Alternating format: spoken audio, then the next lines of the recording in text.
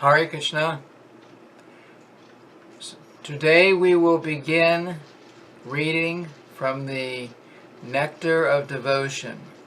The Nectar of Devotion was written by His Divine Grace, A.C. Bhaktivedanta Swami Prabhupada, and published by the Bhaktivedanta Book Trust. We will begin with Chapter 1, which is entitled Characteristics of Pure Devotional Service. In Srimad Bhagavatam, 3rd Canto, 29th chapter, verses 12 and 13, Srila Kapila Dev, while instructing his mother, has given the following characteristics of pure devotional service. Quote, "My dear mother, those who are my pure devotees and who have no desire for material benefit or philosophical speculation have their minds so much engaged in my service that they are never interested in asking me for anything except to be engaged in that service. They do not even beg to live in my abode with me." End quote.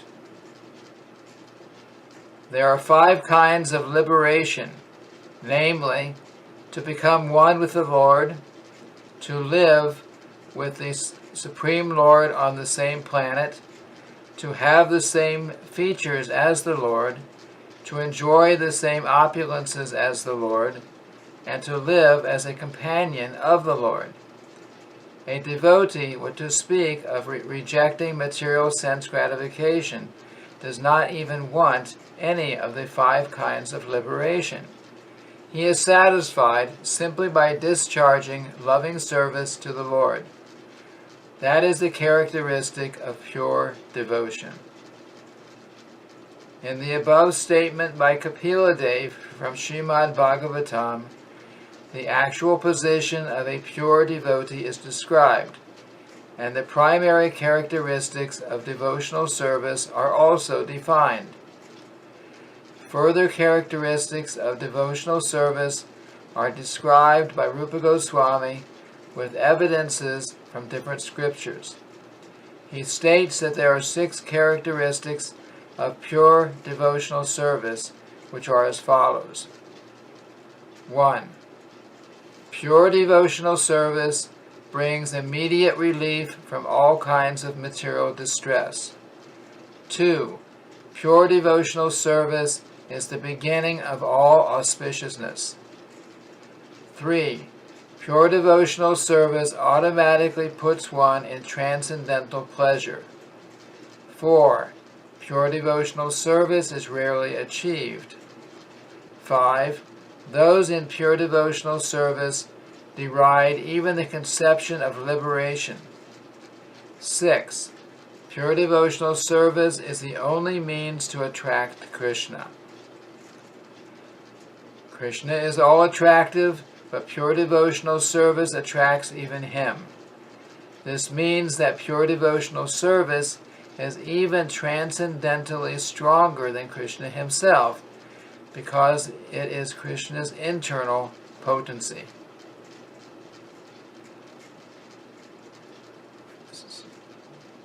The next section heading, Relief from Material Distress. In Bhagavad Gita, the Lord says that one should surrender unto Him, giving up all other engagements.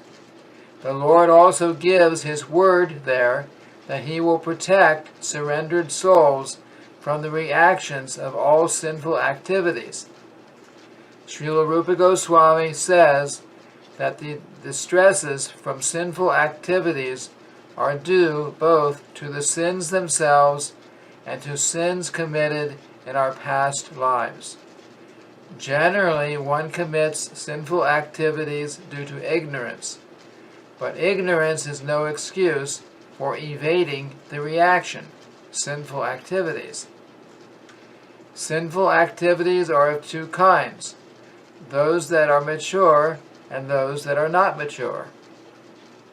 The sinful activities for which we are suffering at the present moment are called mature.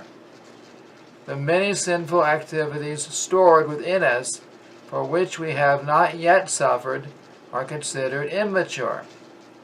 For example, a man may have committed criminal acts, but not yet been arrested for them.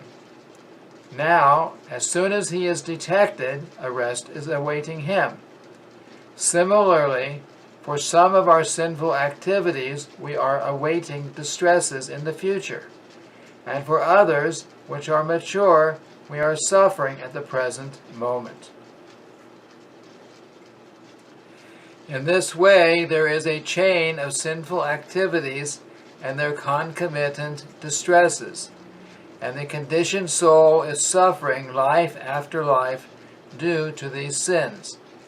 He is suffering in the present life the results of sinful activities from his past life, and he is meanwhile creating further sufferings for his future life. Mature sinful activities are exhibited if one is suffering from some chronic disease, if one is suffering from some legal implication, if one is born in a low and degraded family, or if one is uneducated or very ugly. There are many results of past sinful activities for which we are suffering at the present moment, and we may be suffering in the future due to our present sinful activities. But all of these reactions to sinful deeds can immediately be stopped if we take to Krishna consciousness. As evidence for this, Rupa Goswami quotes from Srimad Bhagavatam, 11th canto, 14th chapter, verse 19. This verse is in connection with Lord Krishna's instruction to Uddhava, where he says, quote, "My dear Uddhava, devotional service unto me is just like a blazing fire, which can burn into ashes unlimited fuel supplied to it." End quote. The purport is that as the blazing fire can burn any amount of fuel to ashes, so devotional service to the Lord in Krishna consciousness can burn up all the fuel of sinful activities. For example, in the Gita, Arjuna thought that fighting was a sinful activity, but Krishna engaged him on the battlefield under his order, and so the fighting became devotional service. Therefore, Arjuna was not subjected to any sinful reaction. Srila Rupa Goswami quotes another verse from the 3rd canto of Srimad Bhagavatam, 33rd chapter, verse 6, in which Devahuti addresses her son Kapila Dev and says, quote, "My dear Lord, there are 9 different kinds of devotional service, beginning with hearing and chanting. Anyone who hears about your pastimes, who chants about your glories, who offers you obeisances, who thinks of you, and in this way executes any of the 9 kinds of devotional service, even if he is born in a family of dog-eaters, the lowest grade of mankind, becomes immediately qualified to perform sacrifices." End quote. As such, how is it possible that anyone actually engaged in devotional service in full Krishna consciousness has not become purified? It is not possible.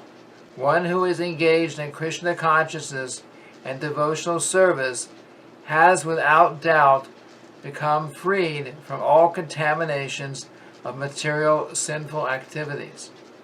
Devotional service, therefore, has the power to actually nullify all kinds of reactions to sinful deeds. A devotee is nevertheless always alert not to commit any sinful activities. This is his specific qualification as a devotee. Thus, Srimad Bhagavatam states that by performing devotional service, a person who was born even in a family of dog-eaters may become eligible to take part in the performance of ritualistic ceremonies recommended in the Vedas. It is implicit in this statement that a person born into a family of dog-eaters is generally not fit for performing yajna, or sacrifice. The priestly caste in charge of performing these ritualistic ceremonies recommended in the Vedas is called the Brahmana order. Unless one is a Brahmana, he cannot perform these ceremonies. A person is born in a Brahmana family or in a family of dog-eaters due to his past activities. If a person is born in a family of dog-eaters, it means that his past activities were all sinful. But if even such a person takes to the path of devotional service and begins to chant the holy names of the Lord, Hare Krishna, Krishna Krishna, Hare Hare, Hare Rama, Rama Rama, Hare Hare, he is at once fit to perform the ritualistic ceremonies. This means that his sinful reactions have immediately become neutralized.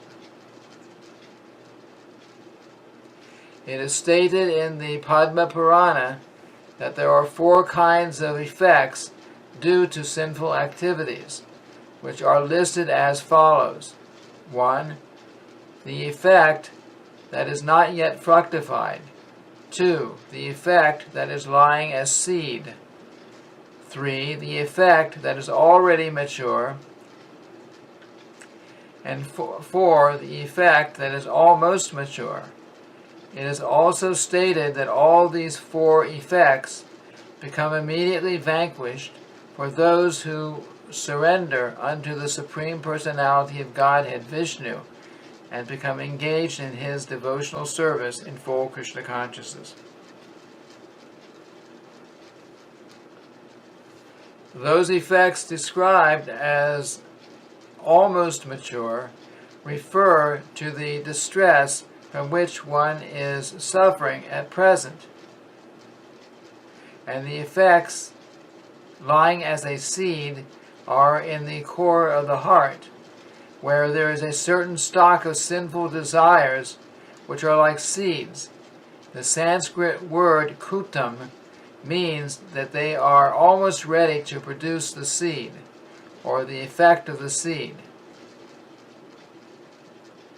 An immature effect refers to the case where the seedling has not begun.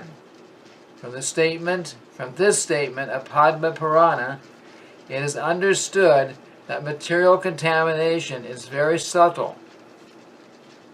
Its beginning, its fruition, and results, and how one suffers such results in the form of distress, are part of a great chain.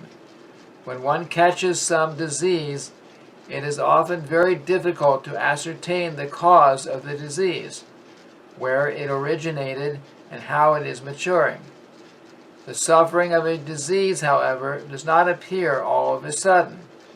It actually takes time, and as in the medical field, for precaution's sake, the doctor injects a vaccination to prevent the growing of contamination. The practical injection to stop all the fructifications of the seeds of our sinful activities is simply engagement in Krishna consciousness. In this connection, Shukadeva Goswami speaks in the 6th canto of Srimad Bhagavatam, 2nd chapter, verse 17, about the story of Ajamil, who began his life as a fine and dutiful Brahmana, but who, in his young manhood, became wholly corrupted by a prostitute. At the end of his wicked life, just by calling the name Narayan, Krishna, he was saved despite so much sin. Shukadeva points out that austerity, charity, and performance of ritualistic ceremonies for counteracting sinful activities are recommended processes, but that by performing them, one cannot remove the sinful desire seed from the heart, as was the case with Ajamil in his youth. This sinful desire seed can be removed only by achieving Krishna consciousness, and this can be accomplished very easily by chanting the Maha Mantra or the Hare Krishna mantra, as recommended by Sri Chaitanya Mahaprabhu. In other words, unless one adopts the path of devotional service, he cannot be 100% clean from all the reactions of sinful activities. By performing Vedic ritualistic activities, by giving money in charity, by undergoing austerity, one can temporarily become free from the reactions of sinful activities. But at the next moment, he must again become engaged in sinful activities. For example, a person suffering from venereal disease on account of excessive indulgence in sex life has to undergo some severe pain in medical treatment, and he is then cured for the time being. But because he has not been able to remove the sex desire from his heart, he must again indulge in the same thing and become a victim of the same disease. So medical treatment may give temporary relief from the distress of such venereal disease, but unless one is trained to understand that sex life is abominable, it is impossible to be saved from such repeated distress. Similarly, the ritualistic performances, charity, and austerity that are recommended in the Vedas may temporarily stop one from acting in sinful ways. But as long as the heart is not clear, one will have to repeat sinful activities again and again.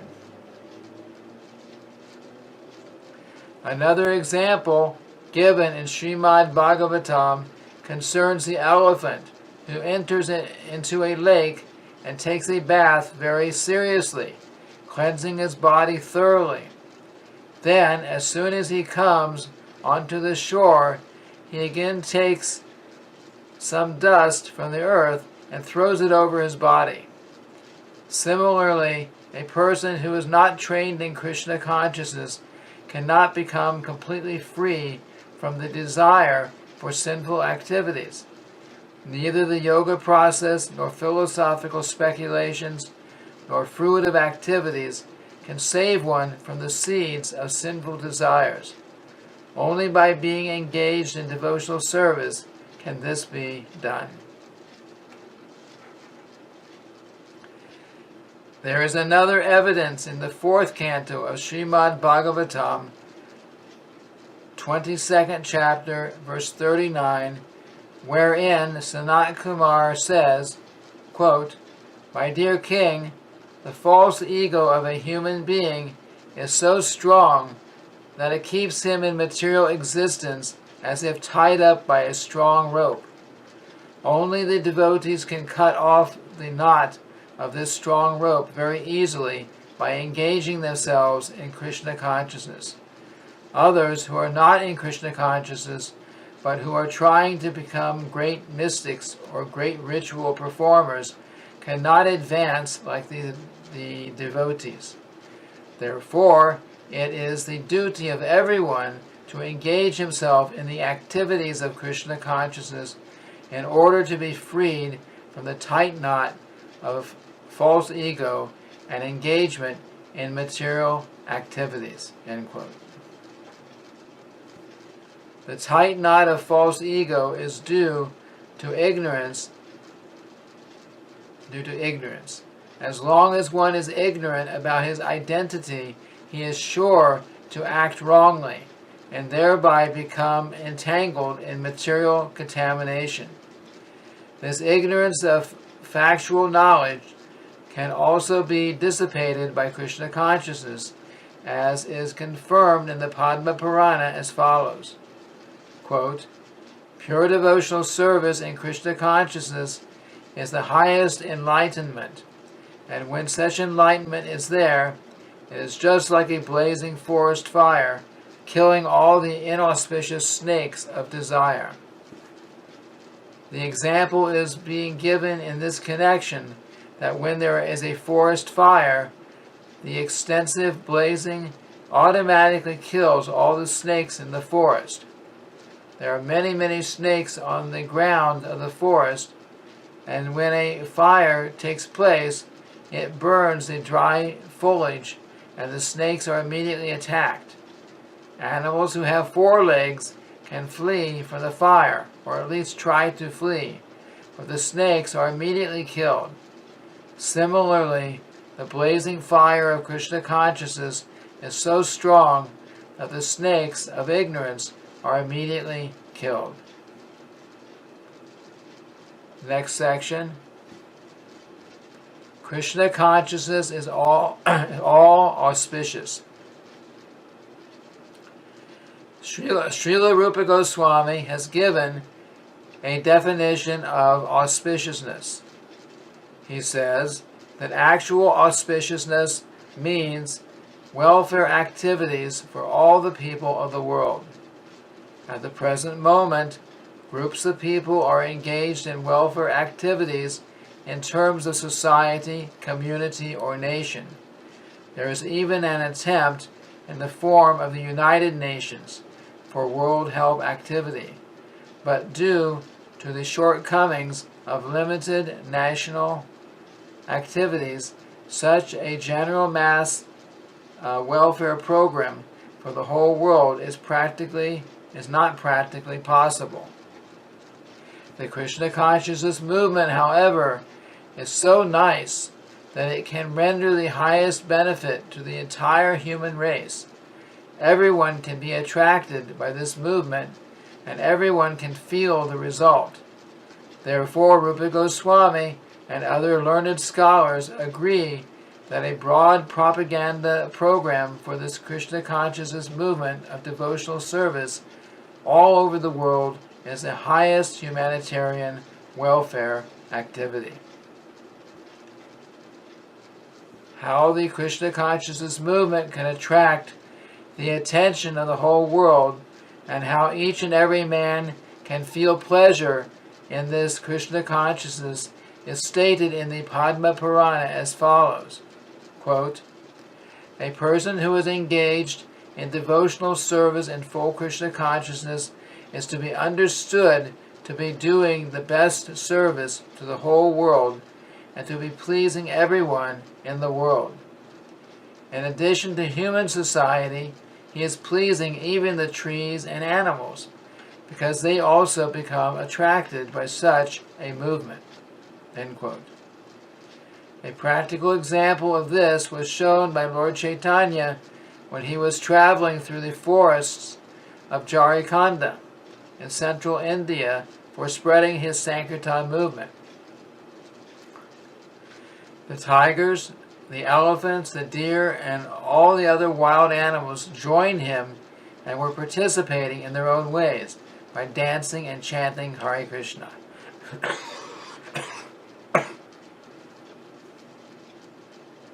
Furthermore, a person engaged in Krishna consciousness, acting in devotional service, can develop all the good qualities that are generally found in the demigods.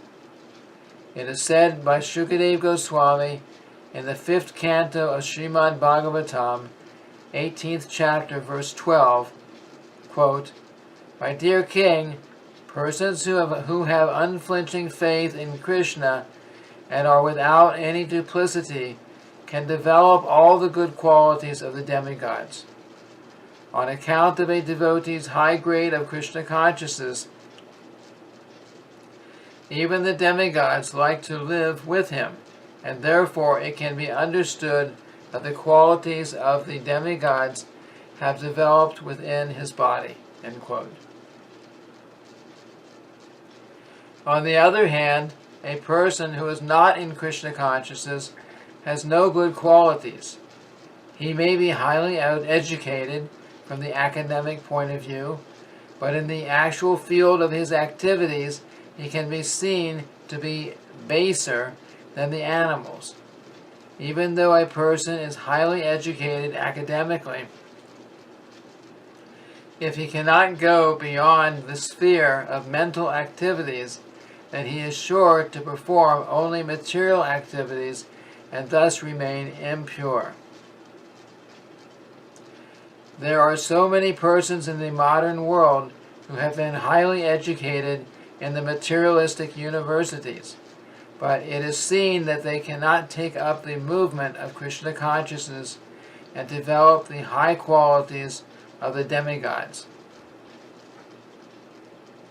For example, a Krishna conscious boy, even if he is not very well educated by the university standard, can immediately give up all illicit sex life, gambling, meat eating, and intoxication, whereas those who are not in Krishna consciousness, although very highly educated, are often drunkards, meat eaters, sex mongers, and gamblers.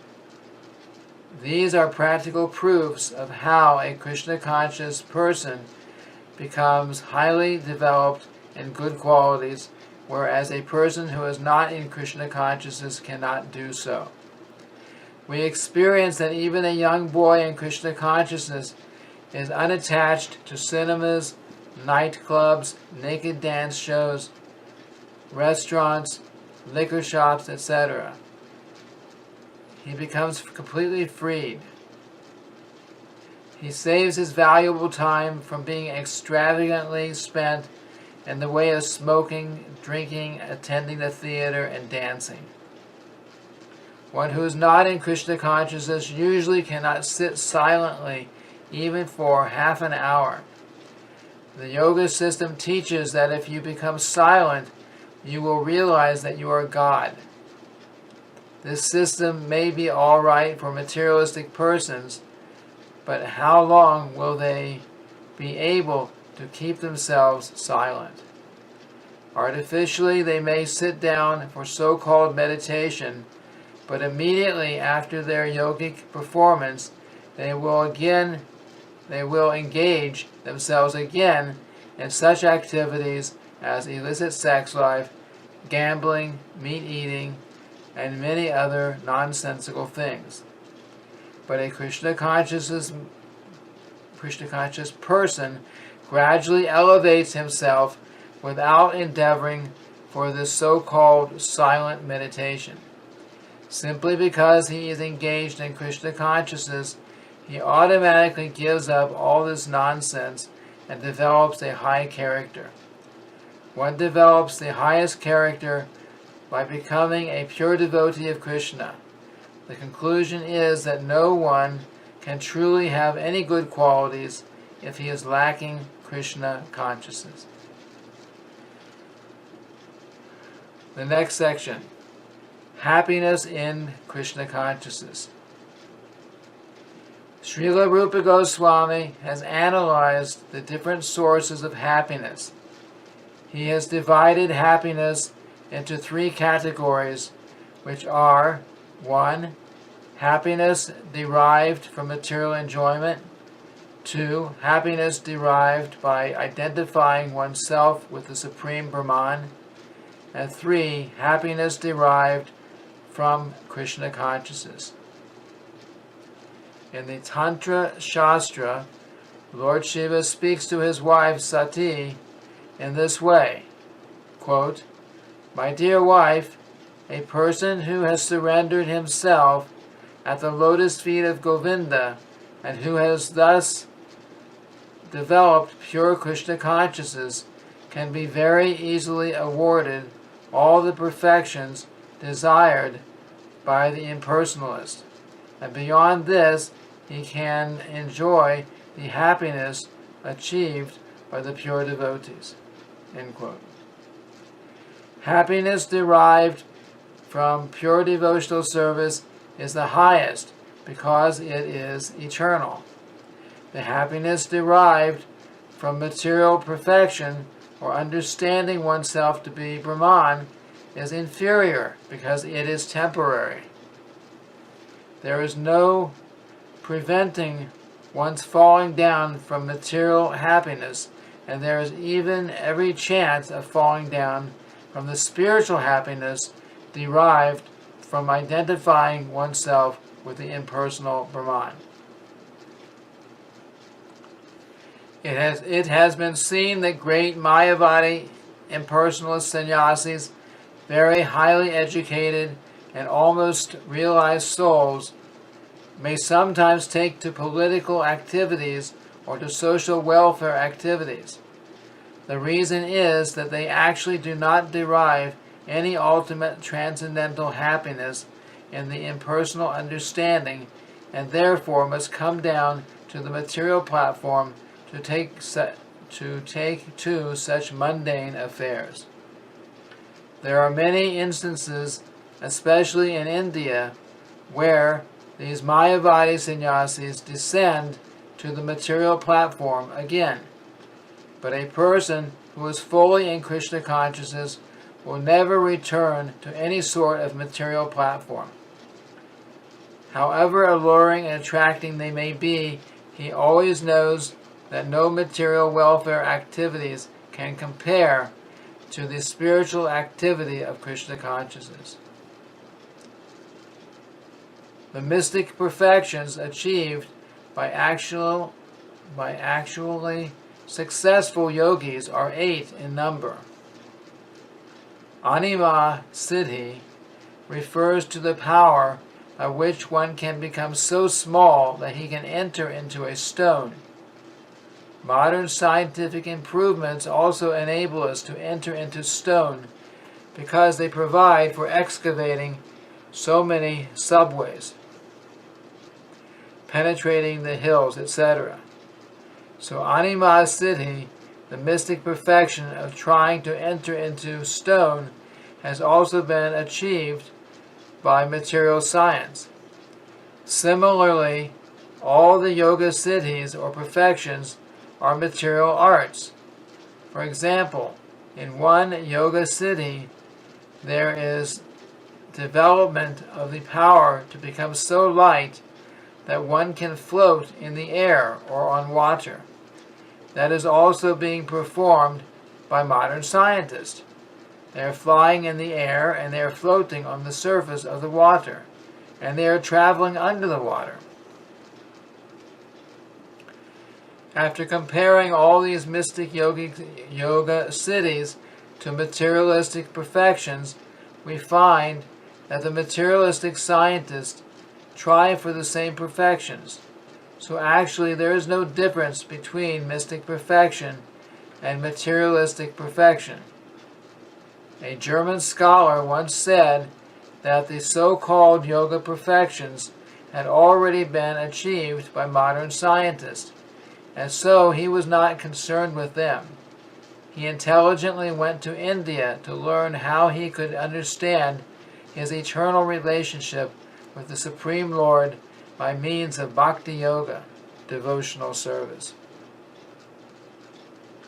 Of course, in the categories of mystic perfection, there are certain processes that the material scientists have not yet been able to develop. For instance, a mystic yogi can enter into the sun planet simply by using the rays of the sunshine. This perfection is called lagima. Similarly, a yogi can touch the moon with his finger.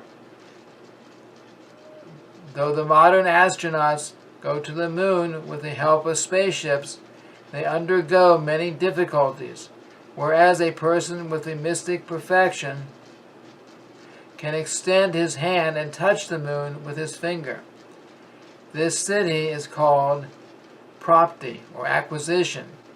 For this prapti siddhi, one not only can the perfect mystic yogi touch the moon planet, but he can extend his hand anywhere and take whatever he likes.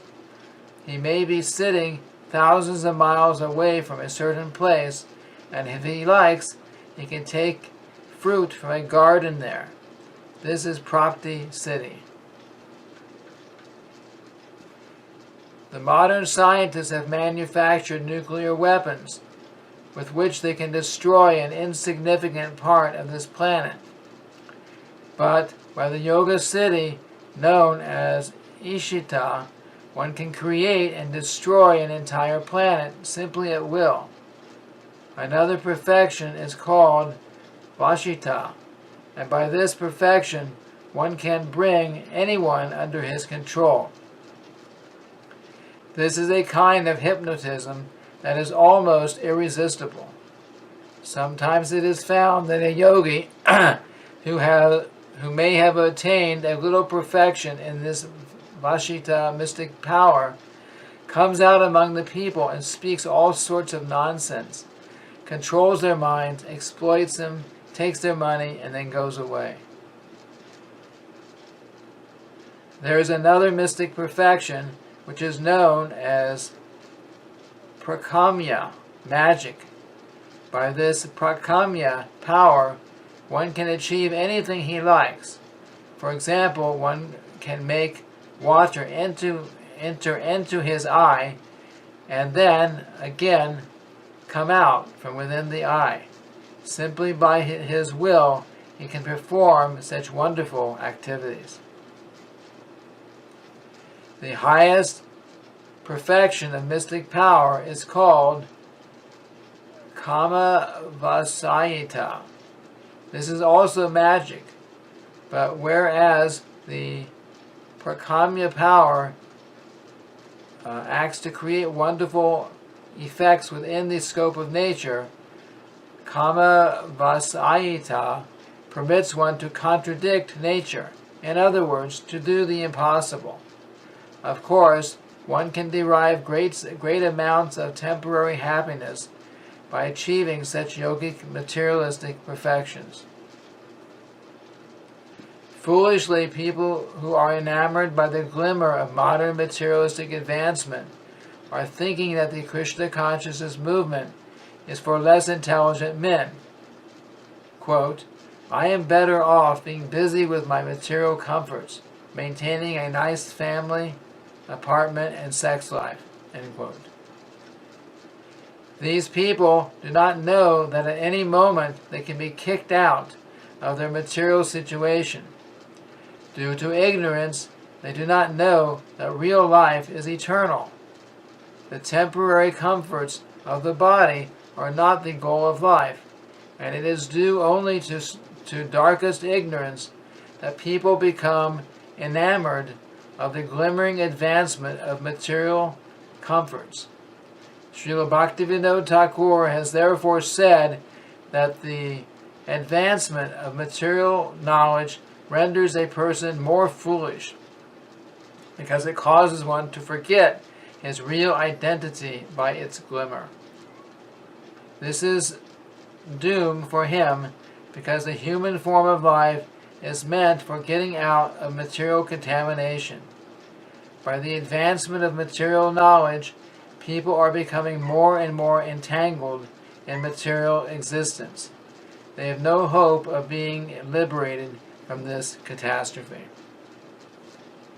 In the Hari Bhakti Sudodaya, it is stated that Prahlad Maharaj, a great devotee of the Lord, prayed to Nrsingadev, the half-lion, half-man incarnation, as follows. Quote, My dear Lord, I repeatedly pray unto your lotus feet that I may simply be stronger in devotional service. I simply pray that my Krishna consciousness may be more strong and steady, because happiness derived out of Krishna consciousness and devotional service is so powerful that with it one can have all the other perfections of religiousness, economic development, sense gratification, and even the attainment of liberation from material existence. End quote. Actually, a pure devotee does not aspire after any of these perfections, because the happiness derived from devotional service and Krishna consciousness is so transcendental and so unlimited that no other happiness can compare to it. It is said that even one drop of happiness in Krishna consciousness stands beyond comparison with an ocean of happiness derived from any other activities. Thus, any person who has developed even a little quantity of pure devotional service can very easily kick out all the other kinds of happiness derived from religiousness, economic development, sense gratification, and liberation. There was a great devotee of Lord Chaitanya, known as Kolavecha Sridhar, who was a very poor man. He was doing a small business selling cups from the leaves of plantain trees, and his income was almost nothing. Still, he was spending 50% of his small income on the worship of the Ganges, and with the other 50% he was somehow living. Lord Chaitanya once revealed himself to this confidential devotee, Kolavecha Sridhar, and offered him any opulence he liked. But Sridhar informed the Lord that he did not want any material opulence. He was quite happy in his present position and wanted only to gain unflinching faith and devotion unto the lotus feet of Lord Chaitanya. That is the position of pure devotees. If they can be engaged 24 hours each day in devotional service, they do not want anything else, not even the happiness of liberation or becoming one with the Supreme. In the Narada Pancharatra, it is also said that any person who has developed even a small amount of devotional service doesn't care a fig for any kind of happiness derived from religiousness, economic development, sense gratification, or the 5 kinds of liberation. Any kind of happiness derived from religiousness, economic development, liberation, or sense gratification cannot even dare to enter into the heart of a pure devotee. It is stated that as the personal attendants and maidservants of a queen follow the queen with all respect and obeisances, similarly the joys of religiousness, economic development, sense gratification, and liberation follow the devotional service of the Lord. In other words, a pure devotee does not lack any kind of happiness derived from any source. He does not want anything but service to the Krishna, but even if he should have another desire, the Lord fulfills this without the devotee's asking. Next section. The rareness of pure devotional service. In the preliminary phase of spiritual life, there are different kinds of austerities, penances, and similar processes for attaining self-realization. However, even if an executor of these processes is without any material desire, he still cannot achieve devotional service. And aspiring by oneself alone to achieve devotional service is also not very hopeful, because Krishna does not agree to award devotional service to merely anyone. Krishna can easily offer a person material happiness or even liberation, but he does not agree very easily to award a person engagement in his devotional service. Devotional service can, in fact, be attained only through the mercy of a pure devotee. In the Chaitanya Charitamrita, Madhya Lila, chapter 19, verse 151, it is said, quote, "By the mercy of the spiritual master, who is a pure devotee, and by the mercy of Krishna, one can achieve the platform of devotional service. There is no other way." End quote. The rarity of devotional service is also confirmed in the Tantra Shastra. where Lord Shiva says to Sati, quote, "My dear Sati, if one is a very fine philosopher, analyzing the different processes of knowledge, he can achieve liberation from material entanglement. By performance of the ritualistic sacrifices recommended in the Vedas, one can be elevated to the platform of pious activities, and thereby enjoy the material comforts of life to the fullest extent. But all such endeavors can hardly offer anyone devotional service to the Lord, not even if one tries for it by such processes for many thousands of births." End quote.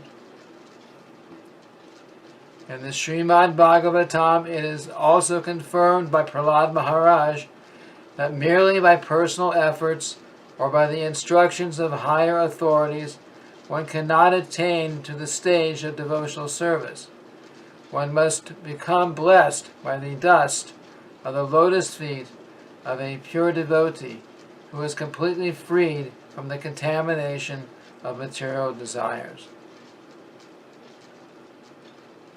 In the 5th canto of Srimad Bhagavatam, 6th chapter, verse 18, Narada also says to Yudhisthira, quote, "My dear king, it is Lord Krishna, known as Mukunda, who is the eternal protector of the Pandavas and the Yadus.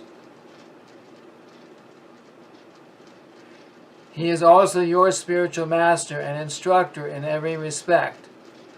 He is the only worshipable God for you. He is very dear and affectionate, and he is the director of all your activities, both individual and familial. And what's more, he sometimes carries out your orders as if he were your messenger. My dear king, how very fortunate you are, because for others all these favors given to you by the Supreme Lord would not even be dreamt of." End quote. The purport to this verse is that the Lord easily offers liberation, but he rarely agrees to offer a sole devotional service, because by devotional service the Lord himself becomes purchased by the devotee. Next section, the happiness of becoming one with the Supreme. Srila Rupa Goswami says that if Brahmananda, or the happiness of becoming one with the Supreme, is multiplied 1 trillion-fold, it still cannot compare to an atomic fraction of the happiness derived from the ocean of devotional service.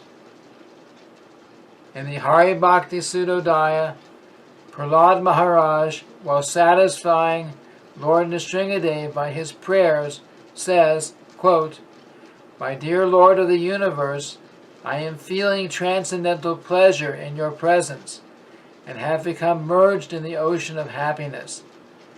I now consider the happiness of Brahmananda to be no more than the water and the impression left by a cow's hoof in the earth, compared to the ocean of bliss."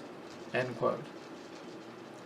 Similarly, it is confirmed in the Bhavarta Deepika, Sridhar Swami's commentary on the Srimad Bhagavatam. Quote, "My dear Lord, some of the fortunate persons who are swimming in the ocean of your nectar of devotion, and who are relishing the nectar of the narration of your pastimes, certainly know ecstasies that immediately minimize the value of the happiness derived from religiousness, economic development, sense gratification, and liberation. Such a transcendental devotee regards any kind of happiness other than devotional service as no better than the straw in the street." End quote. Next section, attracting Krishna.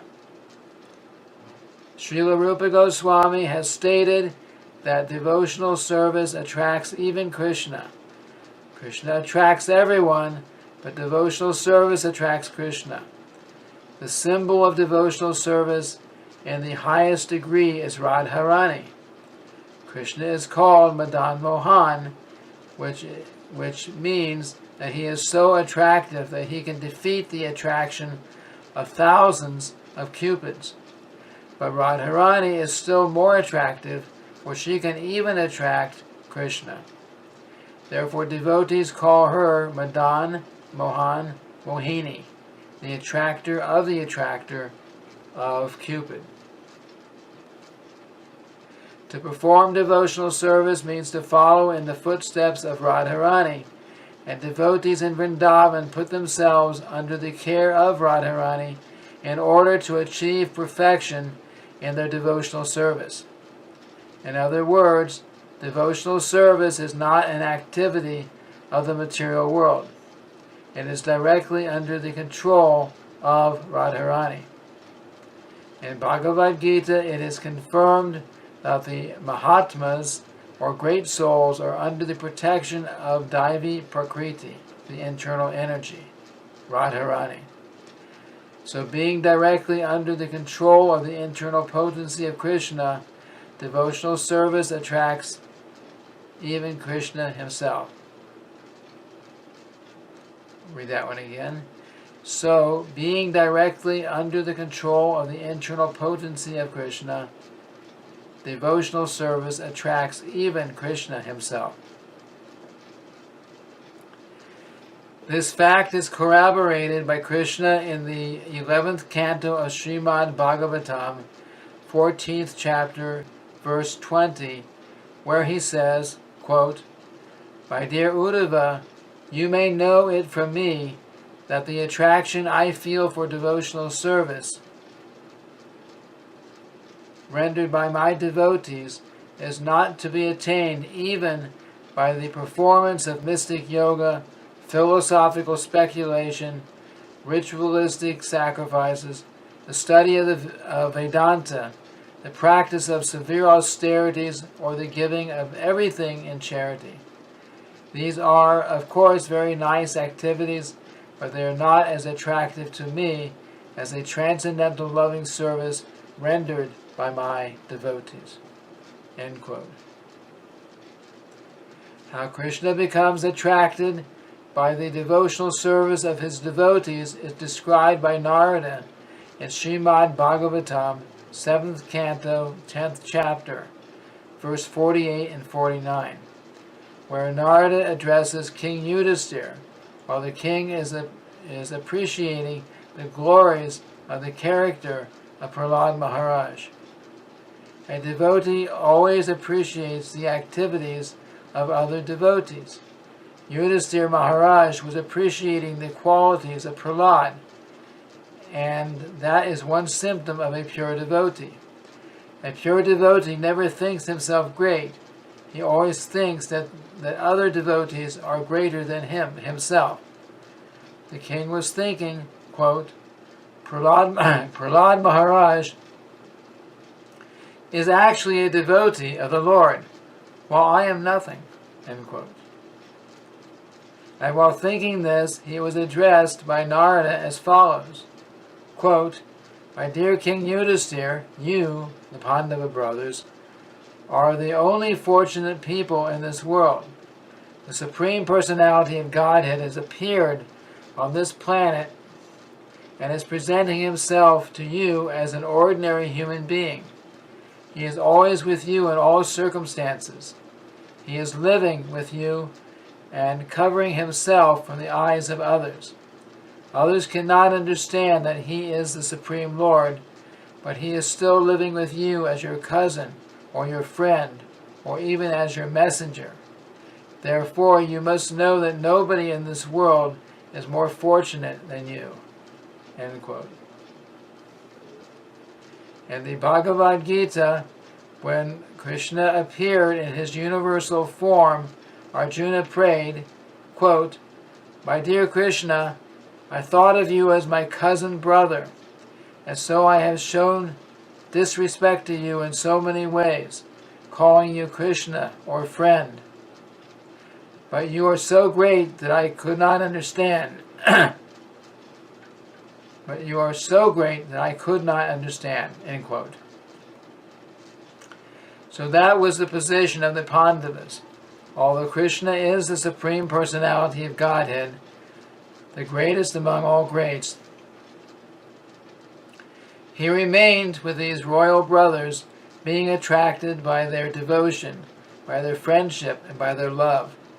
That is the proof of how great this process of devotional service is. It can attract even the Supreme Personality of Godhead. God is great, but devotional service is greater than God because it attracts Him. People who are not in devotional service cannot even understand what great value there is in rendering service to the Lord. So this ends the reading of the first chapter of the Nectar of Devotion, entitled Characteristics of Pure Devotional Service. Thank you very much. Hare Krishna.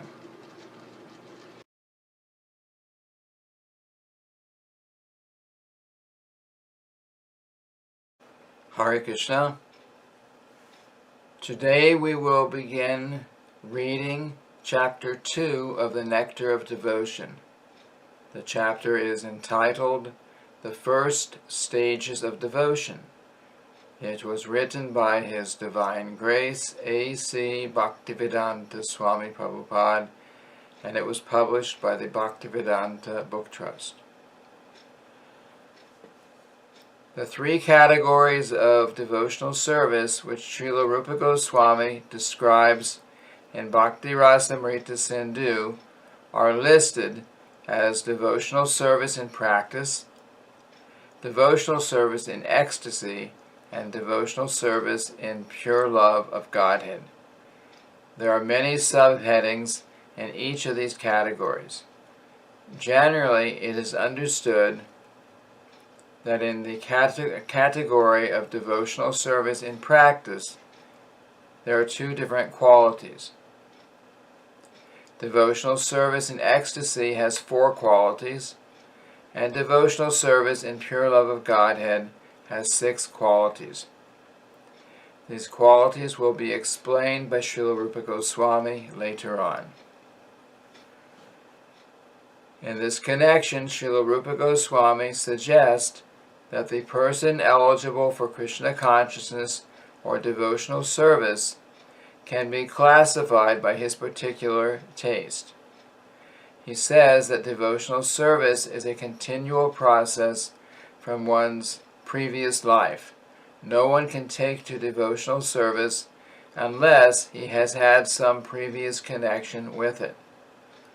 For example, suppose in this life I practice devotional service to some extent. Even though it is not 100% perfectly performed, whatever I have done will not be lost. In my next life, from the very point where I stop in this life, I shall begin again. In this way, there is always a continuity. But even if there is no continuity, if only by chance a person takes interest in a pure devotee's instruction, he can be accepted and can advance in devotional service.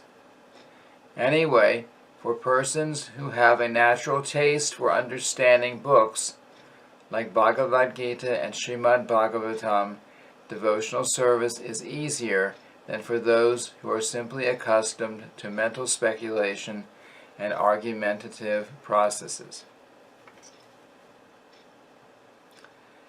To support this statement, there are many authoritative assertions by the learned scholars of bygone ages. According to their general opinion, a person may become governed by certain convictions derived by his own arguments and decisions.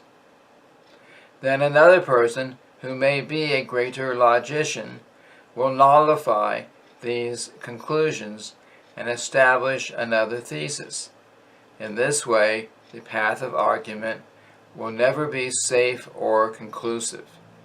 Srimad Bhagavatam recommends, therefore, that one follow in the footsteps of the authorities. Here is a general description of devotional service given by Srila Rupa Goswami in his Bhakti Rasamrita Sindhu. Previously, it has been stated that devotional service can be divided into three categories, namely, devotional service in practice, devotional service in ecstasy, and devotional service in pure love of God. Now, Srila Rupa Goswami proposes to describe devotional service in practice. Practice means employing our senses in some particular type of work. Therefore, devotional service in practice means utilizing our different sensory organs in service to Krishna. Some of the senses are meant for acquiring knowledge, and some are meant for executing the conclusions of our thinking, feeling, and willing. So practice means employing both the mind and the senses in practical devotional service. This practice is not for developing something artificial. For example, a child learns or practices to walk. This walking is not unnatural. The walking capacity is there originally in the child, and simply by a little practice, he walks very nicely. Similarly, devotional service to the Supreme Lord is the natural instinct of every living entity. Even uncivilized men, like the Aborigines, offer the respectful obeisances to something wonderful exhibited by nature's law, and they appreciate that behind some wonderful exhibition or action there is something supreme. So this consciousness, though lying dormant in those who are materially contaminated, is found in every living entity, and when purified, this is called Krishna consciousness. There are certain prescribed methods for employing our senses and mind in such a way that our dormant consciousness for loving Krishna will be invoked, as much as the child with a little practice can begin to walk. One who has no basic walking capacity cannot walk by practice. Similarly, Krishna consciousness cannot be aroused simply by practice. Actually, there is no such practice. When we wish to develop our innate capacity for devotional service, there are certain processes which, by our accepting and executing them, will cause that dormant capacity to be invoked. Such practice is called sadhana bhakti. Every living entity under the spell of material energy is held to be in an abnormal condition of madness. In Srimad Bhagavatam it is said, quote, "Generally the conditioned soul is mad because he is always engaged in activities that are the causes of bondage and suffering." End quote. The spirit soul in his original condition is joyful, blissful, eternal, and full of knowledge.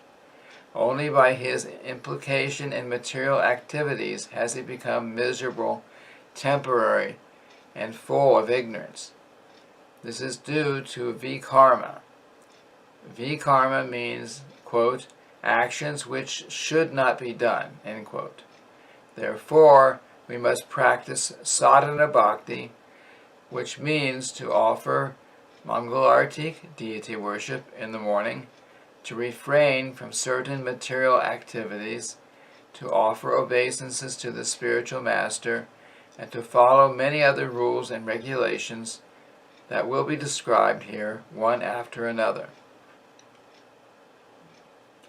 These practices will help one become cured of madness. A man's mental disease is cured by the directions of a psychiatrist. So this sadhana bhakti cures the conditioned soul of his madness under the spell of Maya, material illusion. Narada Muni mentions his sadhana bhakti in Srimad Bhagavatam, 7th canto, 1st chapter, verse 32.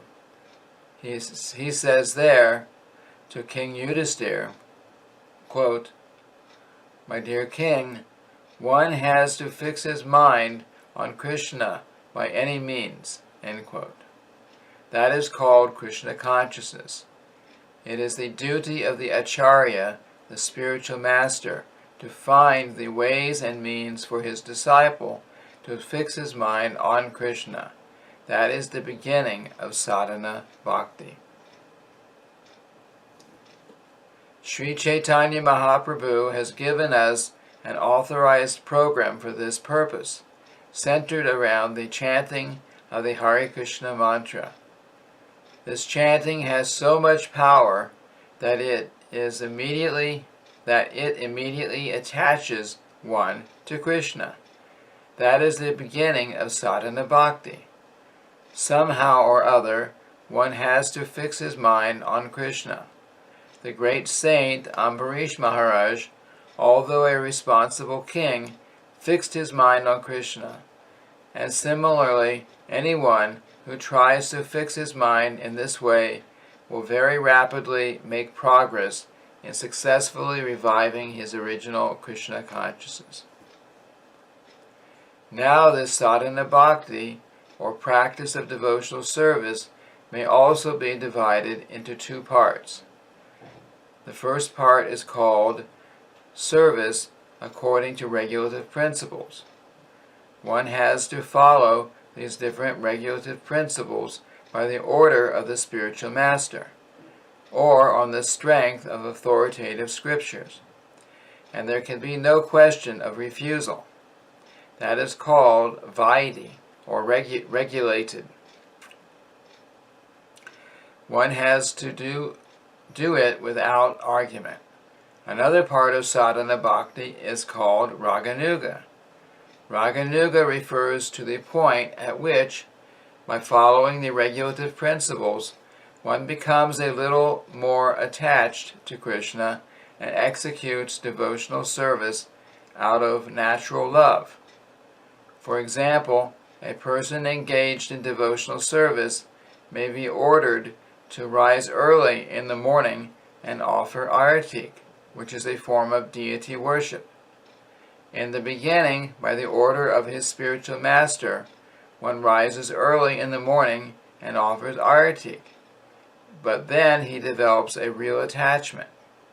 When he gets this attachment, he automatically tries to decorate the deity and prepare different kinds of dresses and thinks of different plans to execute his devotional service nicely. Although it is within the category of practice, this offering of loving service is spontaneous. So the practice of devotional service, sadhana bhakti, can be divided into two parts, namely regulative and spontaneous. Rupa Goswami defines the first part of devotional service, or vaidhi bhakti, as follows. Quote, "When there is no attachment or no spontaneous loving service to the Lord, and one is engaged in the service of the Lord simply out of obedience to the order of the spiritual master, or in pursuance of the scriptures, such obligatory service is called vaidhi bhakti." End quote. These principles of vaidhi bhakti are also described in the Srimad Bhagavatam, 2nd canto, 1st chapter, verse 5, where Shukadeva Goswami instructs the dying Maharaj Parikshit as to his course of action. Maharaj Parikshit met Shukadeva Goswami just a week before his death, and the king was perplexed as to what should be done before he was to pass on. Many other sages also arrived there, but no one could give him the proper direction. Shukadeva Goswami, however, gave this direction to him as follows. Quote, "My dear king, if you want to be fearless in meeting your death next week, for actually everyone is afraid at the point of death, then you must immediately begin the process of hearing and chanting and remembering God." End quote. If one can chant and hear Hare Krishna and always remember Lord Krishna, then he is sure to become fearless of death, which may come at any moment. In the statements of Shukadeva Goswami, it is said that the Supreme Personality of Godhead is Krishna. Therefore, Shukadeva recommends that one should always hear about Krishna. He does not recommend that one hear and chant about the demigods. The Mayavadis, impersonalists, say that one may chant any name, either that of Krishna or those of the demigods, and the results will be the same. But actually this is not a fact. According to the authorized version of Srimad Bhagavatam, one has to hear and chant about Lord Vishnu or Krishna only. So Shukadeva Goswami has recommended to Parikshit Maharaj that in order to be fearless of death, one has to hear and chant and remember the Supreme Personality of Godhead, Krishna, by all means. He also mentions that the Supreme Personality of Godhead is Sarvatma. Sarvatma means, quote, the supersoul of everyone, end quote. Krishna is also mentioned as Ishvara, the Supreme Controller, who is situated in everyone's heart. Therefore, if some way or other we become attached to Krishna, he will make us free from all danger. In Bhagavad Gita, it is said that anyone who becomes a devotee of the Lord is never vanquished. Others, however, are always vanquished. Vanquished means that after getting this human form of life, a person does not come out of the entanglement of birth and death and thus misses his golden opportunity. Such a person does not know where he is being thrown by the laws of nature. Suppose one does not develop Krishna consciousness in this human form of life. He will be thrown into the cycle of birth and death, involving 8,400,000 species of life. And his spiritual identity will remain lost. One does not know whether he is going to be a plant, or a beast, or a bird, or something like that, because there are so many species of life. The recommendation of Rupa Goswami for reviving our original Krishna consciousness is that somehow or other we should apply our minds to Krishna very seriously and thus also become fearless of death. After death we do not know our destination because we are completely under the control of the laws of nature. Only Krishna, the Supreme Personality of Godhead, is controller over the laws of nature. Therefore, if we take shelter of Krishna seriously, there will be no fear of being thrown back into the cycle of so many species of life. A sincere devotee will surely be transferred to the abode of Krishna as affirmed in the Bhagavad Gita. In the Padma Purana also, the same process is advised.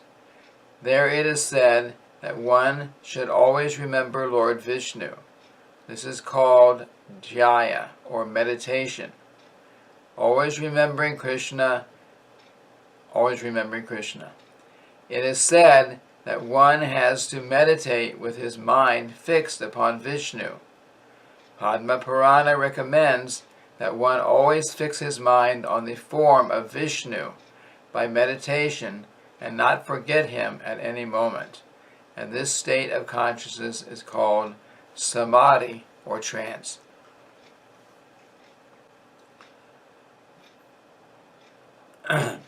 We should always try to mold the activities of our lives in such a way that we will constantly remember Vishnu or Krishna. That is Krishna consciousness.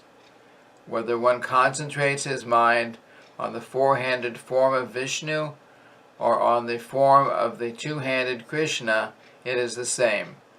The Padma Purana recommends somehow or other always think of Vishnu without forgetting him under any circumstances. Actually, this is the most basic of all regulative principles. For when there is an order from a superior about doing something, there is simultaneously a prohibition. When the order is that one should always remember Krishna, the prohibition is that one should never forget him. Within this simple order and prohibition, all regulative principles are found complete. The regulative principle is applicable, this regulative principle is applicable to all varnas and ashrams, the caste and occupations of life.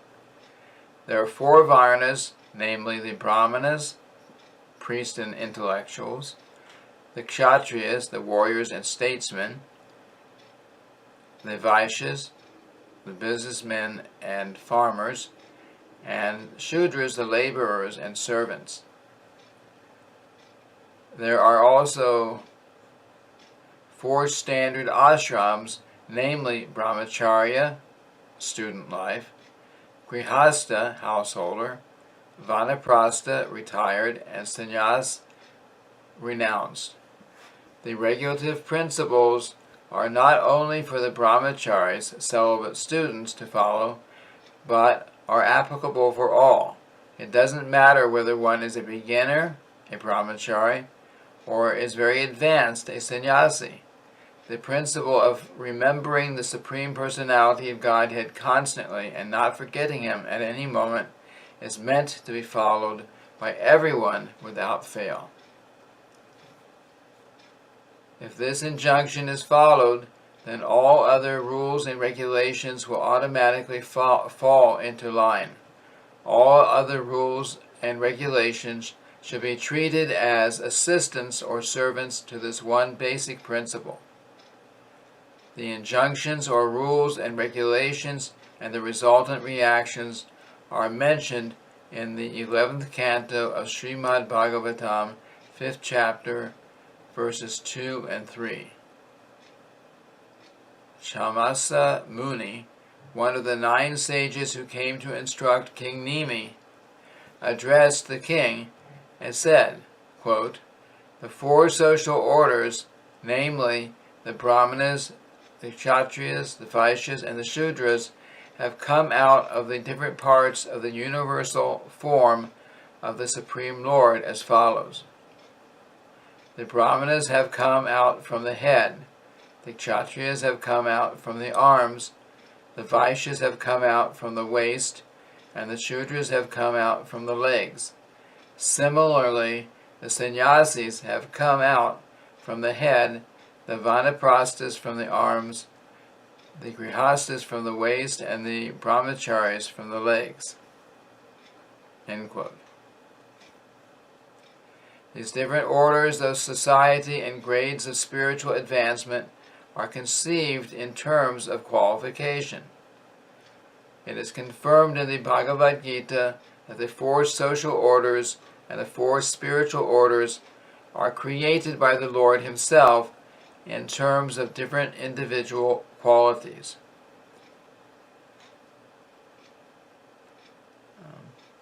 As the different parts of the body have different types of activities, so the social orders and spiritual orders also have different types of activities in terms of qualification and the position. The target of these activities, however, is always the Supreme Personality of Godhead. As confirmed in the Bhagavad Gita, quote, "He is the supreme enjoyer," end quote. So whether one is a Brahmana or a Shudra, one has to satisfy the Supreme Lord by one's activities.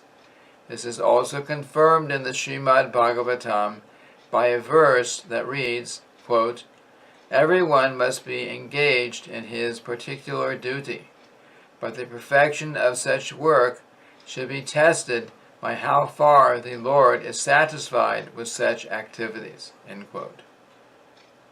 The injunction herein is that one has to act according to his position, and by such activities one must either satisfy the Supreme Personality or else fall down from one's position.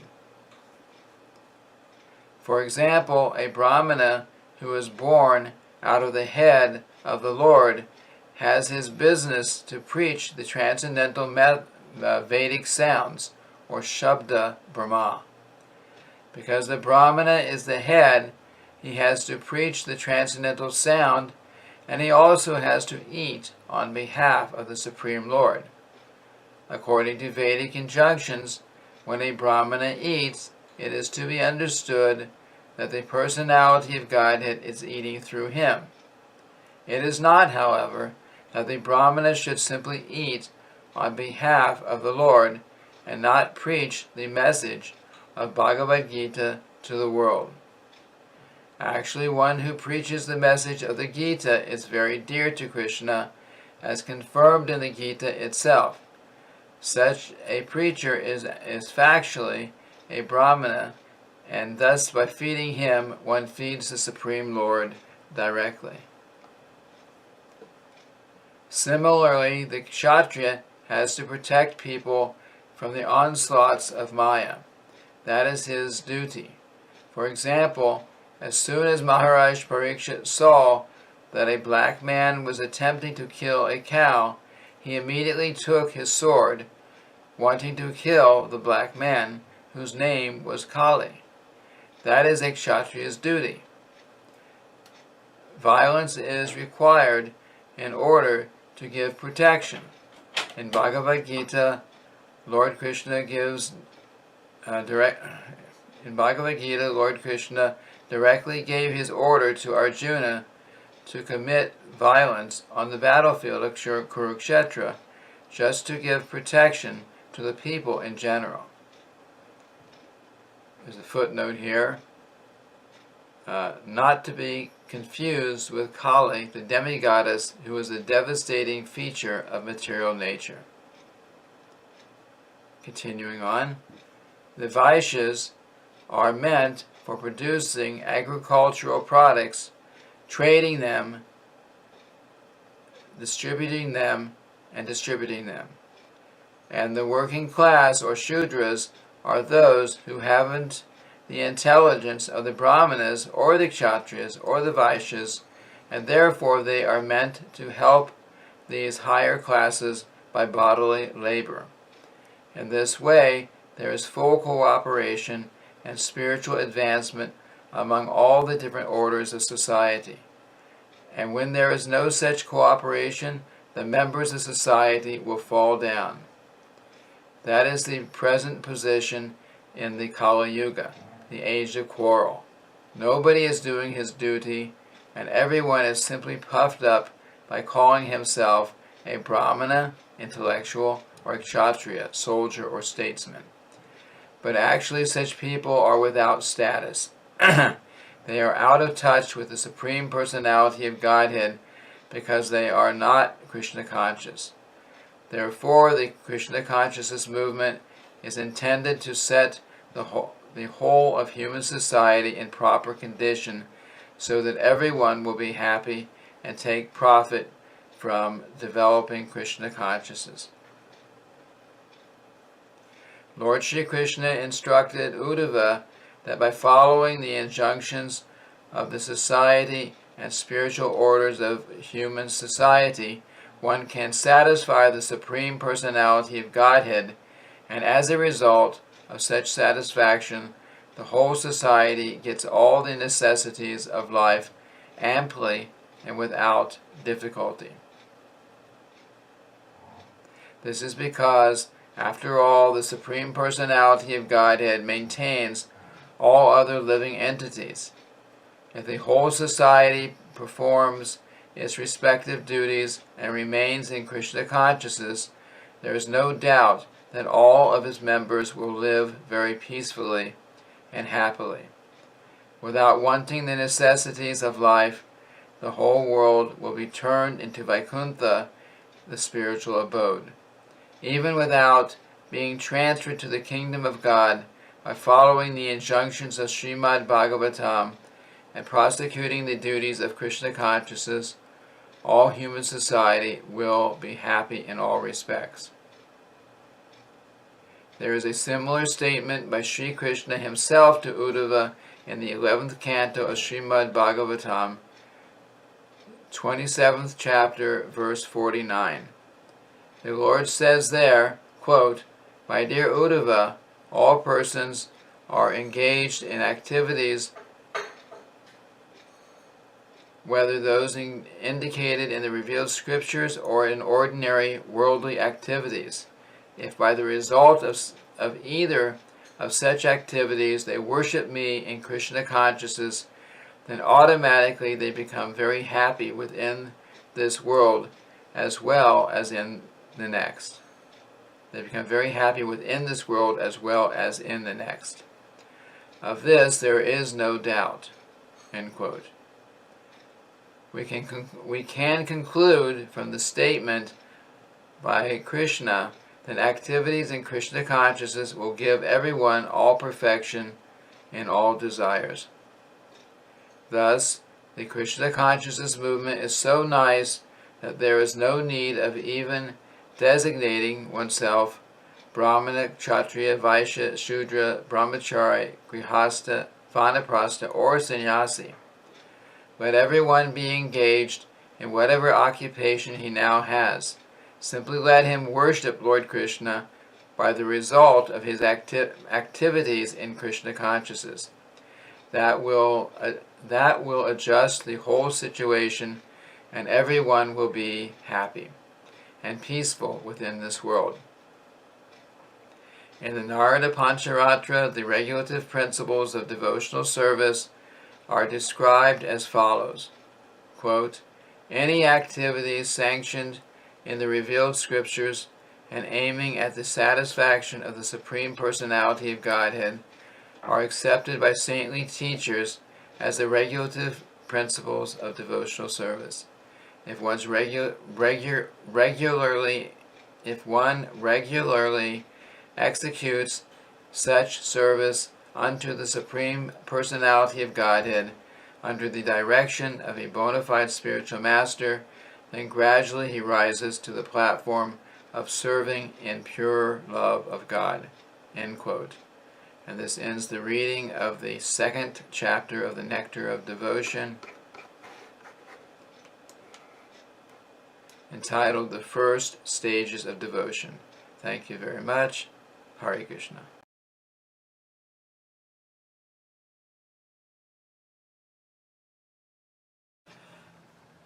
Hare Krishna.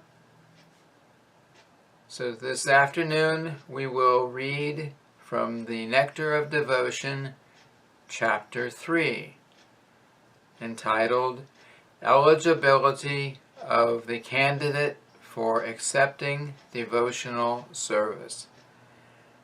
The Nectar of Devotion was written by His Divine Grace, A.C. Bhaktivedanta Swami Prabhupada, and published by the Bhaktivedanta Book Trust. On account of his association with Mahatmas, or great souls, 100% engaged in devotional service of the Lord, one may attain a little bit of attraction for Sri Krishna.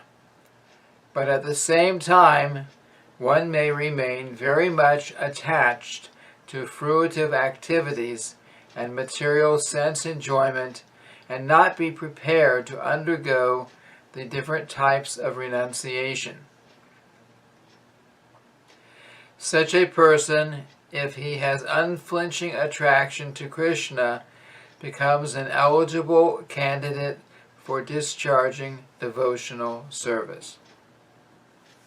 This attraction for Krishna consciousness in association with pure devotees is a sign of great fortune.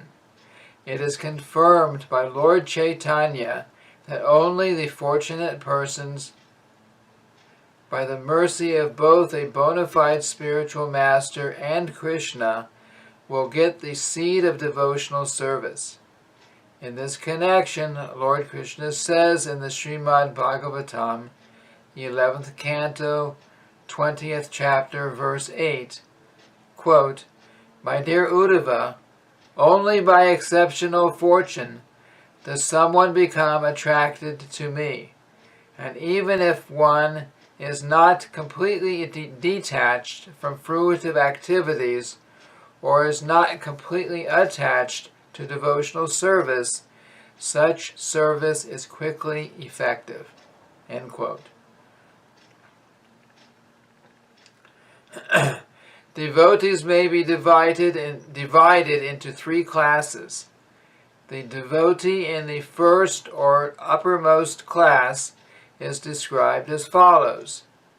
He is very expert in the study of relevant scriptures, and he is also expert in putting forward arguments in terms of those scriptures.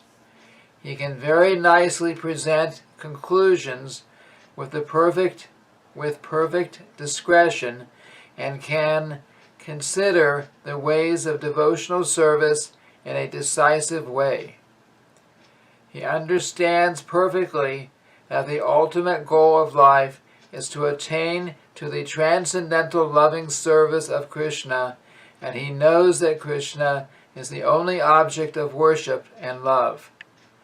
This first-class devotee is one who has strictly followed the rules and regulations under the training of a bona fide spiritual master and has sincerely obeyed him in accord with revealed scriptures. Thus, being fully trained to preach and become a spiritual master himself, he is considered first class. The first-class devotee never deviates from the principles of higher authority, and he attains firm faith in the scriptures by understanding with all reason and arguments. When we speak of arguments and reason, it means arguments and reason on the basis of revealed scriptures. The first-class devotee is not interested in dry speculative methods meant for wasting time. In other words, one who has attained a mature determination in the matter of devotional service can be accepted as a first-class devotee. The second-class devotee has been defined by the following symptoms. He is not very expert in arguing on the strength of revealed scripture, but he has firm faith in the objective. The purport of this description is that the second-class devotee has firm faith in the procedure of devotional service unto Krishna, but he may sometimes fail to offer arguments and decisions on the strength of revealed scripture to an opposing party. But at the same time, he is still undaunted within himself as to his decision that Krishna is the supreme object of worship. The neophyte or third-class devotee is one whose faith is not strong and who, at the same time, does not recognize the decision of the revealed Scripture. The neophyte's faith can be changed by someone with strong arguments or by an opposite decision. Unlike the second-class devotee, who also cannot put forward arguments and evidences from the Scriptures, but who still has all faith in the objective, the neophyte has no firm faith in the objective. Thus he is called the neophyte devotee. Further classification of the neophyte devotee is made in the Bhagavad Gita. It is stated there that 4 classes of men, namely those who are distressed, those who are in need of money, those who are inquisitive, and those who are wise, begin devotional service and come to the Lord for relief in the matter of their respective self-satisfaction. They go into some place of worship and pray to God for mitigation of material distress or for some economic development or to satisfy their inquisitiveness. And a wise man who simply realizes the greatness of God is also counted among the neophytes. Such beginners can be elevated to the second class or third class platform if they associate with pure devotees. An example of the neophyte class is Maharaj Dhruva. He was in need of his father's kingdom and therefore engaged himself in devotional service to the Lord. Then, in the end, when he was completely purified, he declined to accept any material benediction from the Lord.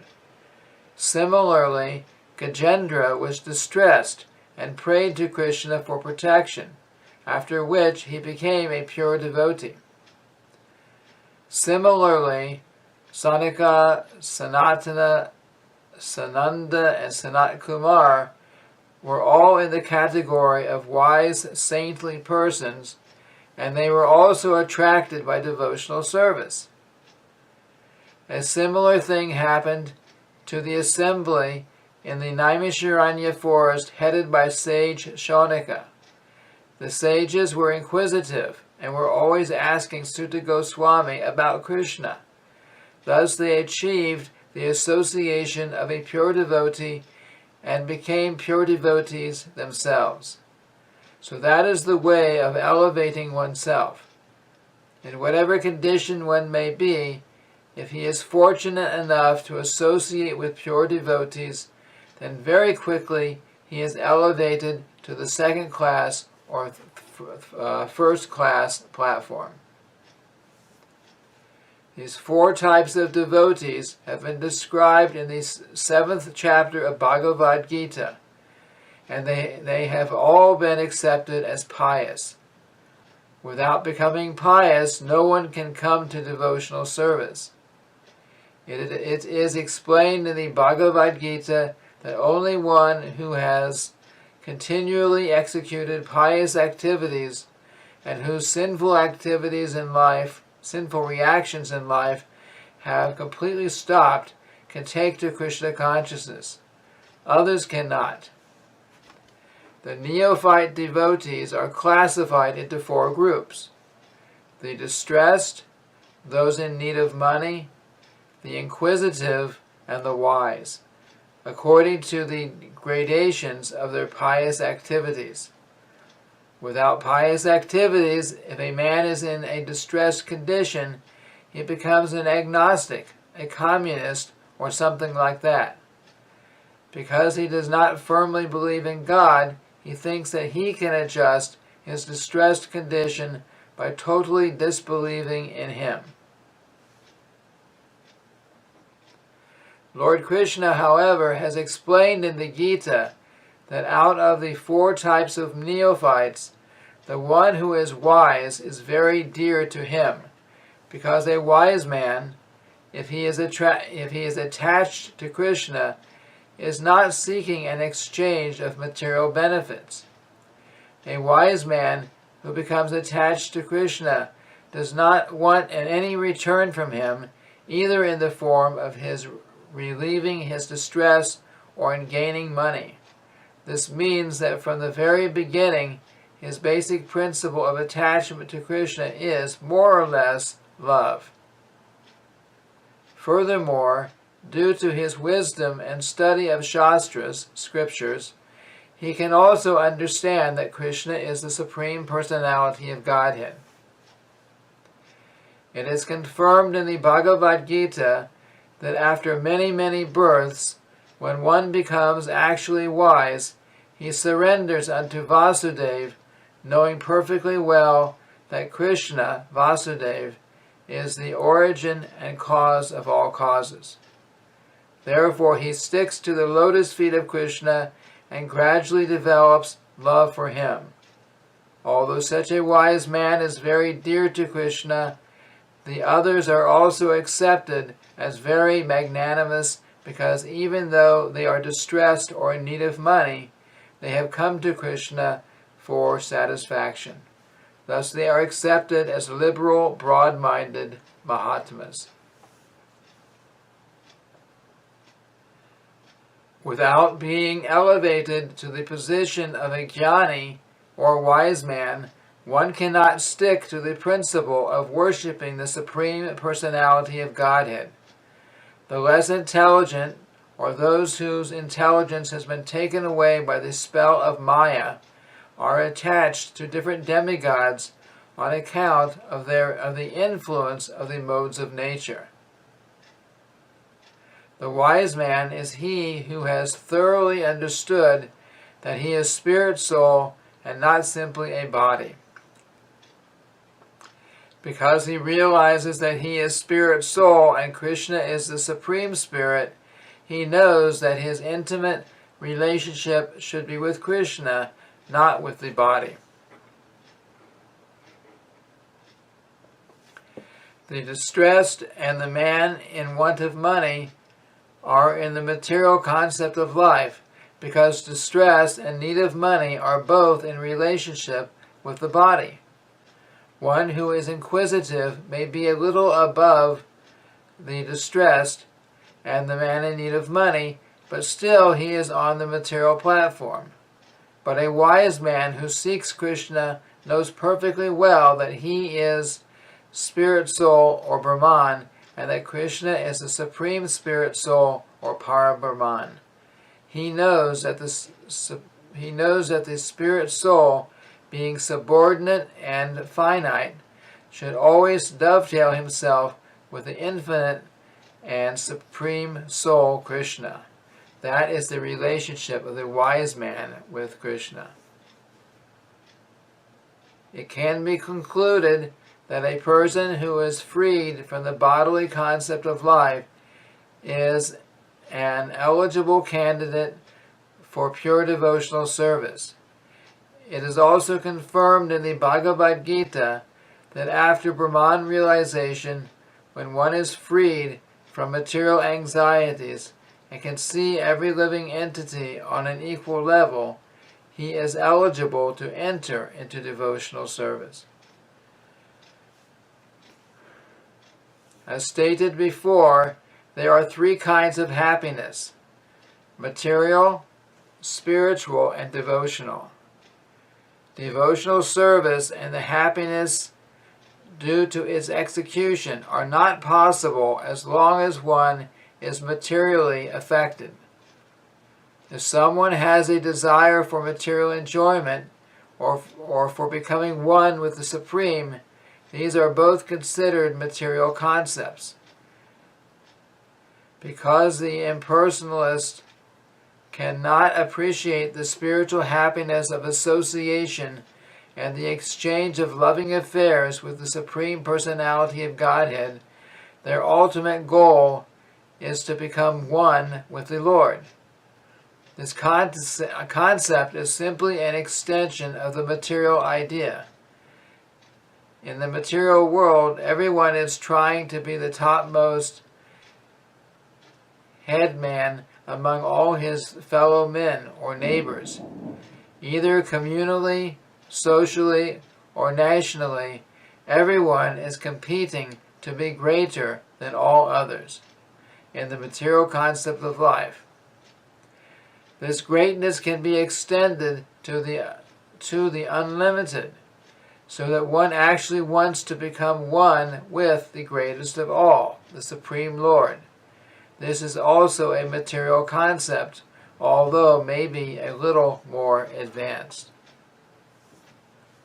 However, the perfect spiritual concept of life is complete knowledge of one's constitutional position, in which one knows enough to dovetail himself in the transcendental loving service of the Lord.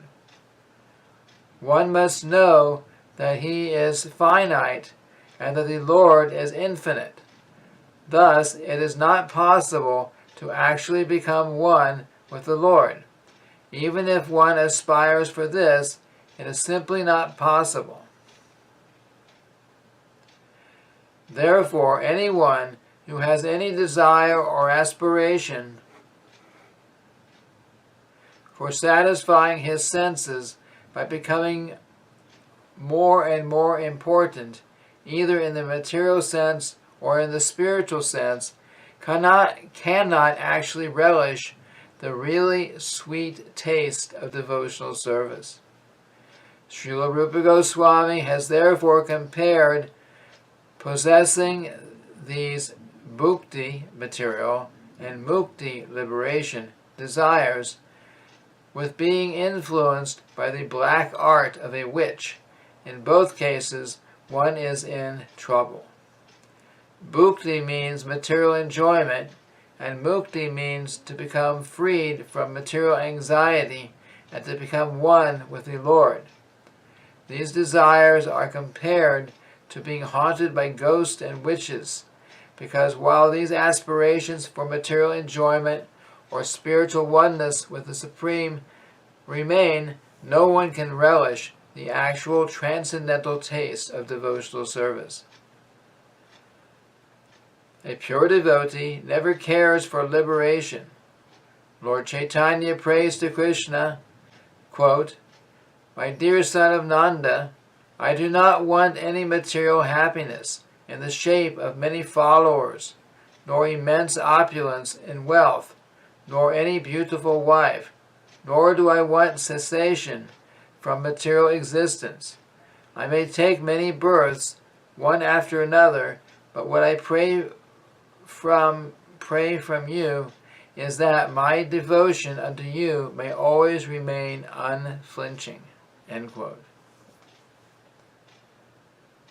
The attention of a pure devotee is so much attracted to glorification of the Lord's pastimes, name, qualities, forms, etc., that the devotee does not care for mukti. Sri Bilvan Mangala Thakur has said, quote, "If I am engaged in devotional service unto you, my dear Lord, then very easily can I perceive your presence everywhere. And as far as liberation is concerned, I think liberation stands at my door with folded hands waiting to serve me." End quote. To pure devotees, therefore, liberation and spiritual emancipation are not very important things. In this connection, in the third canto of Srimad Bhagavatam, chapter 25, verse 36, Kapila Dev has advised his mother Devahuti as follows, quote, "My dear mother, my pure devotees are charmed by seeing my different forms, the beauty of my face, the structure of my body, so enchanting. My laughing, my pastimes, and my glance appear to them so beautiful that their minds are always absorbed in thoughts of me, and their lives are dedicated fully unto me. Although such people do not desire any kind of liberation or any kind of material happiness, still I give them a place among my associates in the supreme abode." End quote. This evidence from Srimad Bhagavatam gives assurance to the pure devotee of being elevated to association with the Supreme Personality of Godhead. Srila Rupa Goswami remarks in this connection that one who is actually attracted by the beauty of the lotus feet of Sri Krishna or his service, and whose heart by such attraction is always full with transcendental bliss, will naturally never aspire after the liberation which is so valuable to the impersonalist. A similar passage is also there in the 3rd canto, 4th chapter, verse 15 of the same book, wherein Uddhava addresses Lord Krishna and says, quote, "My dear Lord, for persons who are engaged in your transcendental loving service, there is nothing worth obtaining from religiousness, economic development, sense gratification, or liberation.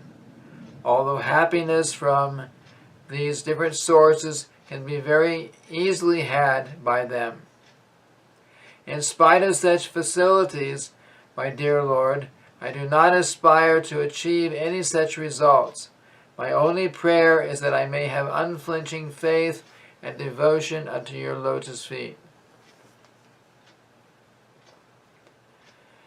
A similar passage appears in the 3rd canto, 25th chapter, verse 34, wherein Kapila Dev instructs his mother and says, quote, "My dear mother, devotees whose hearts are always filled in the service of my lotus feet, and who are prepared to do anything for my satisfaction, especially those fortunate devotees who assemble together to understand my qualities, pastimes, and form, and thus glorify me congregationally and derive transcendental pleasure therefrom, never desire to become one with me.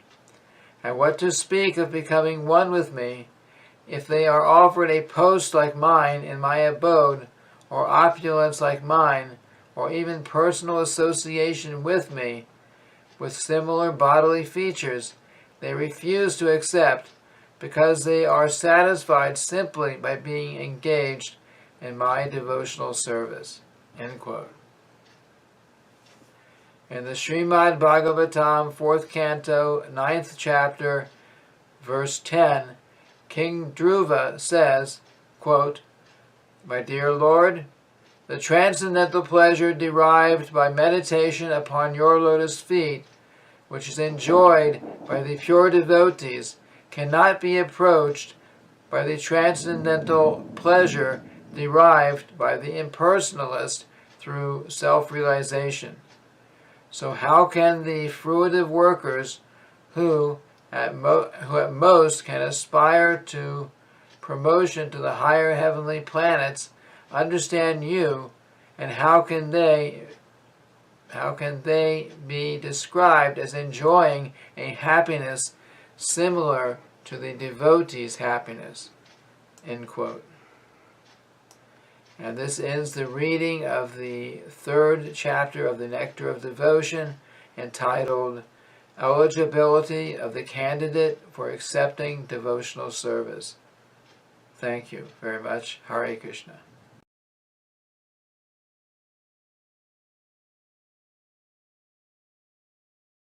Hare Krishna. We are continuing with our reading from the Nectar of Devotion. Now we will read chapter 4, entitled Devotional Service Surpasses All Liberation. The Nectar of Devotion was written by His Divine Grace, A.C. Bhaktivedanta Swami Prabhupada, and published by the Bhaktivedanta Book Trust. How much a devotee is seriously attached to the devotional service of the Supreme Personality of Godhead can be understood from the statement of Maharaj Prithu, Adiraj, which is described in the Srimad Bhagavatam, 4th canto, 20th chapter, verse 24. He prays to the Supreme Personality of Godhead thus, quote, "My dear Lord, if after taking liberation I have no chance of hearing the glories of your Lordship, glories chanted by pure devotees from the core of their hearts in praise of your lotus feet, and if I have no chance for this honey of transcendental bliss, then I shall never ask for liberation or this so-called spiritual emancipation. I shall simply always pray unto your Lordship, that you may give me millions of tongues and millions of ears, so that I can constantly chant and hear of your transcendental glories." End quote. The impersonalists desire to merge into the existence of the Supreme, but without keeping their individuality, they have no chance of hearing and chanting the glories of the Supreme Lord. Because they have no idea of the transcendental form of the Supreme Lord, there is no chance of their chanting and hearing of his transcendental activities. In other words, unless one is already beyond liberation, one cannot relish the transcendental glories of the Lord, nor can one understand the transcendental form of the Lord. A similar statement is found in the Srimad Bhagavatam, 5th canto, 14th chapter, verse 44. Shukadeva Goswami addresses Parikshit Maharaj there and says, quote, "The great soul King Bharata was so much attached to the service of the lotus feet of Krishna that he very easily gave up his lordship over the earthly planet and his affection for his children, society, friends, royal opulence, and beautiful wife. He was so very lucky that the goddess of fortune was pleased to offer him all kinds of material concessions, but he never accepted any of these material opulences." End quote. Shukadeva Goswami praises this behavior of King Bharata very highly. He says, quote, "Any person whose heart is attracted by the transcendental qualities of the Supreme Personality of Godhead, Madhusudana, does not care even for that liberation which is aspired to by many great sages, what to speak of material opulences." End quote. In the Bhagavatam, 6th canto, 11th chapter, verse 25, there is a similar statement by Vritrasura, who addresses the Lord as follows, quote, "My dear Lord, by leaving your transcendental service, I may be promoted to the planet called Dhruvaloka, the pole star, or I may gain lordship over all the planetary systems of the universe. But I do not aspire to this, nor do I wish the mystic perfections of yoga practice, nor do I aspire to spiritual emancipation. All I wish for, my Lord, is your association and transcendental service eternally." End quote. This statement is confirmed by Lord Shiva in the Srimad Bhagavatam, 6th canto, 17th chapter, verse 28, wherein Lord Shiva addresses Sati thus, quote, "My dear Sati, persons who are devoted to Narayan, Krishna, are not afraid of anything.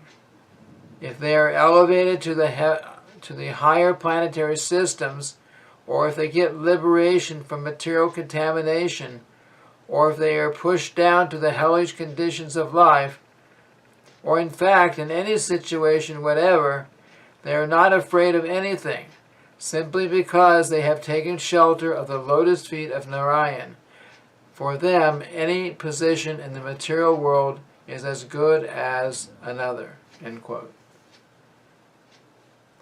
There is a similar statement by Indra, the king of heaven, in Srimad Bhagavatam, 6th canto, 18th chapter, verse 74.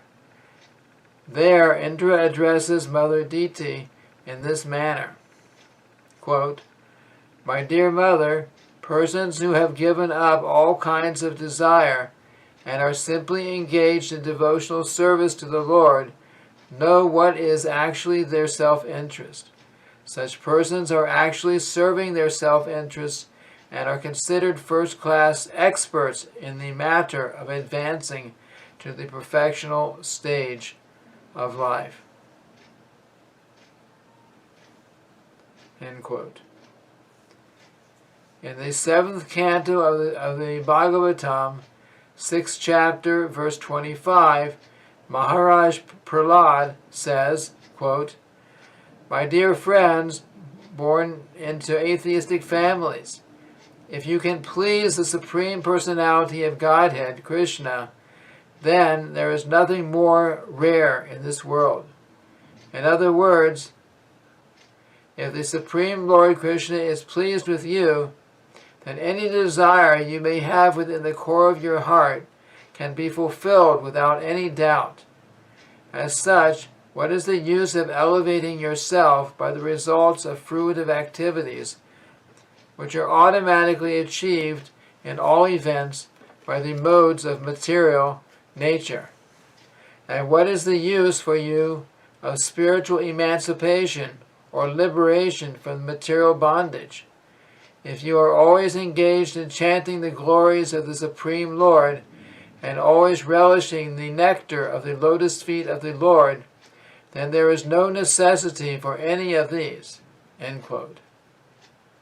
For this statement of Prahlad Maharaj, it is clearly understood that one who takes pleasure in chanting and hearing the transcendental glories of the Lord has already surpassed all kinds of material benedictions, including the results of pious fruitive activities, sacrifices, and even liberation from material bondage.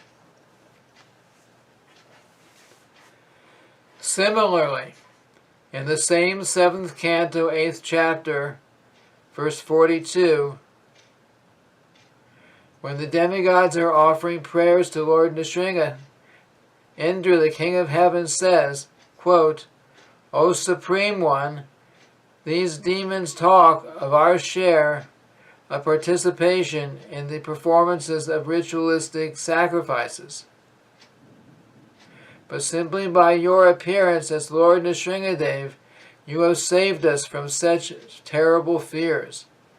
Actually, our shares in the sacrificial performances are due to you only, because you are the supreme enjoyer of all sacrifices. You are the supersoul of every living entity, and therefore you are the actual owner of everything. Long were our hearts always filled with the fear of this demon, Hiranyakashipu, but you are so kind towards us that by killing him you have removed that fear from within our hearts and have given us a chance to place your lordship within our hearts again. For persons who are engaged in the transcendental loving service of your lordship, all the opulences which were taken away from us by the demons are counted as nothing. Devotees do not care even for liberation, what to speak of these material opulences. Actually, we are not enjoyers of the fruits of sacrifices. Our only desire is to always be engaged in your service, for you are the enjoyer of everything." End quote. The purport of this statement by Indra is that beginning from Brahma down to the insignificant ant, no living entities are meant for enjoying the material opulences. They are simply meant for offering everything to the Supreme Proprietor, the personality of Godhead.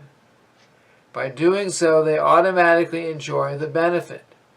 The example can be cited again of the different parts of the body collecting foodstuffs and cooking them so that ultimately a meal may be offered to the stomach. After it has gone to the stomach, all the parts of the body equally enjoy the benefit of the meal. So similarly, everyone's duty is to satisfy the Supreme Lord, and then automatically everyone will become satisfied. A similar verse is found in the 8th canto, 3rd chapter of Srimad Bhagavatam, verse 20. Gajendra says there, quote, "My dear Lord, I have no experience of the transcendental bliss derived from your devotional service, so therefore I have asked from you some favor. But I know that persons who are pure devotees and have, by serving the lotus feet of great souls, become freed from all material desires, are always merged in the ocean of transcendental bliss, and as such are always satisfied simply by glorifying your auspicious characteristics. For them, there is nothing else to aspire to or pray for." End quote.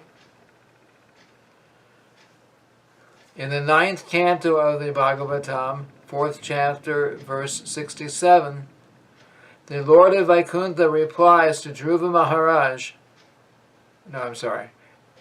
the Lord of Vaikuntha replies to Durvasa Muni thus, quote, "My pure devotees are always satisfied being engaged in devotional service, and therefore they do not aspire even after the 5 liberated stages, which are 1.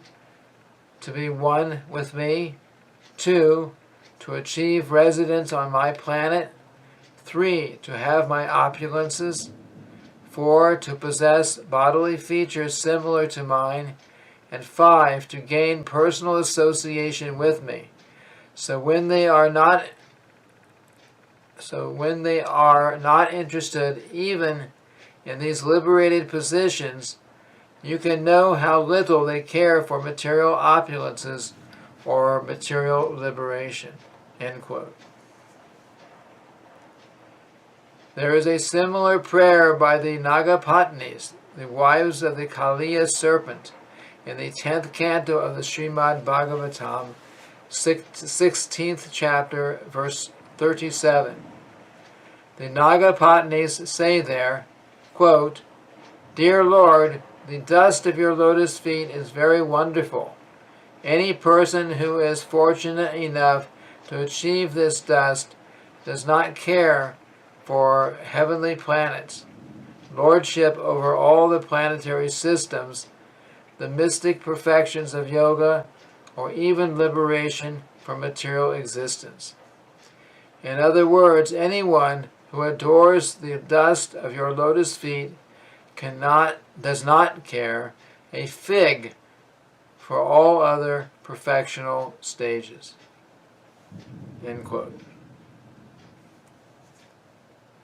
There is a similar statement in the 10th canto, 87th chapter, verse 21, wherein the Shrutis, the Vedas personified, pray to the Lord as follows, quote, "Dear Lord, it is very difficult to understand spiritual knowledge. Your appearance here, just as you are, is to explain to us this most difficult subject of knowledge of the Spirit. As such, your devotees who have left their domestic comforts to associate with the liberated acharyas, teachers, are now fully merged in devotional service of your Lordship, and thus they do not care for any so-called liberation." End quote. In explaining this verse, it should be noted that spiritual knowledge means understanding the self and the spirit soul or super self. The individual soul and the super soul are qualitatively one, and therefore both of them are known as Brahman or spirit. But knowledge of Brahman is very difficult to understand. There are so many philosophers engaged in the matter of understanding the soul, but they are unable to make any tangible advancement. It is confirmed in the Bhagavad Gita that out of many millions of persons, only one may try to understand what is spiritual knowledge. And out of many such persons who are trying to understand, only one or a few may know what is the Supreme Personality of Godhead. So this verse says that spiritual knowledge is very difficult to achieve.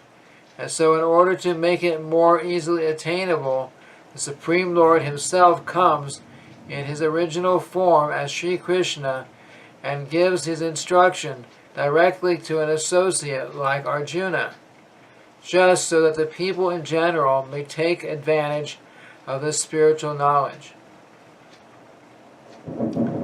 This verse also explains that liberation means having completely given up all material comforts of life. Those who are impersonalists are satisfied by simply being liberated from the material circumstances. But those who are devotees can automatically give up material life and also enjoy the transcendental bliss of hearing and chanting the wonderful activities of Lord Krishna.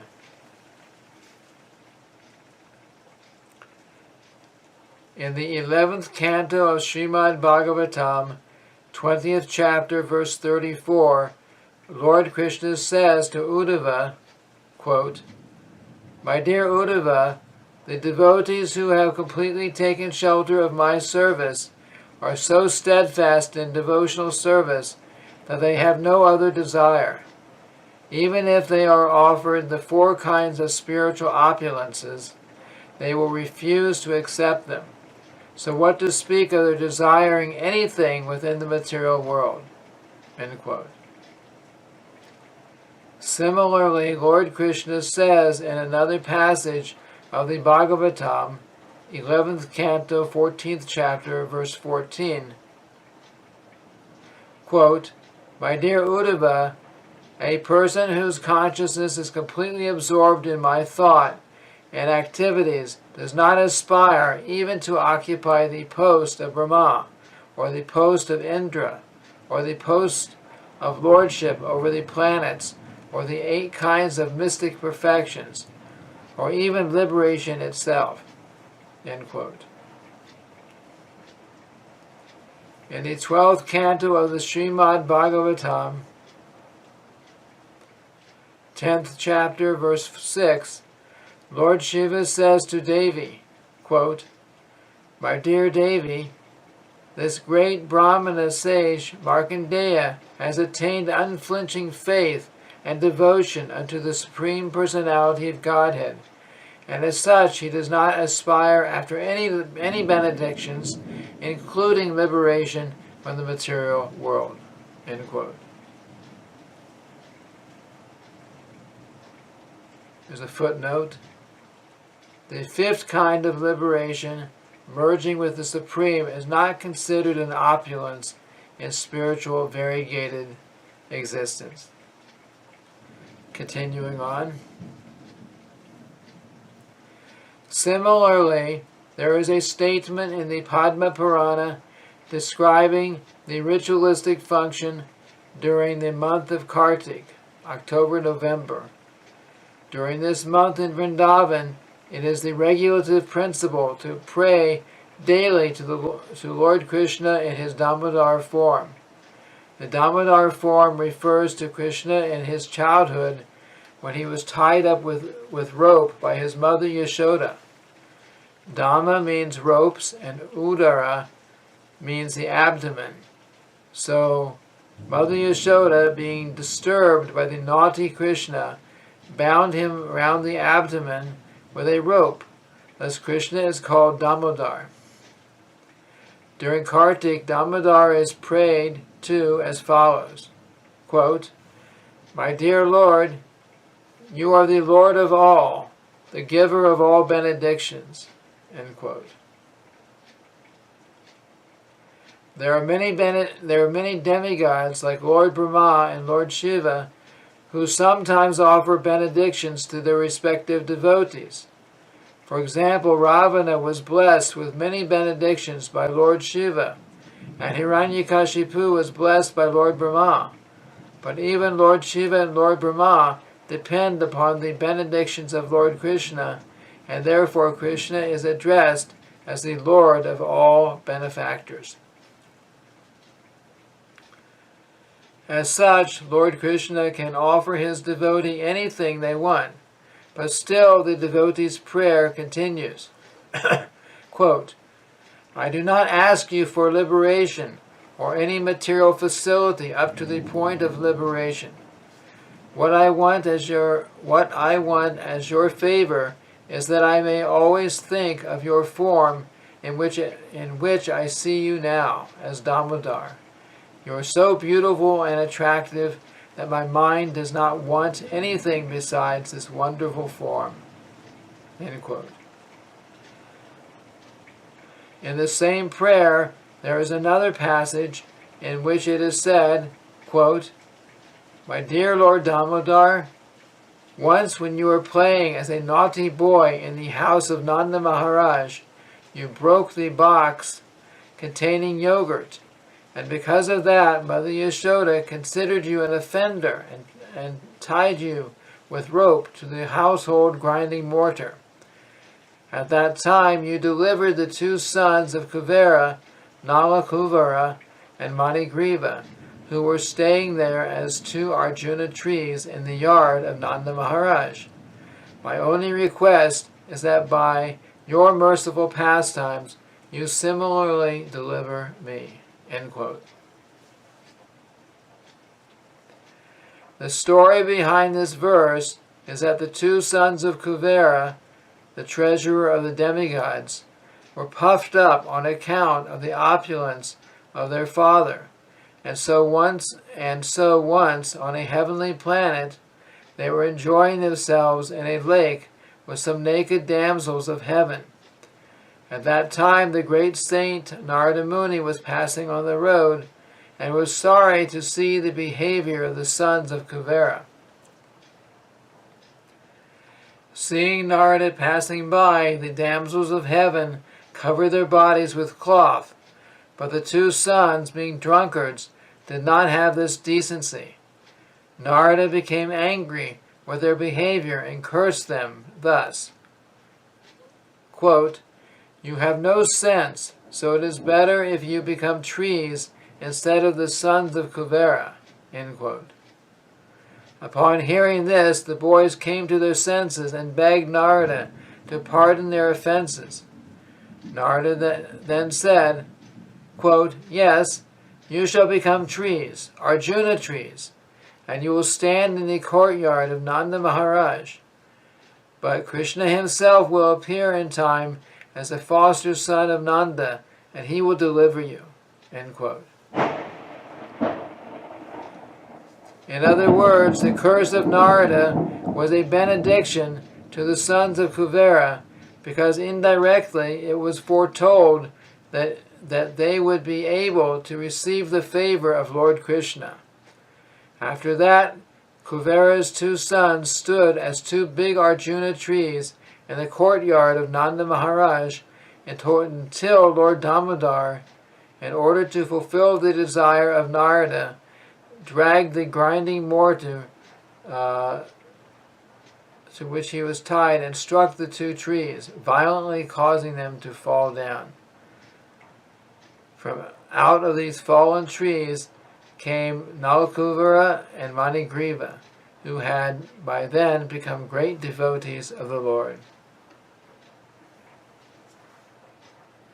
There is a passage in the Hayashirsha Pancharatra that states, quote, "My dear Lord, O Supreme Personality of Godhead, I do not want any resultant benediction from my religious life, nor do I want any economic development, nor do I want to enjoy sense gratification nor liberation. I simply pray to be an eternal servant of at your lotus feet. Kindly oblige me and give me this benediction." End quote. In the same Hayashirsha Pancharatra, after Nrsingadev wanted to give benedictions to Prahlad Maharaj, Prahlad did not accept any material benediction and simply asked the favor of the Lord to remain his eternal servant, an eternal devotee. In this connection, Prahlad Maharaj cited the example of Hanuman, the eternal servitor of Lord Ramachandra, who also set an example by never asking any material favor from the Lord. He always remained engaged in the Lord's service. That is the ideal character of Hanuman, for which he is still worshipped by all devotees. Prahlad Maharaj also offered his respectful obeisances unto Hanuman. There is a well-known verse spoken by Hanuman in which he says, quote, "My dear Lord, if you like, you can give me salvation from this material existence, or the privilege of merging into your existence. But I do not wish any of these things. I do not want anything that diminishes my relationship with you as servant to master, even after liberation." End quote. In a similar passage in the Narada Pancharatra, it is stated, quote, "My dear Lord, I do not wish any perfectional stage by performing the ritualistic religious ceremonies, or by economic development, or by sense gratification or liberation. I simply pray that you grant me the favor of keeping me under your lotus feet. I do not wish any kind of liberation, such as Salokya, to reside on your planet, or Sarupya, to have the same bodily features as you. I simply pray for your favor that I may be always engaged in your loving service." End quote. Similarly, in the 6th canto, 14th chapter, verse 5 of the Srimad Bhagavatam, Maharaj Pariksha inquires for Shukadev Goswami, quote, "My dear Brahmana, I understand that the demon Vritrasura was a greatly sinful person, and that his mentality was completely absorbed in the modes of passion and ignorance. How did he develop to such a perfectional stage of devotional service to Narayan?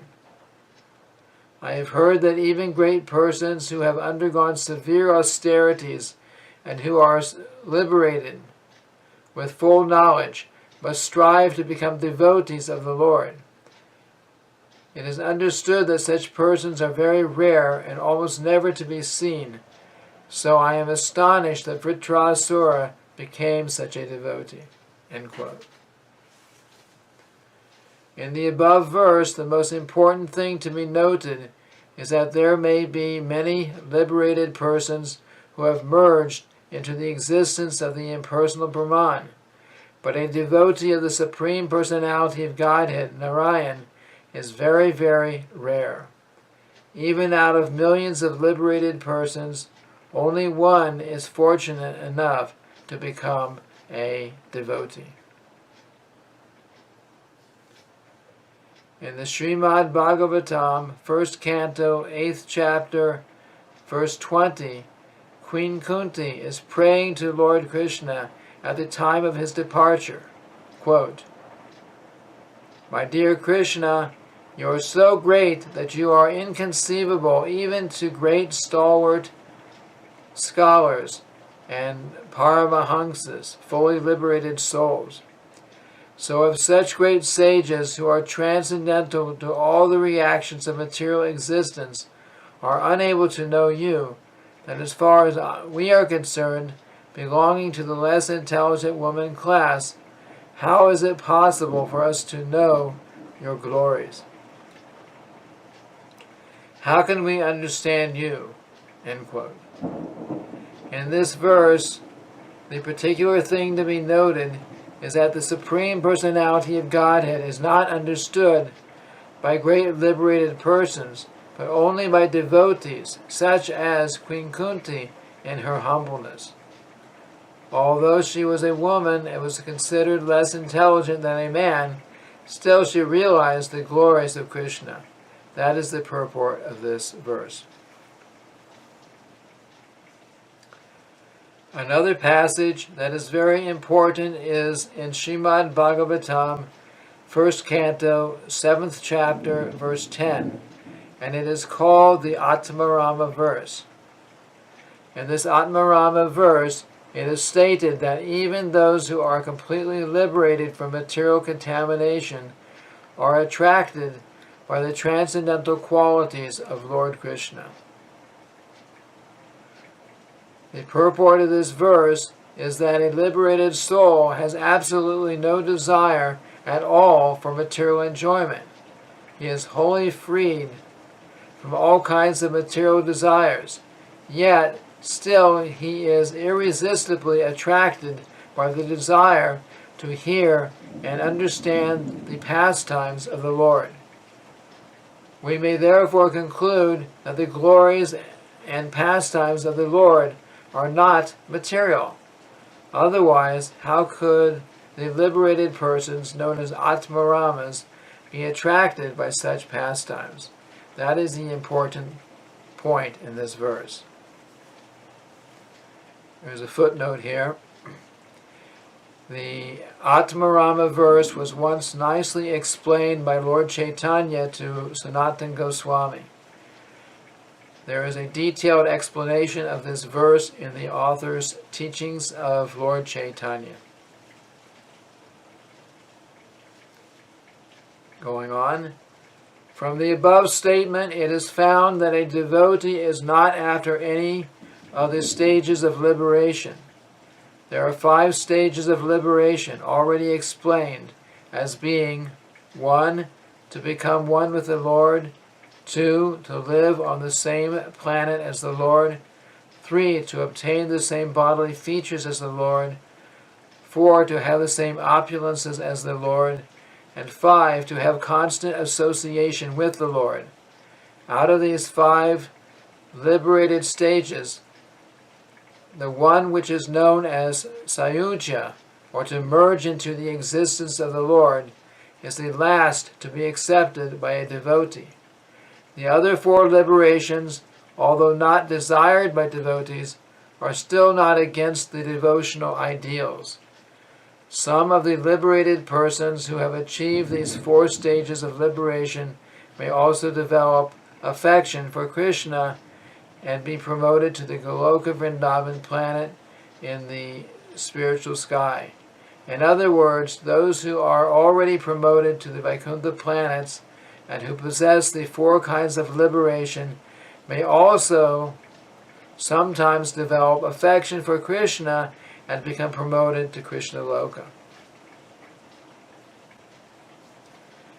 So those who are in the 4 liberated states may still be going through different stages of existence. In the beginning, they may want the opulences of Krishna, but at the mature stage, the dormant love for Krishna exhibited in Vrindavan becomes prominent in their hearts. As such, the pure devotees never accept the liberation of Sayuja to become one with the Supreme, although sometimes they may accept as favorable the 4 liberated states. Out of many kinds of devotees of the Supreme Personality of Godhead, the one who is attracted to the original form of the Lord, Krishna, in Vrindavan, is considered to be the foremost, first-class devotee. Such a devotee is never attracted by the opulences of Vaikuntha or even of Dwarka, the royal city where Krishna ruled. The conclusion of Sri Rupa Goswami is that the devotees who are attracted by the pastimes of the Lord in Gokula or Vrindavan are the topmost devotees. There's a footnote here. Vrindavan is a transcendental place where Krishna enjoys his eternal pastimes as a boy, and it is considered the topmost sphere in all existence.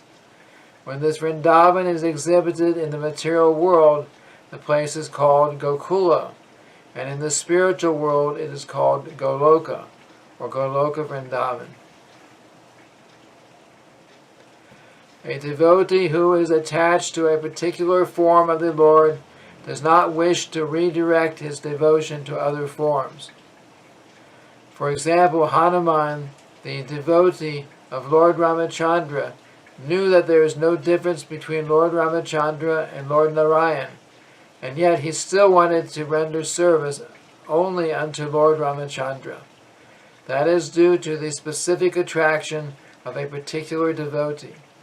There are many, many forms of the Lord, but Krishna is still the original form. Though all the devotees of the different forms of the Lord are in the same category, still it is said that those who are devotees of Lord Krishna are the topmost in the list of all devotees. So this ends the reading of the 4th chapter of the Nectar of Devotion, entitled Devotional Service Surpasses All Liberation. Thank you very much. Hare Krishna.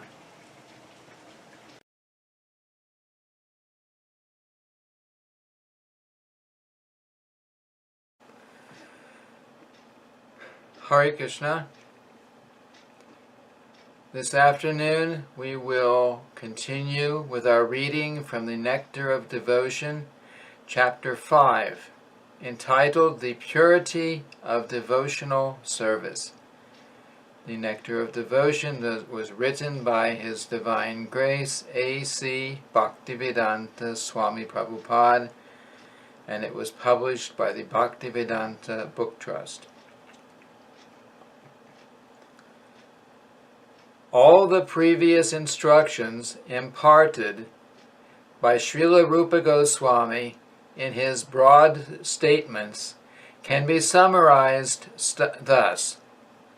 As long as one is materially inclined or desirous of merging into the spiritual effulgence, one cannot enter into the realm of pure devotional service. Next, Rupa Goswami states that devotional service is transcendental to all material considerations, and that it is not limited to any particular country, class, society, or circumstance. As stated in the Srimad Bhagavatam, devotional service is transcendental and has no cause. Devotional service is executed without any hope for gain, and it cannot be checked by any material circumstances. It is open for all, without any distinction, and it is the constitutional occupation of the living entities. In the Middle Ages, after the disappearance of Lord Chaitanya's great associate, Lord Nityananda, a class of priestly persons claimed to be the descendants of Nityananda, calling themselves the Goswami caste. They further claimed that the practice and spreading of devotional service belonged only to their particular class, which was known as Nityananda Vangsha. In this way they exercised their artificial power for some time until Srila Bhaktisiddhanta Saraswati Thakur, the powerful Acharya of the Gaudiya Vaishnava Sampradaya, completely smashed their idea. There was a great hard struggle for some time, but it has turned out successfully, and it is now correctly and practically established that devotional service is not restricted to a particular class of men. Besides that, anyone who is engaged in devotional service is already at the status of being a high-class Brahmana. So Srila Bhaktisiddhanta Saraswati Thakur's struggle for this movement has come out successful. It is on the basis of his position that anyone can now become a Gaudiya Vaishnava from any part of the world or any part of the universe.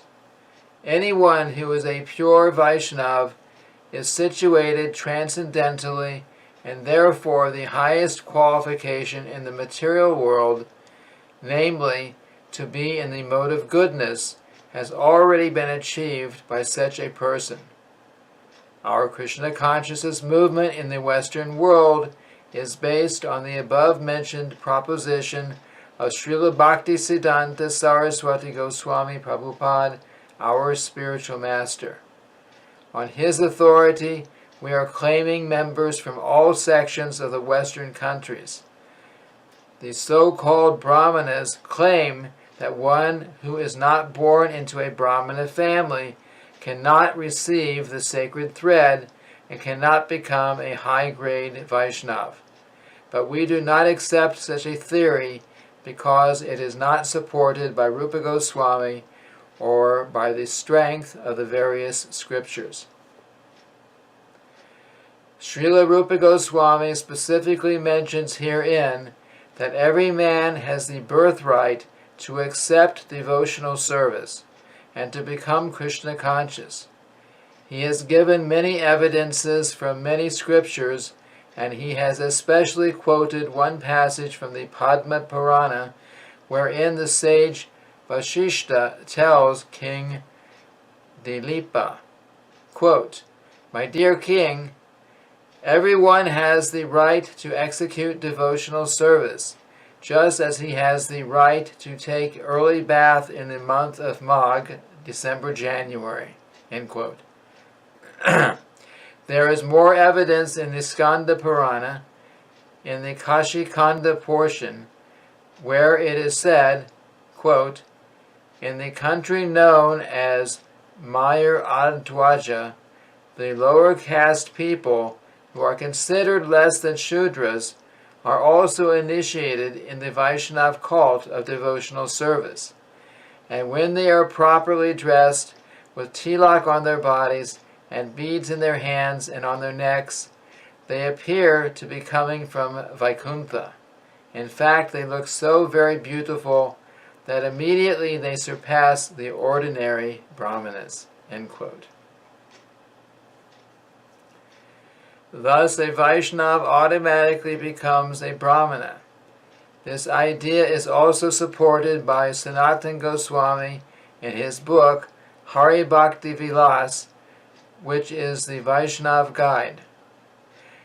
Therein, he has clearly stated that any person who is properly initiated into the Vaishnava cult certainly becomes a Brahmana, as much as the metal known as Kangsa, bell metal, is turned into gold by the mixture of mercury. A bona fide spiritual master, under the guidance of authorities, can turn anyone to the Vaishnava cult so that naturally he may come to the topmost position of a Brahmana. Srila Rupa Goswami warns, however, that if a person is properly initiated by a bona fide spiritual master, he should not think that simply by the acceptance of such initiation, his business is then finished. One still has to follow the rules and regulations very carefully. If after accepting the spiritual master and being initiated, one does not follow the rules and regulations of devotional service, then he is again fallen. one must be very vigilant to remember that he is a part and parcel of the transcendental body of Krishna, and that it is his duty as part and parcel to give service to the whole, or Krishna. If we do not render service to Krishna, then again we fall down. In other words, simply becoming initiated does not elevate one to the position of a high-class brahmana. One also has to discharge the duties and follow the regulative principles very rigidly. Sri Rupa Goswami also says that if one is regularly discharging devotional service, there will be no question of a fall down.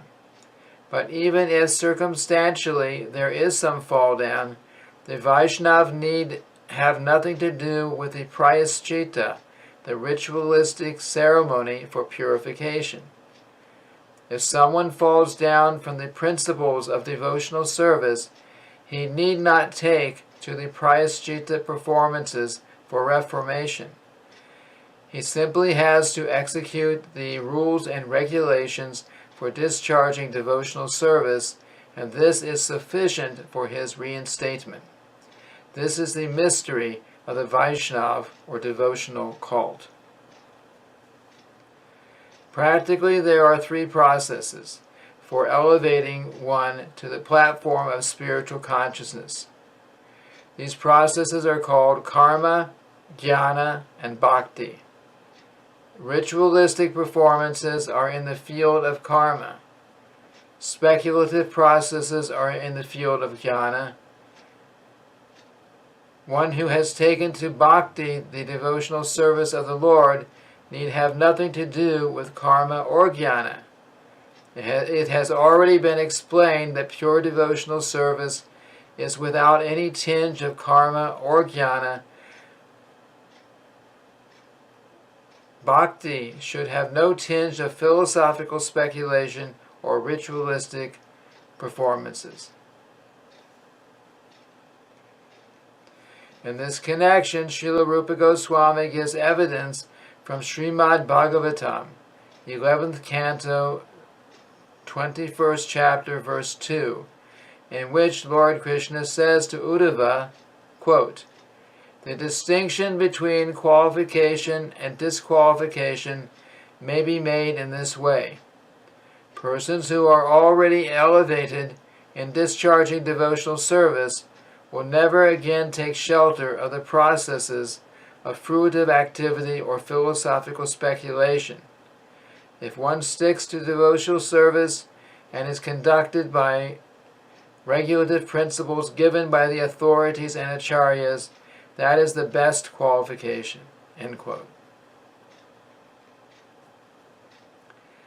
This statement is supported in Srimad Bhagavatam, 1st canto, 5th chapter, verse 17, wherein Sri Narada Muni advises Vyasadeva thus, quote, "Even if one does not execute his specific occupational duty, but immediately takes shelter, direct shelter, of the lotus feet of Hari, Krishna, there will be no fault on his part, and in all circumstances his position is secure. Even if, by some bad association, he falls down while executing devotional service, or if he doesn't finish the complete course of devotional service and dies untimely, still he is not at a loss. A person who is simply discharging his occupational duty in Varna and Ashram, however, with no Krishna consciousness, practically does not gain the true benefit of human life." End quote.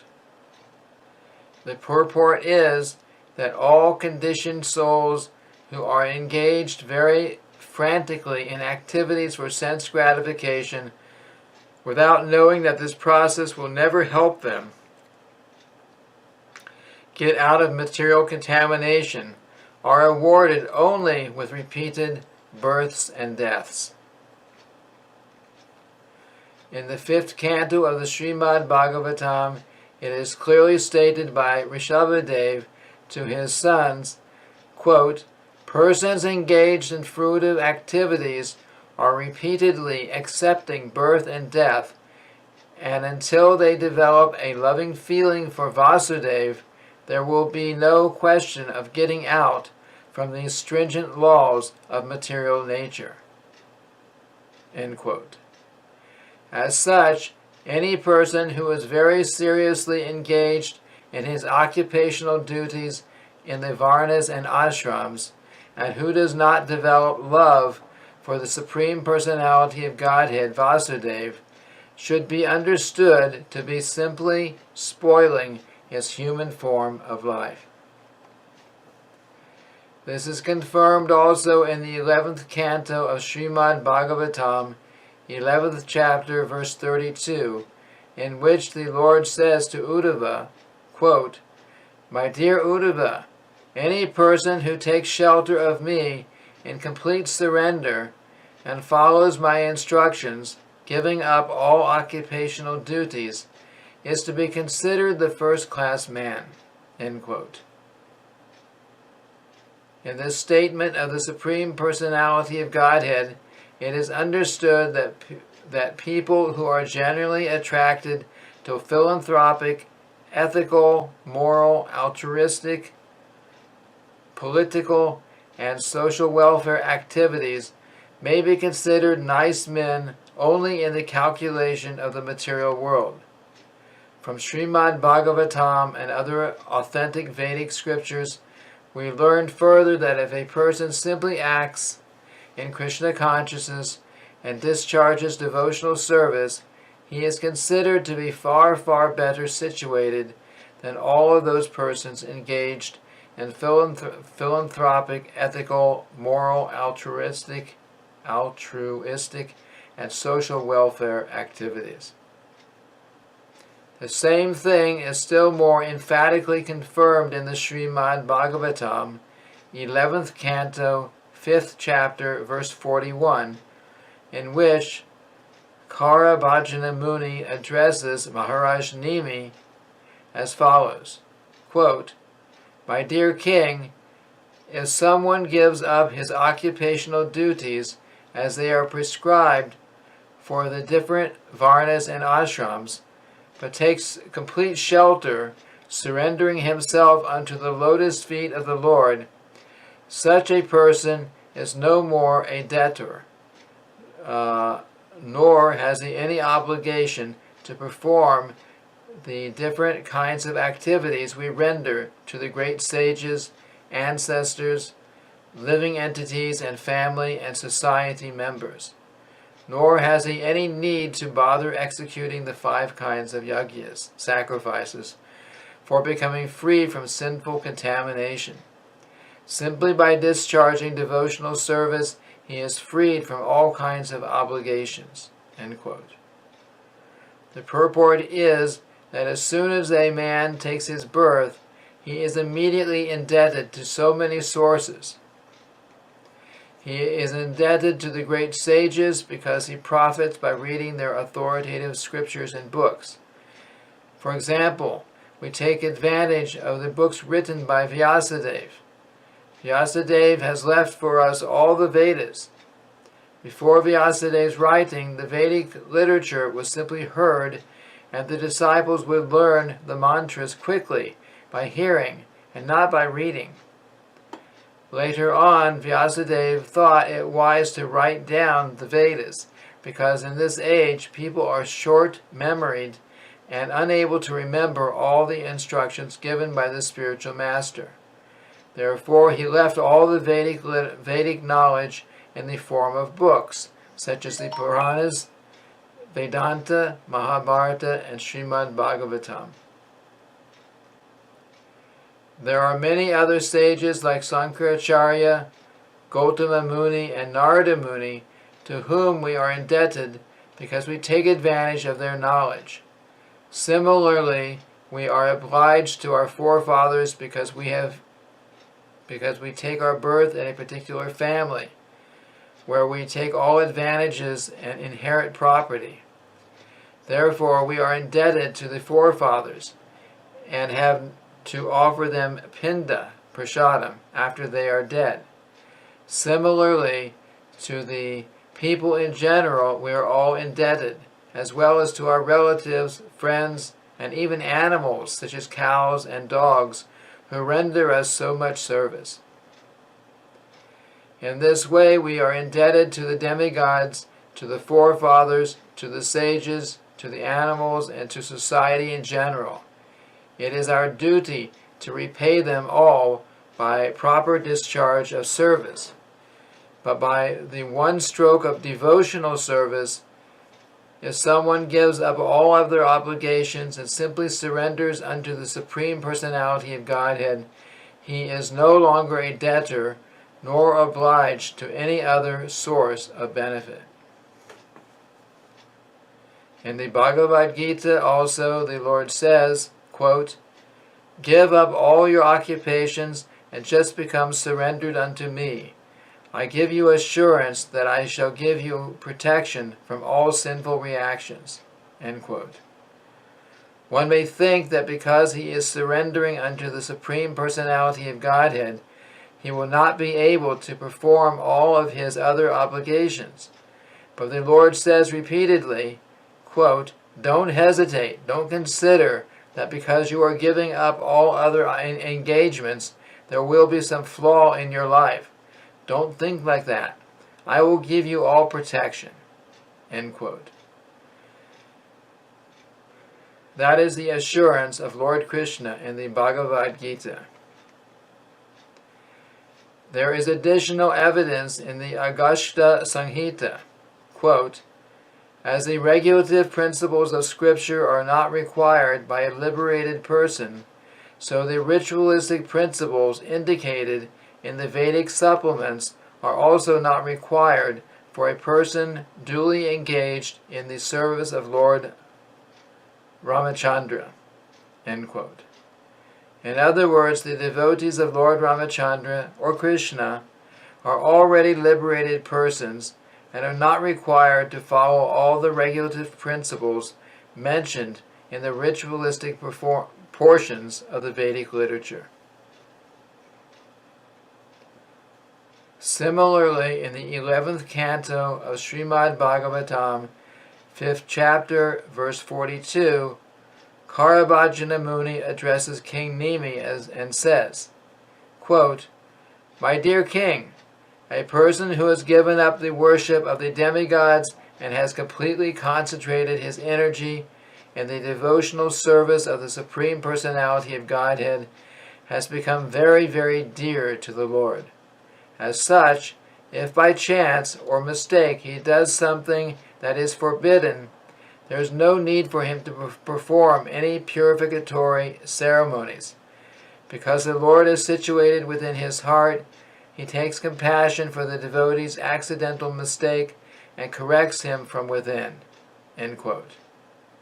It is also confirmed in the Bhagavad Gita in many places that the Supreme Personality of Godhead Krishna takes a special interest in his devotees and declares emphatically that nothing can cause his devotees to fall down.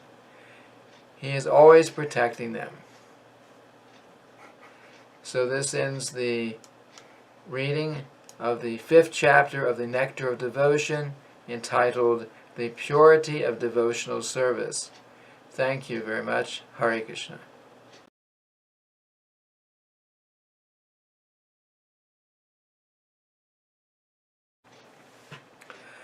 Hare Krishna. We are continuing with our reading from the Nectar of Devotion. Next we will read chapter 6, entitled How to Discharge Devotional Service. The Nectar of Devotion was written by His Divine Grace A.C. Bhaktivedanta Swami Prabhupada, and it was published by the Bhaktivedanta Book Trust. Srila Rupa Goswami states that his elder brother, Sanatana Goswami, has compiled Hari Bhakti Vilas for the guidance of the Vaishnavas, and therein has mentioned many rules and regulations to be followed by the Vaishnavas. Some of them are very important and prominent, and Srila Rupa Goswami will now mention these very important items for our benefit. The purport of this statement is that Srila Rupa Goswami proposes to mention only basic principles, not details. For example, a basic principle is that one has to accept a spiritual master. Exactly how one follows the instructions of the spiritual master is considered a detail. For example, if one is following the instruction of the spiritual master, and that instruction is different from the instructions of another spiritual master, this is called detailed information. But the basic principle of acceptance of a spiritual master is good everywhere, although the details may be different. Srila Rupa Goswami does not wish to enter into details here, but wants to place before us only the principles. He mentions the basic principles as follows. 1. Accepting the shelter of the lotus feet of a bona fide spiritual master. 2. Becoming initiated by the spiritual master and learning how to discharge devotional service from him. 3. Obeying the orders of the spiritual master with faith and devotion. 4. Following in the footsteps of the great acharyas or teachers under the direction of the spiritual master. 5. Inquiring from the spiritual master how to advance in Krishna consciousness. 6. Being prepared to give up anything material for the satisfaction of the Supreme Personality of Godhead, Sri Krishna. This means that when we are engaged in the devotional service of Krishna, we must be prepared to give up something that we may not like to give up. And also we have to accept something that we may not like to accept. 7. Residing in a sacred place of pilgrimage like Dwarka or Vrindavan. 8. Accepting only what is necessary or dealing with the material world only as far as necessary. 9. Observing the fasting day on Ekadasi. And 10. Worshipping sacred trees like the banyan tree. These 10 items are preliminary necessities for beginning the discharge of devotional service in regulative principles. In the beginning, if a neophyte devotee observes the above-mentioned 10 principles, surely he will quickly make good advancement in Krishna consciousness. The next set of instructions is listed as follows. 1. One should rigidly give up the company of non-devotees. 2. One should not instruct a person who is not desirous of accepting devotional service. 3. One should not be very enthusiastic about constructing costly temples or monasteries. 4. One should not try to read too many books, nor should one develop the idea of earning his livelihood by lecturing on or professionally reciting Srimad Bhagavatam or Bhagavad Gita. 5. One should not be neglectful of inordinary dealings. 6. One should not be under the spell of lamentation in loss or jubilation in gain. 7. One should not disrespect the demigods. 8. One should not give unnecessary trouble to any living entity. 9. One should carefully avoid the various offenses in chanting the holy name of the Lord or in worshipping the deity in the temple. 10. One should be very intolerant toward the blasphemy of the Supreme Personality of Godhead Krishna or his devotees. Without following the above-mentioned 10 principles, one cannot properly elevate himself to the platform of sadhana bhakti, or devotional service in practice. Although Srila Rupa Goswami mentions 20 items, and all of them are very important, out of the 20, the first 3, namely accepting the shelter of a bona fide spiritual master, taking initiation from him, and serving him with respect and reverence, are the most important. The next important items are as follows. 1. One should decorate the body with tilak, which is the sign of the Vaishnavas. The idea is that as soon as a person sees these marks on the body of the Vaishnav, he will immediately remember Krishna. Lord Chaitanya said that a Vaishnav is he who, when seen, reminds one of Krishna. Therefore, it is essential that a Vaishnav mark his body with tilak to remind others of Krishna. 2.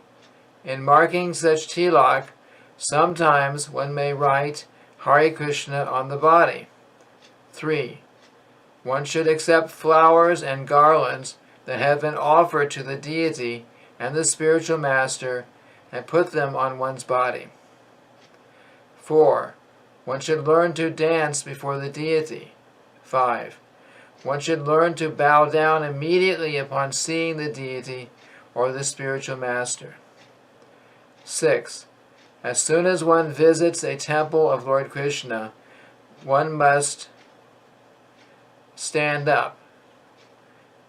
I'll read that again. 6. As soon as one visits a temple of Lord Krishna, one must stand up. 7.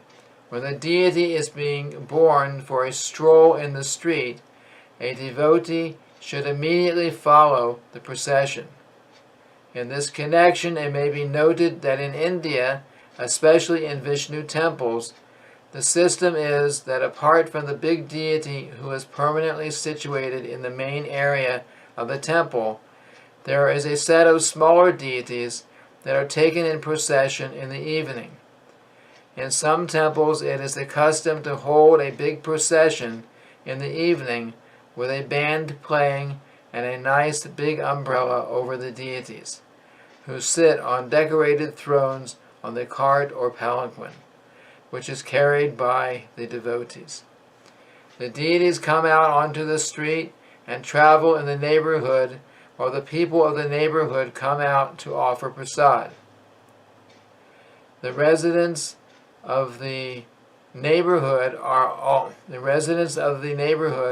all follow the procession, so it is a very nice scene. When the deity is coming out, the servitors in the temple put forward the daily accounts before them. So much was the collection, so much was the expenditure. The whole idea is that the deity is considered to be the proprietor of the whole establishment, and all the priests and other people taking care of the temple are considered to be the servants of the deity. The system is very, very old and is still followed. So therefore it is mentioned here that when the deity is on stroll, the people should follow behind. Number 8. A devotee must visit a Vishnu temple at least once or twice every day, morning and evening. In Vrindavan, this system is followed very strictly. All the devotees in town go every morning and evening to visit different temples. Therefore, during these times, there are considerable crowds all over the city. There are about 5,000 temples in Vrindavan city. Of course, it is not possible to visit all the temples, but there are at least 12 very big and important temples which were started by the Goswamis and which should be visited. 9. One must circumambulate the temple building at least 3 times. In every temple there is an arrangement to go around the temple at least 3 times. Some devotees go more than 3 times, 10 times, 15 times, according to their vows. The Goswamis used to circumambulate Govardhan Hill. One should also circumambulate the whole Vrindavan area. 10. One must worship the deity in the temple according to the regulative principles, offering artik and prasad, decorating the deity, etc. These things must be observed regularly. Number 11. One must render personal service to the deities. 12. One must sing. 13. One must perform sankirtan. 14. One must chant. 15. One must offer prayers. 16. One must recite notable prayers. 17. One must taste mahaprasadam, food from the very plate offered before the deities. 18. One must drink charanamrita, water from the bathing of the deities, which is offered to guests. 19. One must smell the incense and flowers offered to the deity. 20. One must touch the lotus feet of the deity. 21. One must see the deity with great devotion. 22. One must offer artik at different times. 23. One must hear about the Lord and his pastimes from Srimad Bhagavatam, Bhagavad Gita, and similar books. 24. One must pray to the deity for his mercy. 25. One should remember the deity. 26. One should meditate upon the deity. 27. One should render some voluntary service. 28. One should think of the deity as one's friend. 29. One should offer everything to the Lord. 30. One should offer a favorite article, such as a food or a garment. 31. One should take all kinds of risks and perform all endeavors for Krishna's benefit. 32. In every condition, one should be a surrendered soul. 33. One should pour water on the tulasi tree. 34. One should regularly hear Srimad Bhagavatam and similar literature. 35. One should live in a sacred place like Mathura, Vrindavan, or Dwarka. 36. One should offer service to Vaishnavas, devotees. 37. One should arrange one's devotional service according to one's means. 38. In the month of Kartik, October and November, one should make arrangements for special services. 39. During Janmashtami, the time of Krishna's appearance in this world, one should observe a special service. 40. One should do whatever is done with great care and devotion for the deity. 41. One should relish the pleasure of Bhagavatam reading among devotees and not among outsiders. 42. One should associate with devotees who are considered more advanced. 43. One should chant the holy name of the Lord. 44. One should live in the jurisdiction of Mathura. Now the total regulative principles come to an aggregate of 64 items. As we have mentioned, the first are the primary 10 regulative principles. Then come the second 10 regulative principles, and added to these are 44 other activities. So altogether, there are 64 items for discharging the regulative practice of devotional service. Out of these 64 items, 5 items, namely worshiping the deity, hearing Srimad Bhagavatam, associating among the devotees, Sankirtan, and living in Mathura, are very important. The 64 items of devotional service should include all of our activities of body, mind, and speech. As stated in the beginning, the regulative principle of devotional service enjoins that all of our senses must be employed in the service of the Lord. Exactly how they can be thus employed is described in the above 64 items. Now Srila Rupa Goswami will give evidence from different scriptures supporting the authenticity of many of these points. So this ends the reading of chapter 6 of the Nectar of Devotion, entitled How to Discharge Devotional Service. Thank you very much. Hare Krishna.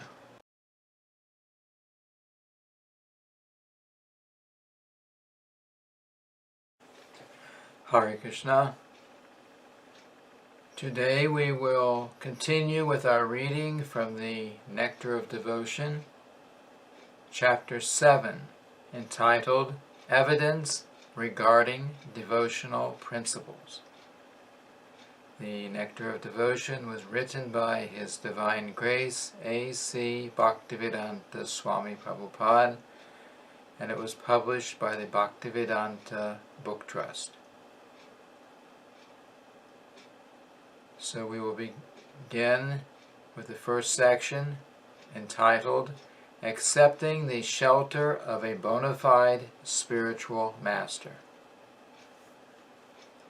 In the 11th canto of Srimad Bhagavatam, 3rd chapter, verse 21, Prabhupada tells Maharaj Nimi, quote, "My dear king, please know for certain that in the material world there is no happiness. It is simply a mistake to think that there is happiness here, because this place is full of nothing but miserable conditions. Any person who is seriously desirous of achieving real happiness must seek out a bona fide spiritual master and take shelter of him by initiation. The qualification of a spiritual master is that he must have realized the conclusion of the scriptures by deliberation and arguments, and thus be able to convince others of these conclusions. Such great personalities who have taken shelter of the Supreme Godhead, leaving aside all material considerations, are to be understood as bona fide spiritual masters. Everyone should try to find such a bona fide spiritual master in order to fulfill his mission of life, which is to transfer himself to the plane of spiritual bliss." End quote. The purport is that one should not accept as a spiritual master someone who is fool number one, who has no direction according to the scriptural injunctions, whose character is doubtful, who does not follow the principles of devotional service, or who has not conquered the influence of the six sense-gratifying agents. The 6 agents of sense gratification are the tongue, the genitals, the belly, anger, the mind, and words. Anyone who has practiced controlling these 6 is permitted to make disciples all over the world. To accept such a spiritual master is the crucial point for advancement in spiritual life.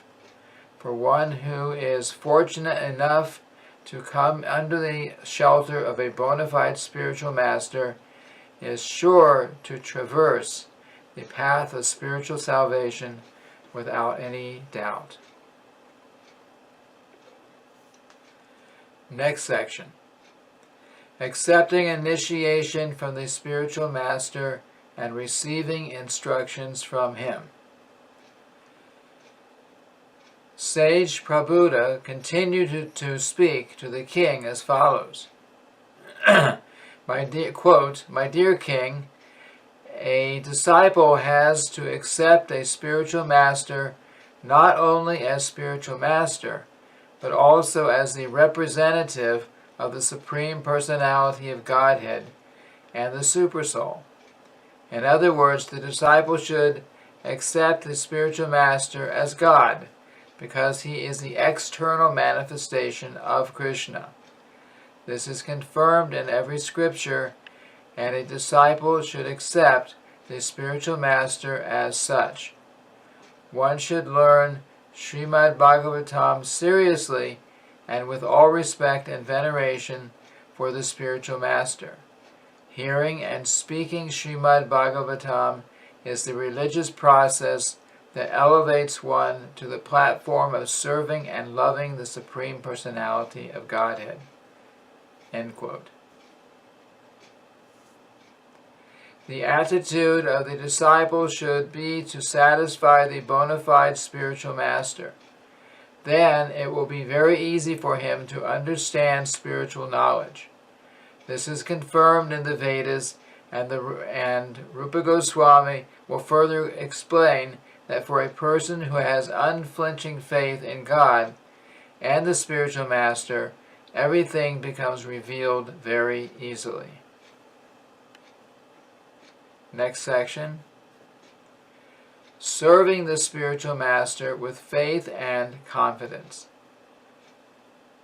Regarding accepting initiation from the spiritual master, in the 11th canto of Srimad Bhagavatam, 17th chapter, verse 27, it is stated by Lord Krishna, quote, "My dear Uddhava, the spiritual master must be accepted not only as my representative, but as my very self. He must never be considered on the same level with an ordinary human being. One should never be envious of the spiritual master, and one may be envious of an ordinary man. The spiritual master should always be seen as the representative of the Supreme Personality of Godhead, and by serving the spiritual master, one is able to serve all the demigods." End quote. Next section. Following in the footsteps of saintly persons.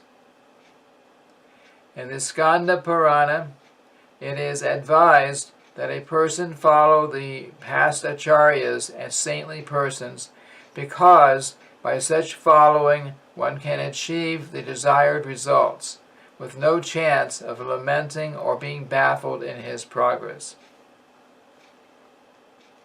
The scripture known as Brahma Yamala states as follows, quote, "If someone wants to pose himself as a great devotee without following the authorities of the revealed scriptures, then his activities will never help him to make progress in devotional service. Instead, he will simply create disturbances for the sincere students of devotional service." End quote. Those who do not strictly follow the principles of the revealed scriptures are generally called sahajias, those who have imagined everything to be cheap, who have their own concocted ideas, and who do not follow the scriptural injunctions. Such persons are simply creating disturbances in the discharge of devotional service. In this connection, the objection may be raised by those who are not in devotional service and who do not care for the revealed scriptures. And an example of this is seen in Buddhist philosophy. Lord Buddha appeared in the family of a high-grade Kshatriya king, but his philosophy was not in accord with Vedic conclusions, and therefore was rejected. Under the patronage of a Hindu king, Maharaj Ashok, the Buddhist religion was spread all over India and the adjoining countries. However, after the appearance of the great stalwart teacher Sankaracharya, this Buddhism was driven out beyond the borders of India. The Buddhist or other religionists who do not care for revealed scriptures sometimes say that there are many devotees of Lord Buddha who show devotional service to Lord Buddha and who therefore should be considered devotees. In answer to this argument, Rupa Goswami says that the followers of Buddha cannot be accepted as devotees. Although Lord Buddha is accepted as an incarnation of Krishna, the followers of such incarnations are not very advanced in their knowledge of the Vedas.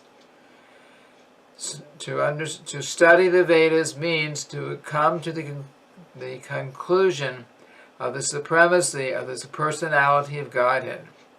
Therefore, any religious principle that denies the supremacy of the Supreme Personality of Godhead is not accepted and called atheism. Atheism means defying the authority of the Vedas and decrying the great acharyas who teach Vedic scriptures for the benefit of the people in general. Lord Buddha is accepted as an incarnation of Krishna in the Srimad Bhagavatam, but in the same Srimad Bhagavatam, it is stated that Lord Buddha appeared in order to bewilder the atheistic class of men. Therefore, his philosophy is meant for bewildering the atheist and should not be accepted.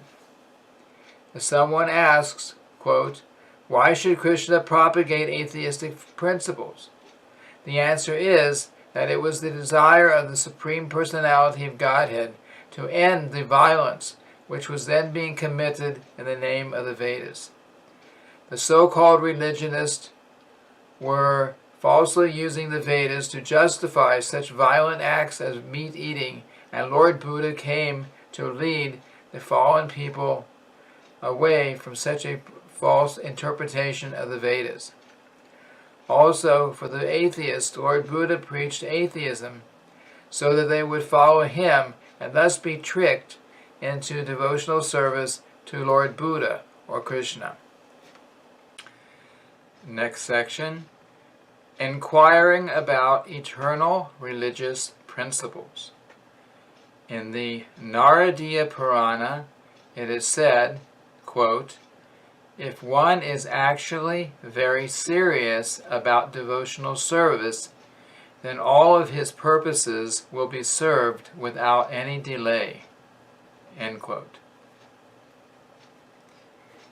Next section, being prepared to give up everything material for Krishna's satisfaction. In the Padma Purana, it is stated, quote, "For one who has given up his material sense enjoyment and has accepted the principles of devotional service, the opulence of Vishnu Loka, the kingdom of God, is awaiting." End quote.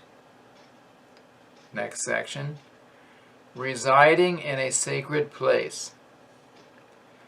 In the Skanda Purana, it is also said that for a person who has lived in Dwarka for 6 months, for 1 month, or even for 1 fortnight, there is awaiting elevation to the Vaikuntha Lokas, and all the profits of Swarupya Mukti, the privilege of having the same four-handed bodily features as Narayan.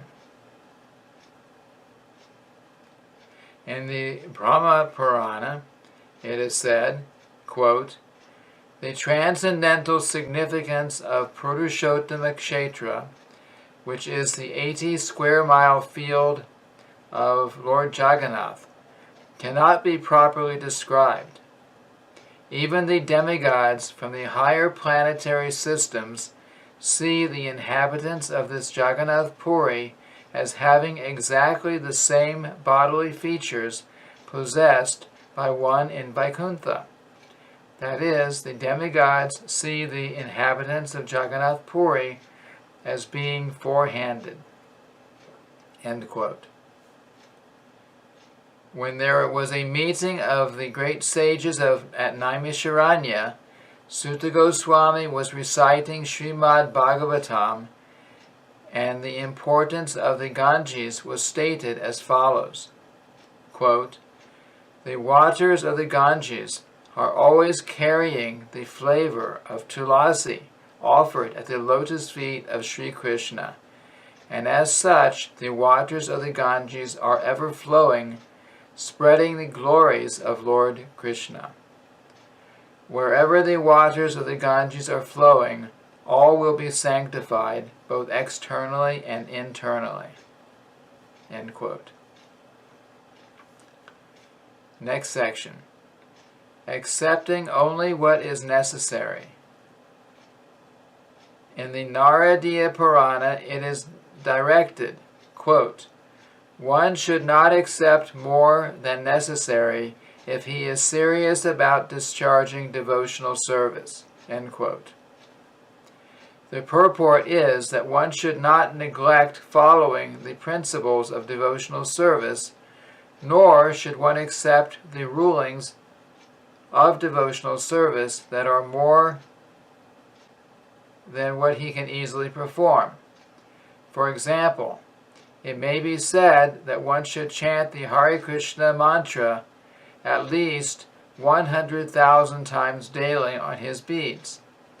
But if this is not possible, then one must minimize his chanting according to his own capacity. Generally, we recommend our disciples to chant at least 16 rounds on their japa beads daily, and this should be completed. But if one is not even able to chant 16 rounds, then he must make it up the next day. He must be sure to keep this vow. If he does not strictly follow this out, then he is sure to be negligent. That is offensive in the service of the Lord. If we encourage offenses, we shall not be able to make progress in devotional service. It is better if one fixes up a regulative principle according to his own ability and then follows that vow without fail. That will make him advanced in spiritual life. Next section, observing fasting on Ekadasi. In the Brahma Vaivarta Purana, it is said that one who observes fasting on Ekadasi is freed from all kinds of reactions to sinful activities and advances in pious life. The basic principle is not just to fast, but to increase one's faith and love for Govinda, or Krishna. The real reason for observing fasting on Ekadasi is to minimize the demands of the body and to engage our time in the service of the Lord by chanting or performing similar service. The best thing to do on fasting days is to remember the pastimes of Govinda and to hear his holy name constantly. Next section. Offering respect to the banyan trees. In the Skanda Purana, it is directed that a devotee should offer water to the tulasi plant and amalaka trees. He should offer respect to the cows and to the brahmanas, and should serve the Vaishnavas by offering them respectful obeisances and meditating upon them. All of these processes will help the devotee to diminish the reactions to his past sinful activities.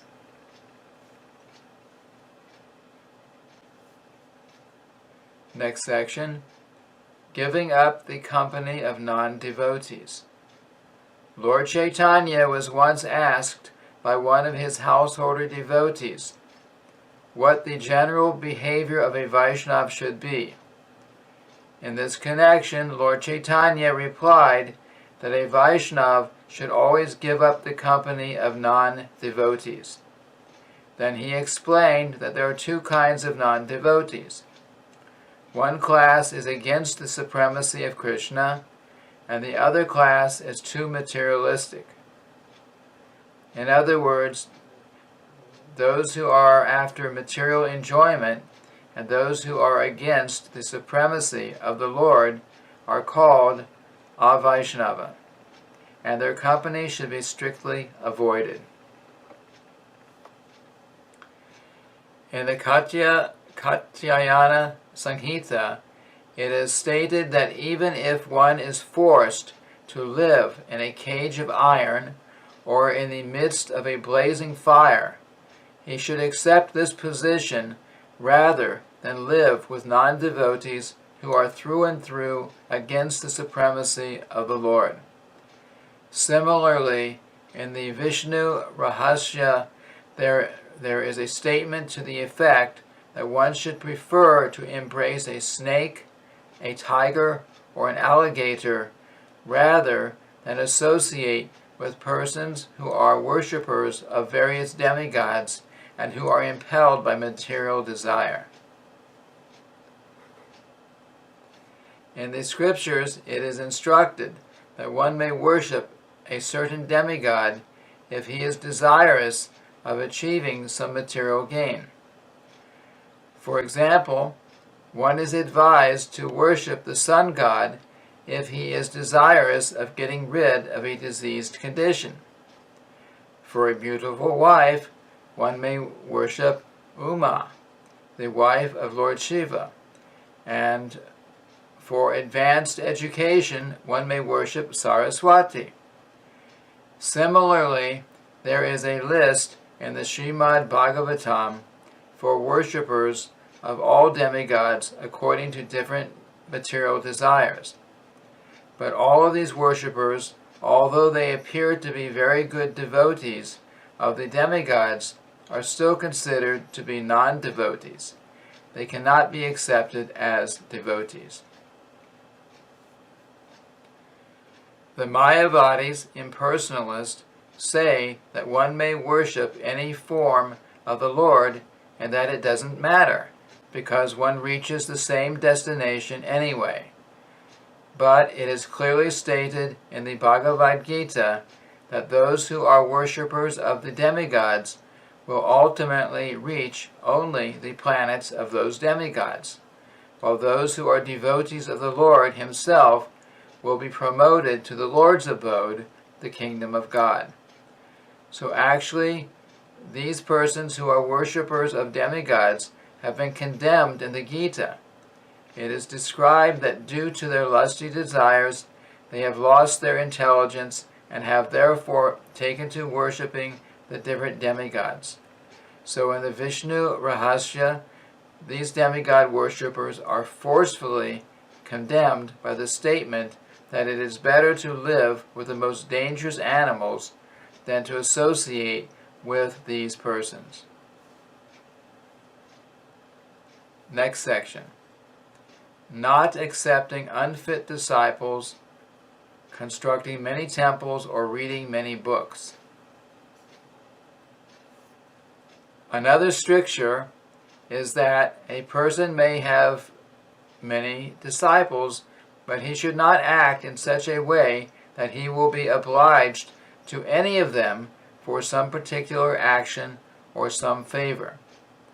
And one should also not be very enthusiastic about constructing new temples, nor should one be enthusiastic about reading various types of books, save and except the ones that lead to the advancement of devotional service. Practically, if one very carefully reads Bhagavad Gita, Srimad Bhagavatam, teachings of Lord Chaitanya, and this Nectar of Devotion, that will give him sufficient knowledge to understand the science of Krishna consciousness. One need not take the trouble of reading other books.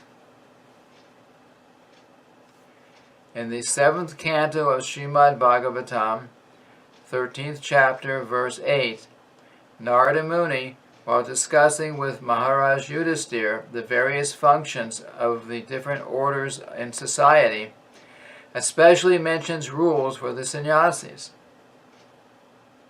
those persons who have renounced this material world. One who has accepted this sannyas order of life is forbidden to accept as a disciple anyone who is not fit. A sannyasi should first of all examine whether a prospective student is sincerely seeking Krishna consciousness. If he is not, he should not be accepted.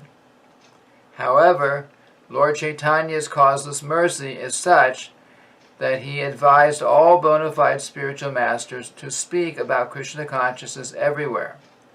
Therefore, in the line of Lord Chaitanya, even the sannyasis can speak about Krishna consciousness everywhere. And if someone is seriously inclined to become a disciple, the sannyasi always accepts him. The one point is that without increasing the number of disciples, there is no propagation of the cult of Krishna consciousness. Therefore, sometimes even at a risk, a sannyasi in the line of Chaitanya Mahaprabhu may accept even a person who is not thoroughly fit to become a disciple. Later on, by the mercy of such a bona fide spiritual master, the disciple is gradually elevated. However, if one increases the number of disciples simply for some prestige or false honor, he will surely fall down in the matter of executing Krishna consciousness. Similarly, a bona fide spiritual master has no business reading many books simply to show his proficiency or to get popularity by lecturing in different places. One should avoid all these things. It is also stated that a sannyasi should not be enthusiastic about constructing temples. We can see in the lives of various acharyas in the line of Sri Chaitanya Mahaprabhu that they are not very enthusiastic about constructing temples. However, if somebody comes forward to offer some service, the same reluctant acharyas will encourage the building of costly temples by such servitors. For example, Rupa Goswami was offered a favor by Maharaj Man Singh, the commander-in-chief of Emperor Akbar, and Rupa Goswami instructed him to construct a large temple for Govindaji, which cost vast amounts of money. So, a bona fide spiritual master should not personally take any responsibility for constructing temples. But if someone has money and wants to spend it in the service of Krishna, an acharya like Rupa Goswami may utilize the devotee's money to construct a nice, costly temple for the service of the Lord. Unfortunately, it happens that someone who is not fit to become a spiritual master may approach wealthy persons to construct a temple, to contribute for temple constructions. If such money is utilized by unqualified spiritual masters for living comfortably in costly temples without actually doing any preaching work, this is not acceptable. In other words, a spiritual master needn't be very enthusiastic for constructing temple buildings simply in the name of so-called spiritual advancement. Rather, his first and foremost activity should be to preach. In this connection, Srila Bhaktisiddhanta Saraswati Goswami Maharaj recommended that a spiritual master print books. If one has money, instead of constructing costly temples, one should spend his money for the publication of authorized books in different languages for propagating the Krishna consciousness movement. Next section. Straightforwardness in ordinary dealings and equilibrium in loss and gain. There is a statement in the Padma Purana, quote, "Persons who are engaged in Krishna consciousness should never be disturbed by some material gain or loss. Even if there is some material loss, one should not be perturbed, but should always think of Krishna within himself." End quote. The purport is that every conditioned soul is always absorbed in thinking of materialistic activities. He has to free himself from such thoughts and transfer himself completely to Krishna consciousness. As we have already explained, the basic principle of Krishna consciousness is always think of Krishna. Always think of Krishna. What should not be disturbed in material loss, but rather should concentrate his mind upon the lotus feet of the Lord. A devotee should not be subjected to lamentation or illusion. There is the following statement in the Padma Purana, quote, "Within the heart of a person who is overpowered by lamentation or anger, there is no possibility of Krishna's being manifested." End quote.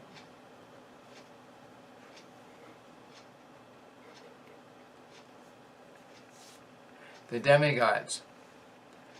One should not neglect to offer due respect to the demigods.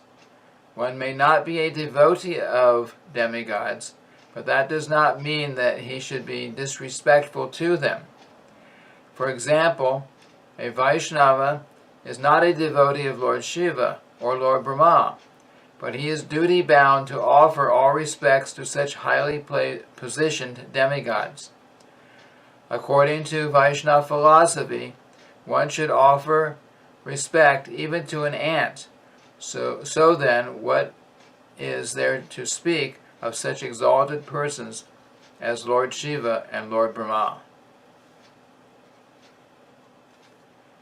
In the Padma Purana it is said, Krishna, or Hari, is the master of all demigods, and therefore he is always worshipable.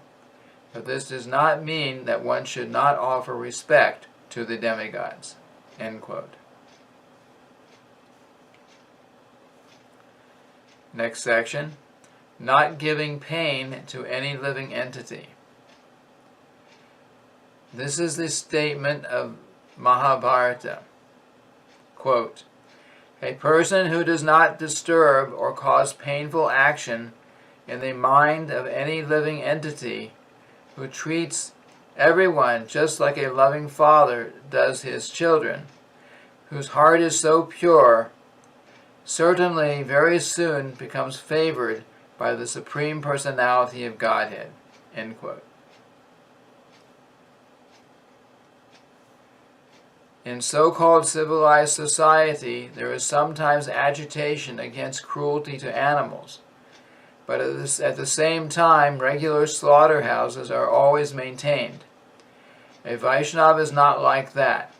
A Vaishnava can never support animal slaughter or even give pain to any living entity. So this ends the reading of Chapter 7 of the Nectar of Devotion, entitled Evidence Regarding Devotional Principles. Thank you very much. Hare Krishna.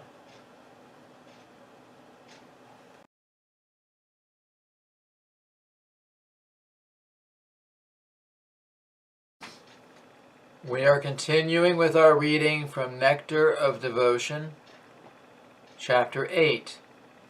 This chapter is called Offenses to be Avoided. The Nectar of Devotion was written by His Divine Grace, A.C. Bhaktivedanta Swami Prabhupada, and it was published by the Bhaktivedanta Book Trust. In the supplementary Vedic literature, there is the following list of 32 offenses in the matter of serving the Lord. 1. One should not enter the temple of the deity in a car or palanquin, or with shoes on the feet. 2.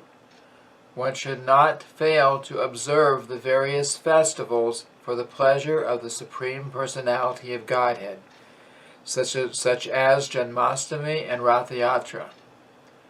3. One should not avoid bowing down before the deity. 4. One should not enter the temple to worship the Lord without having washed one's hands and feet after eating. 5. One should not enter the temple in a contaminated state. According to Vedic scripture, if someone dies in the family, the whole family becomes contaminated for some time, according to its status. For example, if the family is Brahmana, their contamination period is 12 days.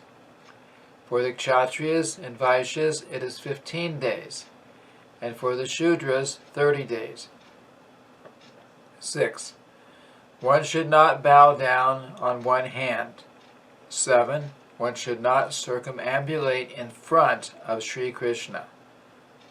The process of circumambulating the temple is that one should begin circumambulating from the deity's right-hand side of the temple and come around. Such circumambulation should be performed outside the temple structure at least 3 times daily. 8. One should not spread his legs before the deity. 9. One should not sit before the deity holding the ankles, elbows, or knees with one's hands. 10. One should not lie down before the deity of Krishna. 11.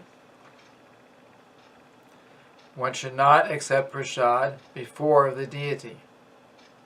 12. One should never speak a lie before the deity. 13. One should not talk very loudly before the deity. 14. One should not talk with others before the deity.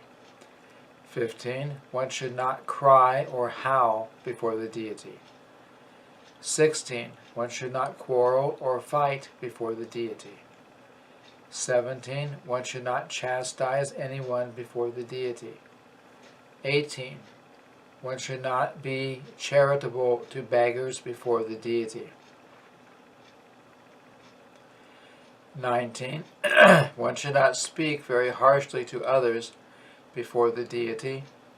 20. One should not wear a fur blanket before the deity. 21. One should not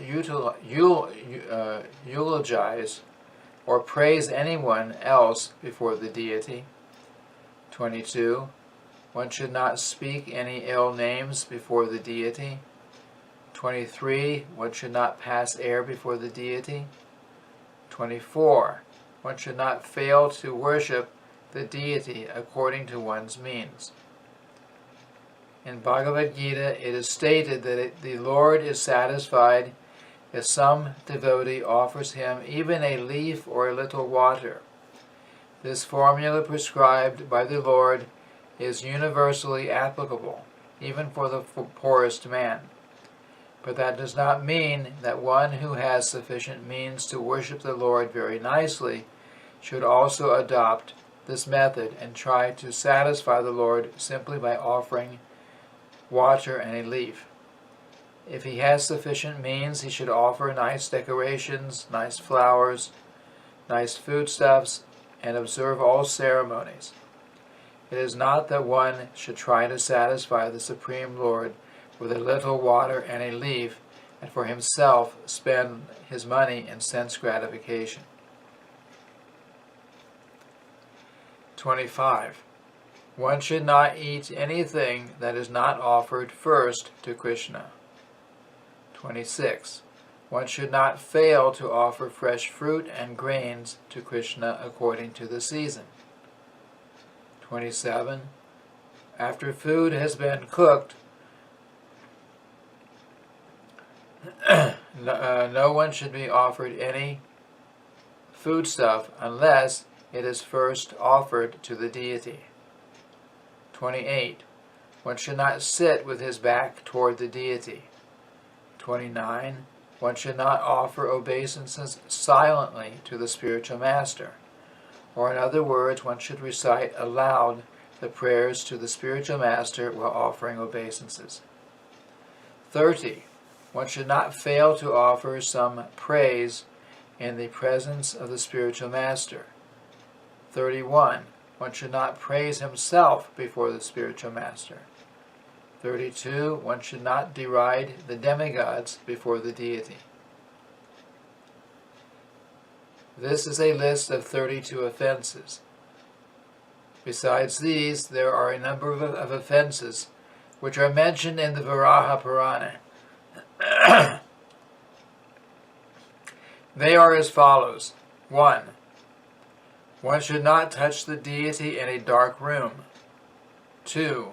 One should not fail to strictly follow the rules and regulations in worshiping the deity. 3. One should not enter the temple of the deity without first making some sound. 4. One should not offer any foodstuff to the deity which has been seen by dogs or other lower animals. 5. One should not break silence while worshiping. 6. One should not pass urine or evacuate while engaged in worshiping. 7. One should not offer incense without offering some flower. 8. Useless flowers without any fragrance should not be offered. 9. One should not fail to wash his teeth very carefully every day. 10. One should not enter the temple directly after sexual intercourse. 11. One should not enter the temple after touching a woman during her menstrual period. 12. One should not enter the temple after touching a dead body.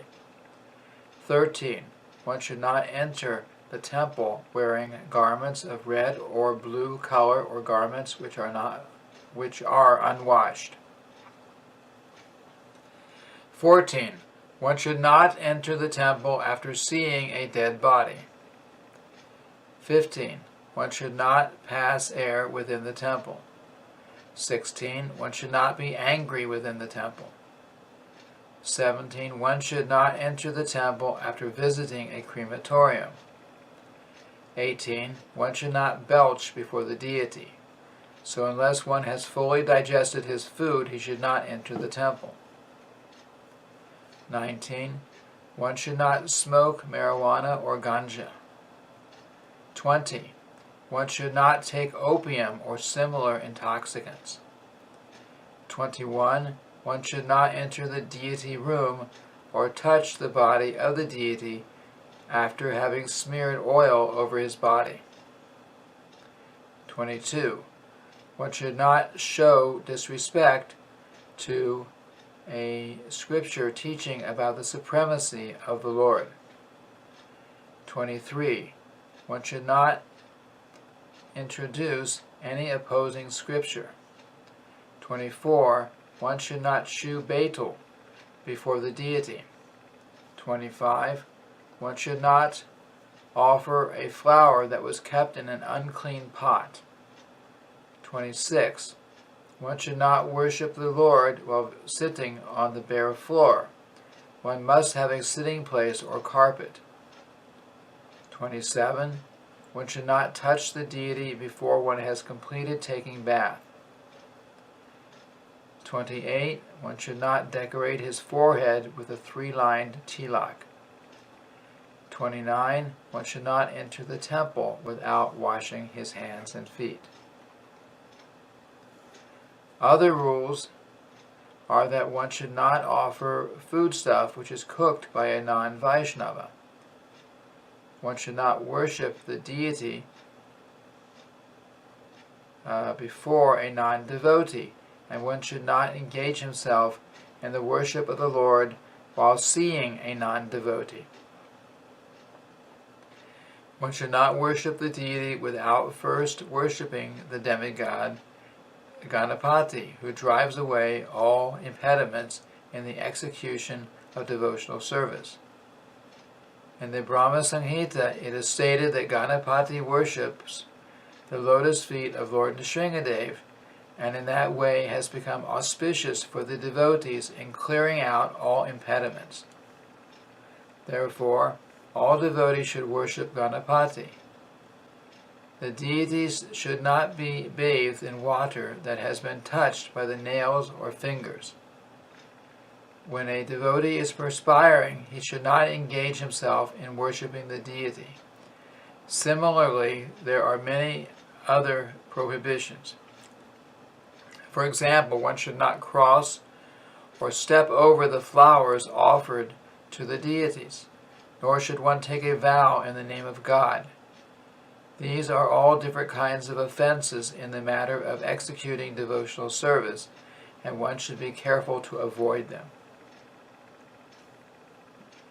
In the Padma Purana, it is stated that even a person whose life is completely sinful will be completely protected by the Lord if he simply surrenders unto him. So it is accepted that one who surrenders unto the Supreme Personality of Godhead becomes free from all sinful reactions. And even when a person becomes an offender unto the Supreme Personality of Godhead himself, he can still be delivered simply by taking shelter of the holy names of the Lord. Hare Krishna, Krishna Krishna, Hare Hare, Hare Rama, Rama Rama, Hare Hare. In other words, the chanting of Hare Krishna is beneficial for eradicating all sins, but if one becomes an offender to the holy names of the Lord, then he has no chance of being delivered. The offenses against the chanting of the holy name are as follows. 1.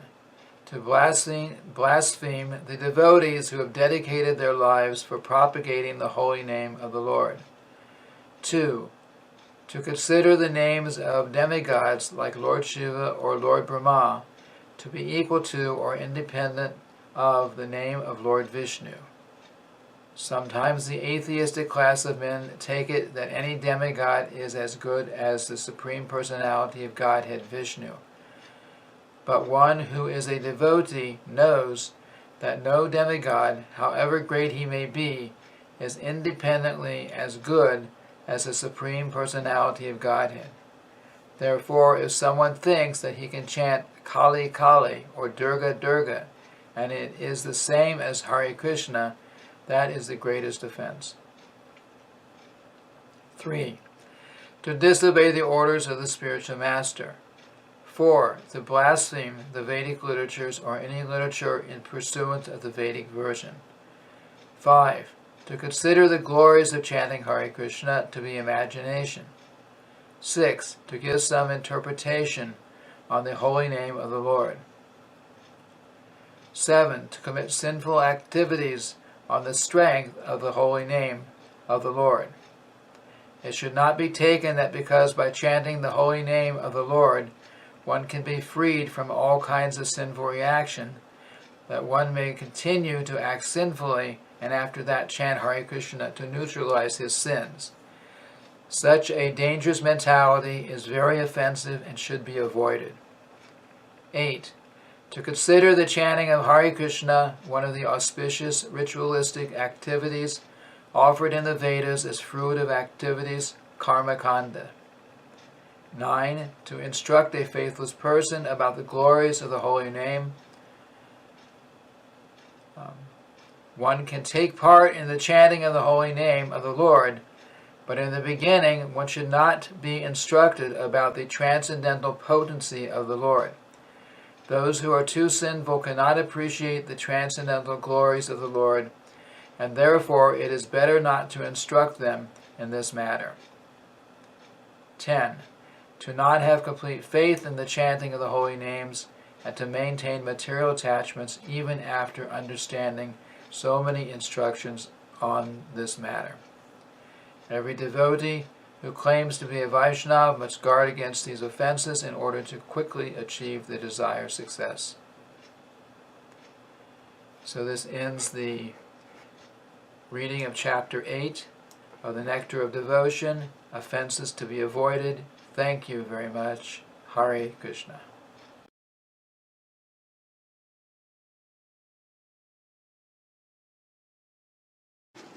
Hare Krishna. Today we will continue with our reading from the Nectar of Devotion, Chapter 9, entitled Further Consideration of Devotional Principles. The Nectar of Devotion was written by His Divine Grace A.C. Bhaktivedanta Swami Prabhupada. It was published by the Bhaktivedanta Book Trust. The first section is called Blasphemy. One should not tolerate blasphemy of the Lord or His devotees.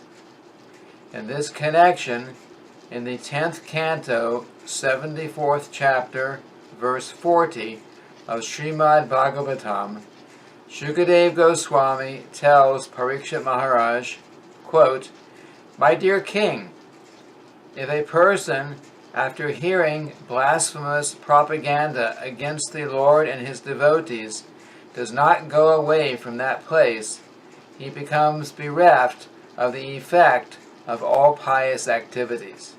End quote. In one of Lord Chaitanya's Shikshashtika verses, it is stated, quote, "The devotee should be more tolerant than the tree and more submissive than the grass. He should offer all honor to others, but may not accept any honor for himself." End quote. In spite of Lord Chaitanya's being so humble and meek as a devotee, when he was informed about injuries inflicted on the body of Sri Nityananda, he immediately ran to the spot and wanted to kill the offenders, Jagai and Madai. This behavior of Lord Chaitanya's is very significant. It shows that a Vaishnava may be very tolerant and meek, foregoing everything for his personal honor, but when it is a question of the honor of Krishna or his devotee, he will not tolerate any insult. There are three ways of dealing with such insults. If someone is heard blaspheming by words, one should be so expert that he can defeat the opposing party by argument. If he is unable to defeat the opposing party, then the next step is that he should not just stand there meekly, but should give up his life. The third process is followed if he is unable to execute the above-mentioned two processes, and this is he must leave the place and go away. If a devotee does not follow any of the above-mentioned three processes, he falls down from his position of devotion. Next section. Tilak and Tulasi beads. In the Padma Purana, there is a statement describing how a Vaishnava should decorate his body with tilak and beads. Quote, "Persons who put Tulasi beads on the neck, who mark 12 places of their bodies as Vishnu temples with Vishnu's symbolic representations, the four items held in the four hands of Lord Vishnu, the conch, mace, disc, and lotus, and who have Vishnu tilak on their foreheads, are to be understood as the devotees of Lord Vishnu in this world. Their presence makes the world purified, and anywhere they remain, they make that place as good as Vaikuntha." End quote. A similar statement is in the Skanda Purana, which says, quote, "Persons who are decorated with tilak or gopi chandan, a kind of clay resembling fuller's earth, that is produced in certain quarters of Vrindavan, and who mark their bodies all over with the holy names of the Lord, and on their necks and breasts there are tulasi beads, are never approached by the Yamadutas." End quote. The Yamadutas are the constables of Lord Yama, the Lord of Death, who punishes all sinful men. Vaishnavas are never called for by such constables of Yamaraj. In the Srimad Bhagavatam, in the narration of Ajamil's deliverance, it is said that Yamaraj gave clear instructions to his assistants not to approach the Vaishnavas. Vaishnavas are beyond the jurisdiction of Yamaraj's activities. The Padma Purana also mentions, quote, a person whose body is decorated with the pulp of sandalwood, with paintings of the holy name of the Lord, is delivered from all sinful reactions, and after his death he goes directly to Krishna Loka to live in the association with the Supreme Personality of Godhead. End quote. Next section. Accepting flower garlands. The next section, or the next instruction, rather, is that one should put on flower garlands that are offered to the deity. In this connection, in the 11th canto, 6th chapter, verse 46 of the Srimad Bhagavatam, Uddhava says to Krishna, quote, My dear Krishna, I have taken things that you have used and enjoyed, such as your garlands of flowers, scented oils, garments, and ornaments, and I eat only the remnants of your foodstuff, because I am your menial servant. So therefore I am sure that I shall not be attacked by the spell of the material energy. End quote. The purport of this verse is that for any person who simply follows these rules and regulations of decorating the body with the marks of tilak made from gopi chandan or sandalwood pulp, and who puts on the garlands that were offered to Krishna, there is no question of being conquered by the spell of the material energy. At the time of death, there is no question of such a person's being called by the constables of Yamaraj. Even if one does not accept all the Vaishnava principles, but still takes the remnants of foodstuff offered to Krishna, or Krishna Prasad, he will gradually become qualified to rise to the platform of a Vaishnava. Similarly, in the Skanda Purana, Lord Brahma tells Narada, quote, My dear Narada, anyone who puts on his neck the flower garland which was formerly used by Krishna becomes relieved from all disease and reactions to sinful activities, and gradually he is liberated from the contamination of matter. End quote. Next section. Dancing before the deity.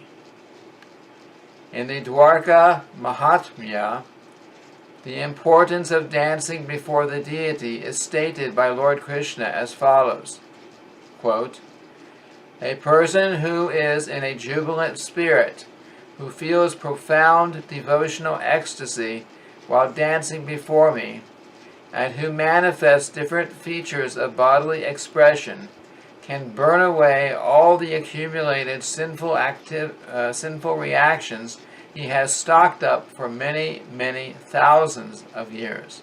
End quote. In the same book, there is a statement by Narada wherein he asserts, quote, From the body of any person who claps and dances before the deity, showing manifestations of ecstasy, all the birds of sinful activities fly away upward. End quote. Just as by clapping hands one can cause many birds to fly away, similarly the birds of all sinful activities which are sitting on the body can be made to fly away simply by dancing and clapping before the deity of Krishna. Next section. Bowing down in honor of the deity. In the Naradiya Purana, there is a statement about bowing down and offering respect to the deity. It is said there, quote, "A person who has performed a great ritualistic sacrifice and a person who has simply offered his respectful obeisances by bowing down before the Lord cannot be held as equals." End quote. The person who has executed many great sacrifices will attain the result of his pious activities. But when such results are finished, he has to take birth again on the earthly planet. However, the person who has once offered respects, bowing down before the deity, will not come back to this world because he will go directly to the abode of Krishna. Next section, standing up to receive the Lord. In the Brahmanda Purana, it is said, quote, "A person who sees the Lord's Rathayatra car festival and then stands up to receive the Lord can purge all kinds of sinful results from his body." End quote. Next section. A similar statement is there in the Bhavisha Purana, in which it is said, quote, "Even if born of a lowly family, a person who follows the Rathayatra car when the deities pass in front or from behind will surely be elevated to the position of achieving equal opulence with Vishnu." End quote. Next section, going to the temple of Vishnu or to places of pilgrimage. It is stated in the Puranas, quote, "Persons who attempt to visit the holy places of pilgrimage, like Vrindavan, Mathura, or Dwarka, are actually glorified. By such traveling activities, they can pass over the desert of material existence." End quote. In the Hari Bhakti Sudodaya, there is a statement that the benefit of visiting the temples of Lord Vishnu. As we have explained previously, in Vrindavan, Mathura, and Dwarka, the system is that all the devotees take advantage of visiting various temples situated in those holy places. It is stated in the Hari Bhakti Sudodaya, quote, "Persons who are impelled by pure devotional service in Krishna consciousness and who therefore go to see the deities of Vishnu in the temple will surely get relief from entering again into the prison house of a mother's womb." End quote. The conditioned soul forgets the trouble of living within the mother's womb during birth, but it is a very painful and terrible experience. In order to make an escape from this material condition, one is advised to visit a temple of Lord Vishnu with devotional consciousness. Then one can very easily get out of the miserable condition of material birth.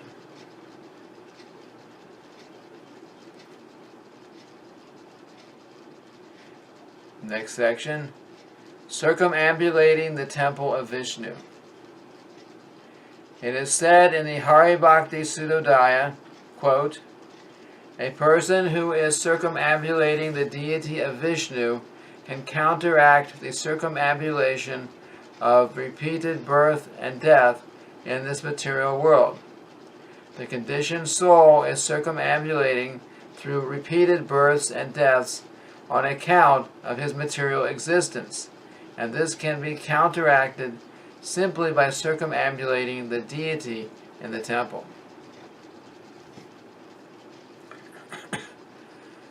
The Chaturmasha ceremony is observed during the 4 months of the rainy season. In India, approximately July, August, September, and October, beginnings from Shravana.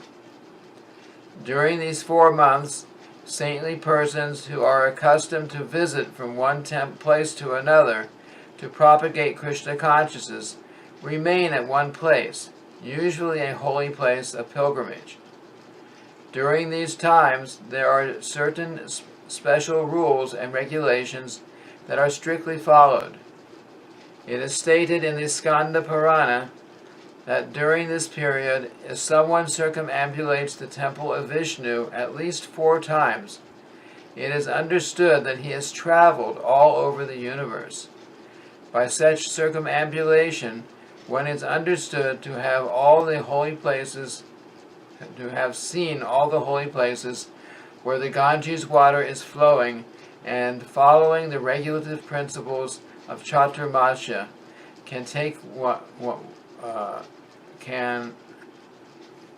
I'll read that again. By such circumambulation, one is understood to have seen all the holy places where the Ganges water is flowing, and by following the regulative principles of Chaturmasya, one can very quickly be raised to the platform of devotional service. Next section, Archana. Archana means worship of the deity in the temple. By executing this process, one confirms himself to be not the body, but spirit soul. In the 10th canto, 81st chapter, verse 19 of the Srimad Bhagavatam, it is told how Sudam, an intimate friend of Krishna's, while going to the house of a Brahmana, murmured to himself, quote, "Simply by worshipping Krishna, one can easily achieve all the results of heavenly opulence, liberation, supremacy over the planetary systems of the universe, all the opulences of this material world, and the mystic power of performing the yoga system." End quote. The events leading to Sudama's murmuring this statement are as follows. Sri Krishna had ordered his friend Sudama to go to a Brahmana's house to ask for some food. The Brahmanas were performing a great sacrifice, and Sri Krishna told Sudama to plead with them that he and Balaram were feeling hungry and needed some food. When Sudama went there, the Brahmanas refused to offer anything, but the wives of the Brahmanas, upon hearing that Sri Krishna wanted some foodstuff, immediately took many palatable dishes and went to offer them to Sri Krishna. In the Vishnu Rahasya also it is stated, quote, "Any person within this world who is engaged in the worship of Vishnu can very easily achieve the ever blissful kingdom of God, known as Vaikuntha Loka." Next section, rendering service to the Lord. It is stated in the Vishnu Rahasya, quote, "Any person who can arrange for service to the Lord in the same way that a king is given service by his attendants is surely elevated to the abode of Krishna after death." End quote. Actually, in India, the temples are just like royal palaces. They are not ordinary buildings, because the worship of Krishna should be performed in just the way that a king is worshipped in his palace. So in Vrindavan, there are many hundreds of temples wherein the deity is worshipped exactly like a king. In the Naradiya Purana, it is stated, quote, "If a person stays in the Lord's temple even for a few moments, he can surely achieve the transcendental kingdom of God." End quote. The conclusion is that those who are rich men in society should construct beautiful temples and arrange for the worship of Vishnu, so that people may be attracted to visit such temples and thereby be offered the opportunity of dancing before the Lord or chanting the holy names of the Lord, or else hearing the holy name of the Lord. In this way, everyone will be given the chance to elevate himself to the kingdom of God.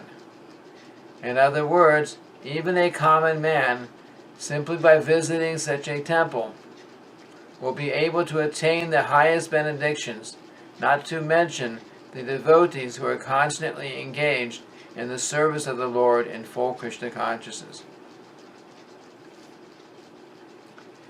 In this connection, there is a statement in the 4th canto, 21st chapter, verse 31 of the Srimad Bhagavatam, wherein King Prithu says to his subjects, quote, "My dear citizens, please note that the Supreme Personality of Godhead, Hari, is actually the deliverer of all fallen conditioned souls. No demigod can perform this act of delivering the conditioned souls because the demigods themselves are conditioned.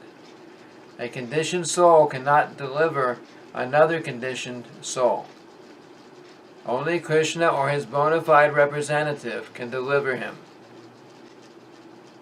The Ganges water, which is flowing down from the toe of Lord Vishnu, falls upon the earthly planet and other planets, and thereby delivers all the conditioned sinful living entities.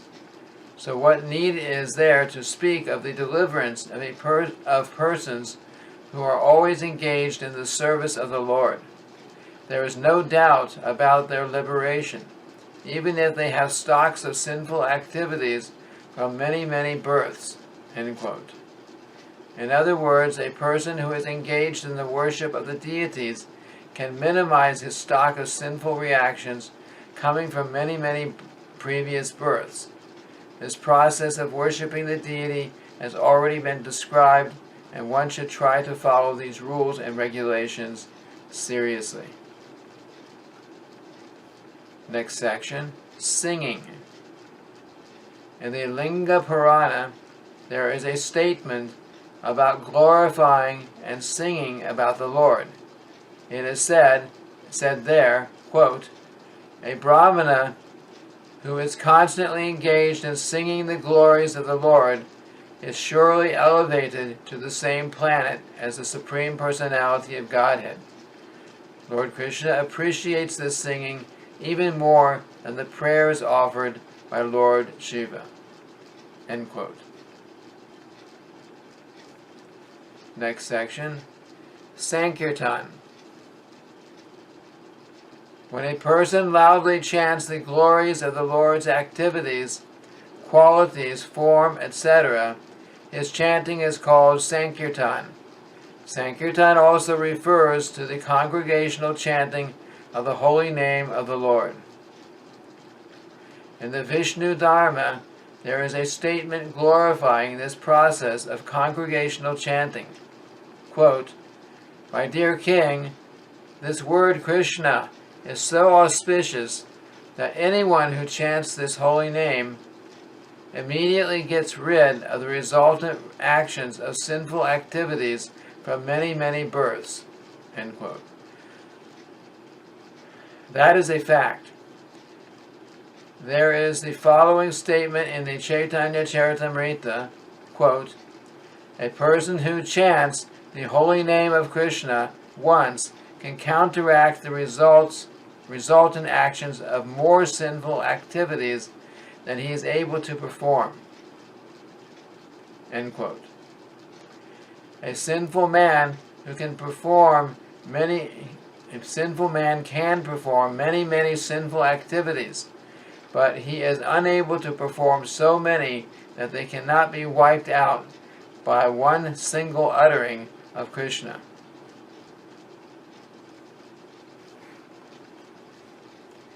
In the 7th canto, 9th chapter, verse 18 of Srimad Bhagavatam, Maharaj Prahlad offers the following prayers to the Lord.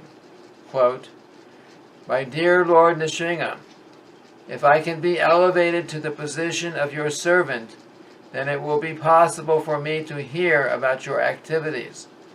You are the supreme friend, the supreme worshipable deity. Your pastimes are transcendental, and simply by hearing of them one can counteract all his sinful activities.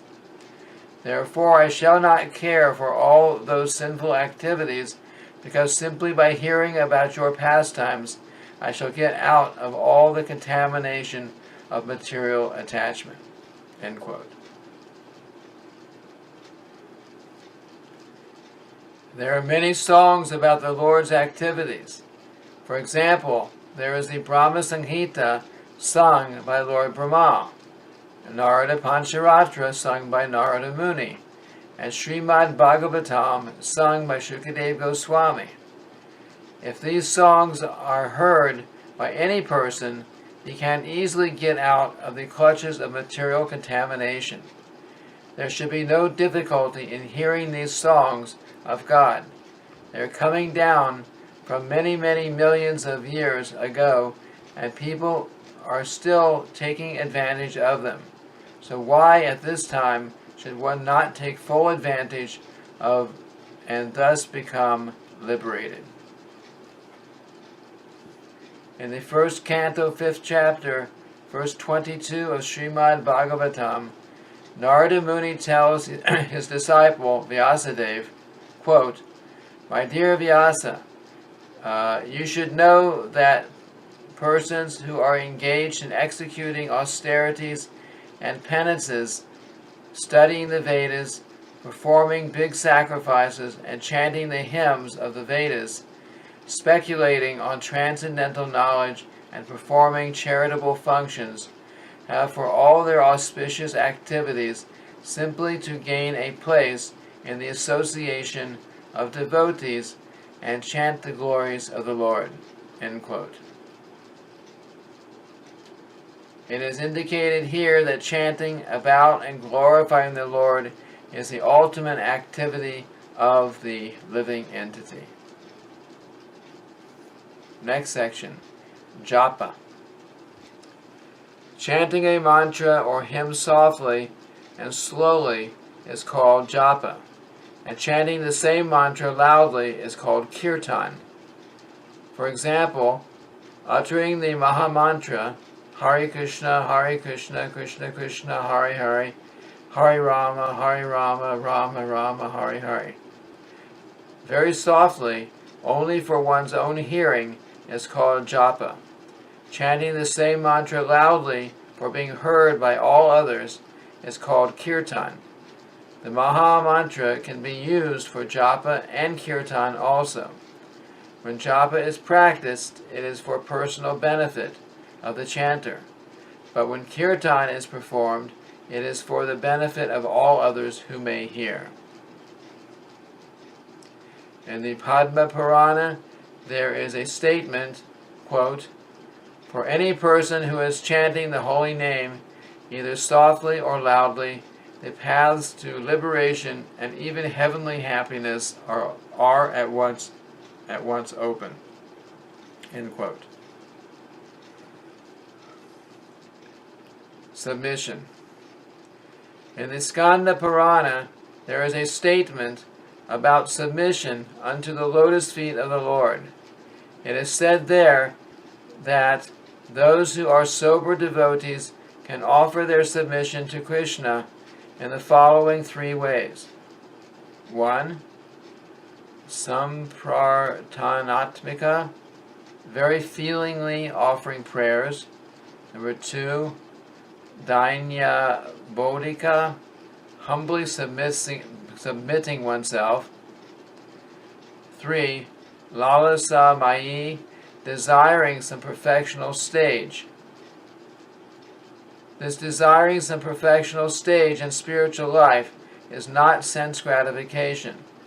When one realizes something of his constitutional relationship with the Supreme Personality of Godhead, he understands his original position and wants to be reinstated in that position, either as a friend, servant, parent, or conjugal lover of Krishna.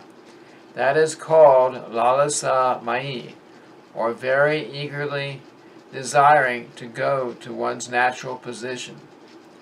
This Lalasa Mai stage of submission comes in the stage of perfect liberation, which is technically called Swarup Siddhi, when the living entity understands by perfect spiritual advancement and revelation his original relationship with the Lord. In the Padma Purana, there is a statement of submission in feeling by the devotees praying to the Lord. Quote, "My Lord, I know that young girls have natural affection for boys, and that young boys have a natural affection for young girls. I am praying at your lotus feet that my mind may become attracted unto you in the same spontaneous way." End quote. The example is very appropriate. When a young boy or girl sees a member of the opposite sex, there is a natural attraction, without the need for any introduction. Without any training, there is a natural attraction due to the sex impulse. This is a material example, but the devotee is praying that he may develop a similar spontaneous attachment for the Supreme Lord, free from any desire for profit and without any other cause. This natural attraction for the Lord is the perfectional stage of self-realization. In the same Padma Purana, there is a statement about the submission in humbleness. It is stated there, quote, "My dear Lord, there is no sinful living entity who is more of a sinner than myself, nor is there a greater offender than myself. I am so greatly sinful and offensive that when I come to confess my sinful activities before you, I am ashamed." End quote. This is a natural position for a devotee. As far as the conditioned soul is concerned, there is no wonder that he has some sinful activities in the past life, and this should be admitted and confessed before the Lord. As soon as this is done, the Lord excuses the sincere devotee, but that does not mean that one should take advantage of the Lord's causeless mercy and expect to be excused over and over again, while he commits the same sinful activities. Such a mentality is only for shameless persons. Here it is clearly said, quote, "When I come to confess my sinful activities, I become ashamed." End quote. So if a person is not ashamed of his sinful activities and continues to commit the same sinful activities with the knowledge that the Lord will excuse him, that is a most nonsensical proposition. Such an idea is not accepted in any part of the Vedic literature.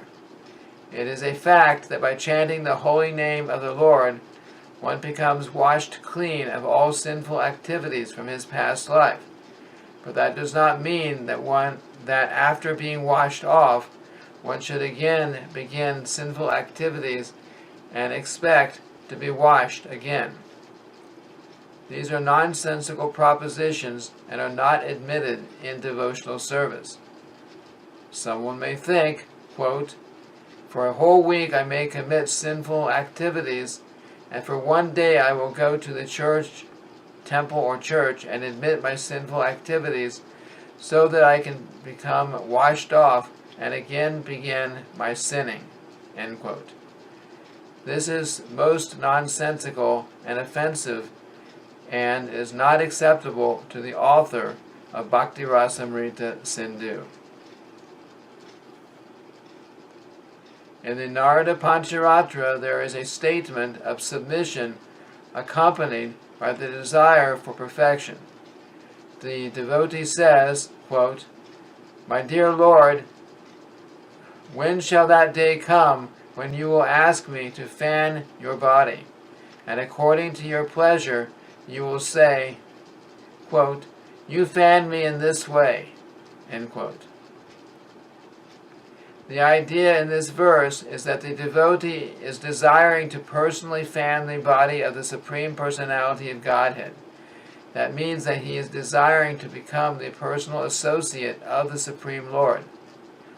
Of course, any devotee in any capacity, either as servant, friend, or conjugal lover, always has direct association with the Lord. But according to his different individual taste, a person desires for just one of these relationships.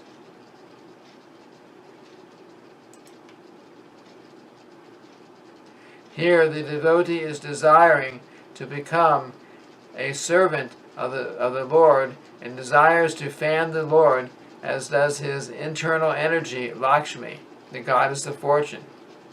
He also wishes that the Supreme Personality of Godhead will be pleased to give him directions as to how to fan. This submission with transcendental desire, or lalasa mai, vigyapti, is the highest perfectional stage of spiritual realization. In the same Narada Pancharatra, there is another expression of submission, wherein the devotee says, quote, "My dear Lord, O lotus-eyed one, when will that day come when on the bank of the Yamuna I shall become just like a madman and continue to chant your holy name while incessant tears flow from my eyes?" End quote. This is another perfectional stage. Lord Chaitanya also desired that, quote, "A moment will appear unto me as 12 years of time, and the whole world will appear to me as vacant on account of not seeing you, my dear Lord." End quote. One should feelingly pray and become eager to render his particular type of service to the Lord. This is the teaching of all great devotees, especially Lord Chaitanya. In other words, one should learn how to cry for the Lord. One should learn this small technique, and he should be very eager to actually cry, to become engaged in some particular type of service.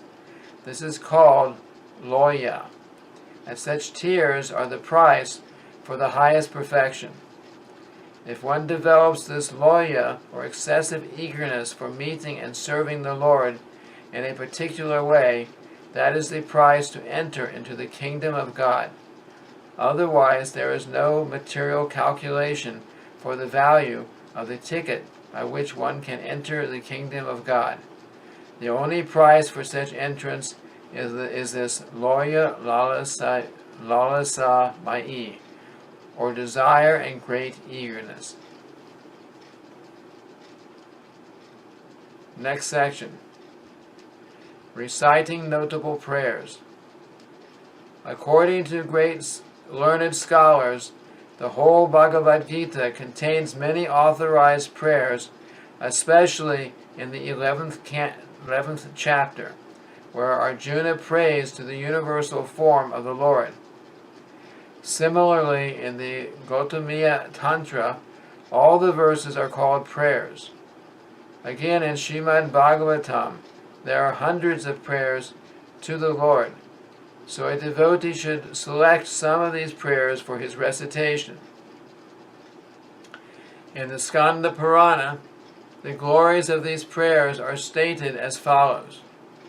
Quote, "Devotees whose tongues are decorated always with prayers to Lord Krishna are always given respect even by the great saintly persons and sages, and such devotees are actually worshipable by the demigods."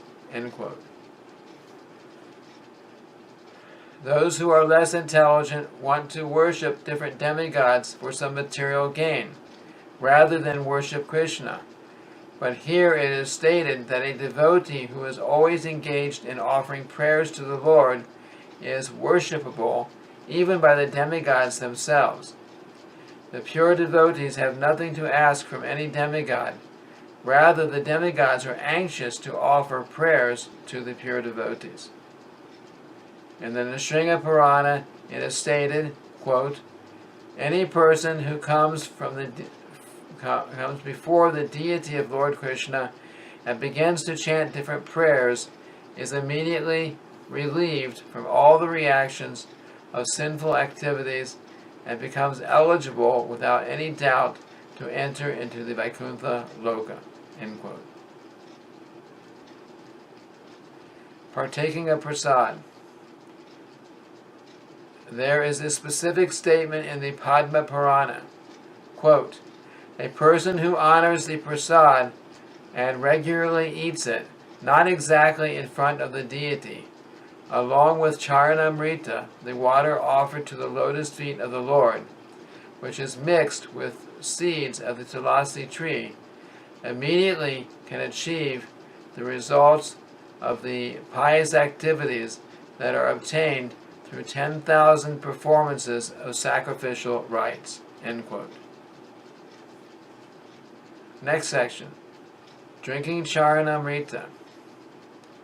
Charanamrita is obtained in the morning while the Lord is being washed before dressing. Scented with perfumes and flowers, the water comes gliding down through his lotus feet and is collected and mixed with yogurt. In this way, this Charanamrita not only becomes very tastefully flavored, but also has tremendous spiritual value.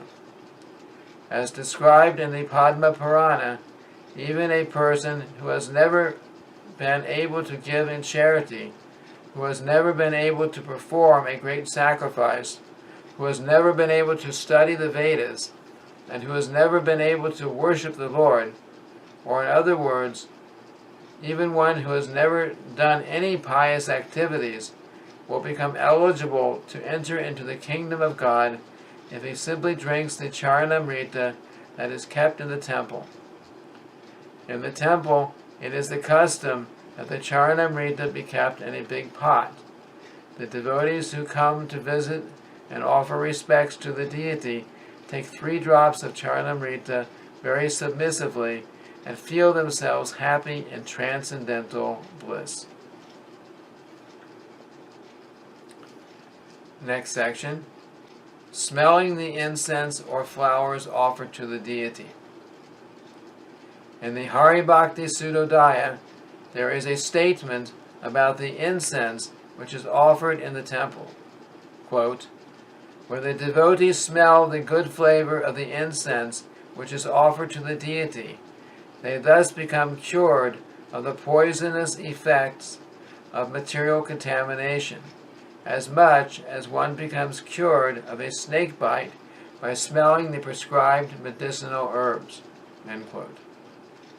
The explanation of this verse is that there is an herb found in the jungles that expert persons know how to use to revive the consciousness of one who is bitten by a snake. Simply by smelling that herb, one becomes immediately relieved of the poisonous effects of the snake bite. The same example is applicable. When a person comes to visit the temple and smells the incense offered to the deity, he is cured at that time from all his material contamination. Any devotee coming into the temple should always offer something to the deity: fruit, flowers, incense, etc. If one cannot offer anything in cash, something else must be offered. In India, the system is that all the ladies and gentlemen who come in the morning to visit the temple bring so many things. Even one morsel of rice or one morsel of flour can be offered. It is a regulative principle that one should not go to see a saintly person or the deity in the temple without any offering. The offering may be very humble or it may be priceless. Even a flower, a little fruit, or a little water, whatever is possible, must be offered.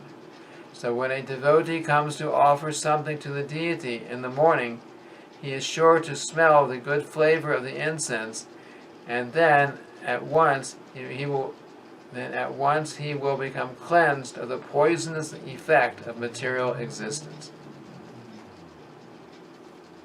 It is stated in the Tantra Shastra, quote, "If the smell of the garland that was offered to the deity in the temple enters into a person's nostrils, immediately his bondage to sinful activities becomes cleared. And even if one has no sinful activities, still, by smelling such remnants of flowers, one can advance from Mayavadi, impersonalist, to devotee." End quote. There are several instances of this, a prime one being the advancement of the four Kumaras. They were impersonalist Mayavadis, but after smelling the remnants of flowers and incense in the temple, they turned to become devotees. From the above verse, it appears that the Mayavadis, or the impersonalists, are more or less contaminated. They are not pure. It is confirmed in the Srimad Bhagavatam, quote, "One who has not washed off all reactions to sinful activities cannot be a pure devotee. A pure devotee has no more doubts about the supremacy of the Supreme Personality of Godhead, and thus he engages himself in Krishna consciousness and devotional service." End quote. A similar statement is in the Augusta Samhita. Just to purify the impurities of our nostrils, we should try to smell the remnants of flowers offered to Krishna in the temple. Next section, touching the deity. In the Vishnu Dharmottara, there is a statement about touching the lotus feet of the Lord.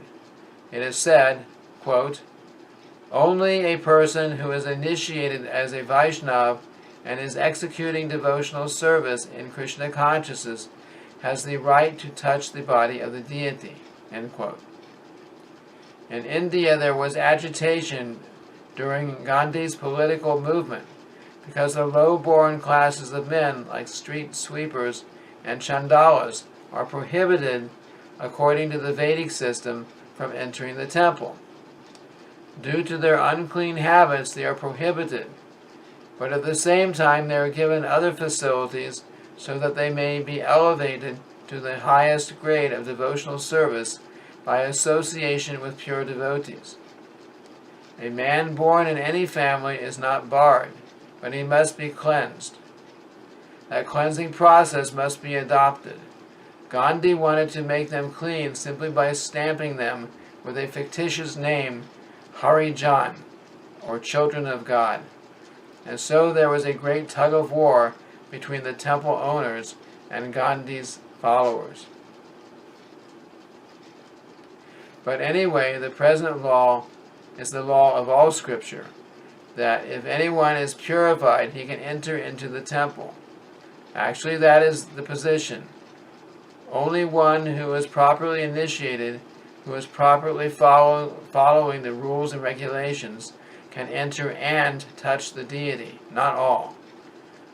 And one who touches the body of the deity, following such regulative principles, is immediately delivered from the contamination of material sins, and all of his desires become fulfilled without delay.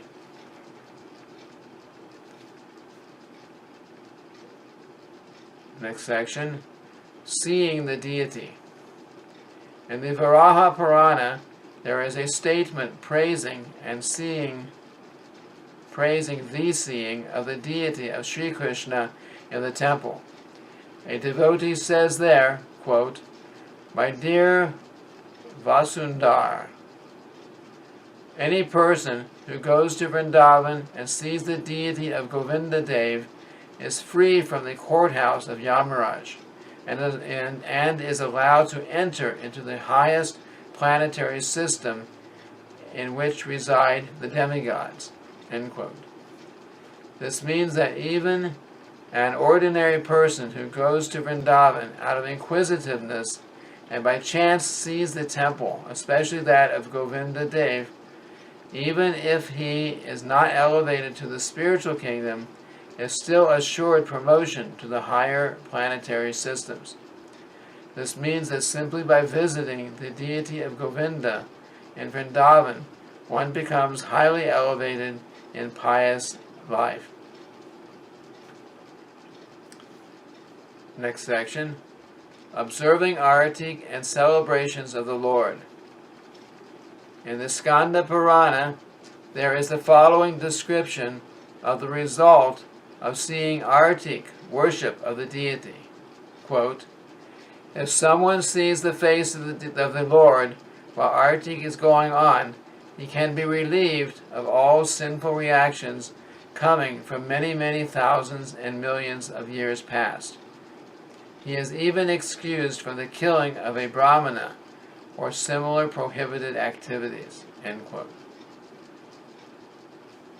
As we have already explained, there are different ceremonies to be performed, such as the birthday of Krishna, the birthday of Ramachandra, the birthday of some prominent Vaishnavas, the ceremony of Julian Yatra, with the Lord sitting on a swing, and Dol Yatra, the Lord's activities in the month of March. In all festivals, the Lord is seated on a car, and the car moves through the different streets of the city, so that people may take advantage of visiting the Lord.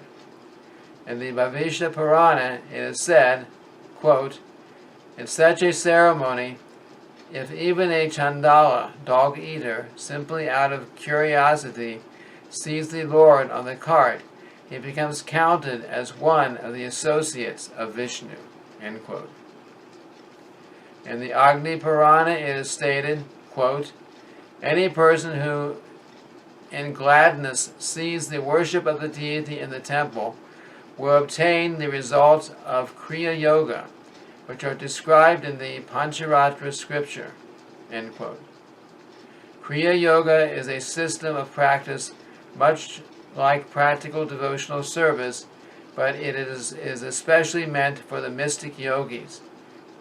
In other words, by this gradual process, the mystic yogis are eventually elevated to the devotional service of the Lord.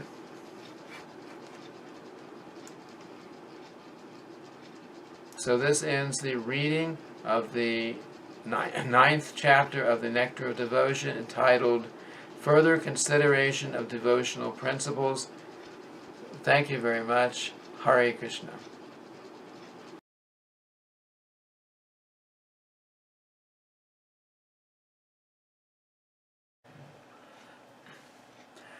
Hare Krishna. Today we will continue with our reading from the Nectar of Devotion, Chapter 10, Techniques of Hearing and Remembering. The Nectar of Devotion was written by His Divine Grace, A.C. Bhaktivedanta Swami Prabhupada, and it was published by the Bhaktivedanta Book Trust. So the first section is called Hearing. The beginning of Krishna consciousness and devotional service is hearing, in Sanskrit called Shravanam. All people should be given the chance to come and join devotional parties so that they may hear. This hearing is very important for progressing in Krishna consciousness. One who links his ears to the transcendental vibrations through oral reception quickly becomes purified and cleansed in the heart. Lord Chaitanya has affirmed that this hearing is very important. It cleanses the heart of the contaminated soul so that he becomes quickly qualified to enter into devotional service and understand Krishna consciousness. In the Garuda Purana, the stress on hearing is expressed very nicely. It is said there, quote, "The state of conditioned life in the material world is just like that of a man lying unconscious, having been bitten by a snake. This is because both such unconscious states can be ended by the sound of a mantra." End quote. When a man is snake bitten, he does not die immediately, but first becomes unconscious and remains in a comatose condition. Anyone who is in the material world is also sleeping, as he is ignorant of his actual self or his actual duty and his relationship with God. So materialistic life means that one is bitten by the snake of Maya, or illusion, and thus, without any Krishna consciousness, is almost dead. Now, the so-called dead man, bitten by a snake, can be brought back to life by the chanting of some mantra. There are expert chanters of these mantras who can perform this feat. Similarly, one can be brought back into Krishna consciousness from the deadly unconscious state of material life by hearing of the Maha Mantra, Hare Krishna, Krishna Krishna, Hare Hare, Hare Rama, Rama Rama, Hare Hare. In the 4th canto of Srimad Bhagavatam, 29th chapter, verse 40, the importance of hearing of the pastimes of the Lord is stated by Shukadeva Goswami to Maharaj Parikshit. Quote, "My dear king, one should stay at a place where the great acharyas, holy teachers, speak about the transcendental activities of the Lord, and one should give oral reception to the nectarian river flowing from the moon-like faces of such great personalities. If someone eagerly continues to hear such transcendental sounds, then certainly he will become freed from all material hunger, thirst, fear, and lamentation, as well as all illusions of material existence." End quote. Sri Chaitanya Mahaprabhu also recommended the process of hearing as a means of self-realization in the present age of Kali. In this age, it is very difficult to follow thoroughly the regulative principles and studies of the Vedas, which were formerly recommended. However, if one gives oral reception to the sound vibrated by great devotees and acharyas, that alone will give him relief from all material contamination. Therefore, it is the recommendation of Chaitanya Mahaprabhu that one should simply hear from authorities who are actually devotees of the Lord. Hearing from professional men will not help. If we hear from those who are actually self-realized, then the nectarian rivers, like those which are flowing on the moon planet, will flow into our ears. This is the metaphor used in the above verse. As stated in Bhagavad Gita, quote, "A materialistic person can give up his material hankerings only by becoming situated in Krishna consciousness." End quote. Unless one finds a superior engagement, he will not be able to give up his inferior engagement. In the material world, everyone is engaged in the illusory activities of the inferior energy. But when one is given the opportunity to relish the activities of the superior energy performed by Krishna, then he forgets all his lesser pleasures. When Krishna speaks on the battlefield of Kurukshetra, to the materialistic person it appears that this is simply talk between two friends, but actually it is a river of nectar flowing down from the mouth of Sri Krishna. Arjuna gave oral reception to such vibrations, and thus he became freed from all the illusions of material problems. In the 12th canto of Srimad Bhagavatam, 3rd canto, verse 15, it is stated, quote, "A person who desires unalloyed devotional service to Lord Krishna, who is praised by transcendental sound vibrations, should always hear about his glorification and transcendental qualities. This will surely kill all kinds of inauspiciousness in the heart." End quote. Next section. Expecting the Lord's mercy. In the 10th canto, 14th chapter, verse 8, it is said, quote, "My dear Lord, any person who is constantly awaiting your causeless mercy to be bestowed upon him, and who goes on suffering the resultant actions of his past misdeeds, offering you respectful obeisances from the core of his heart, is surely eligible to become liberated, for it has become his rightful claim." End quote.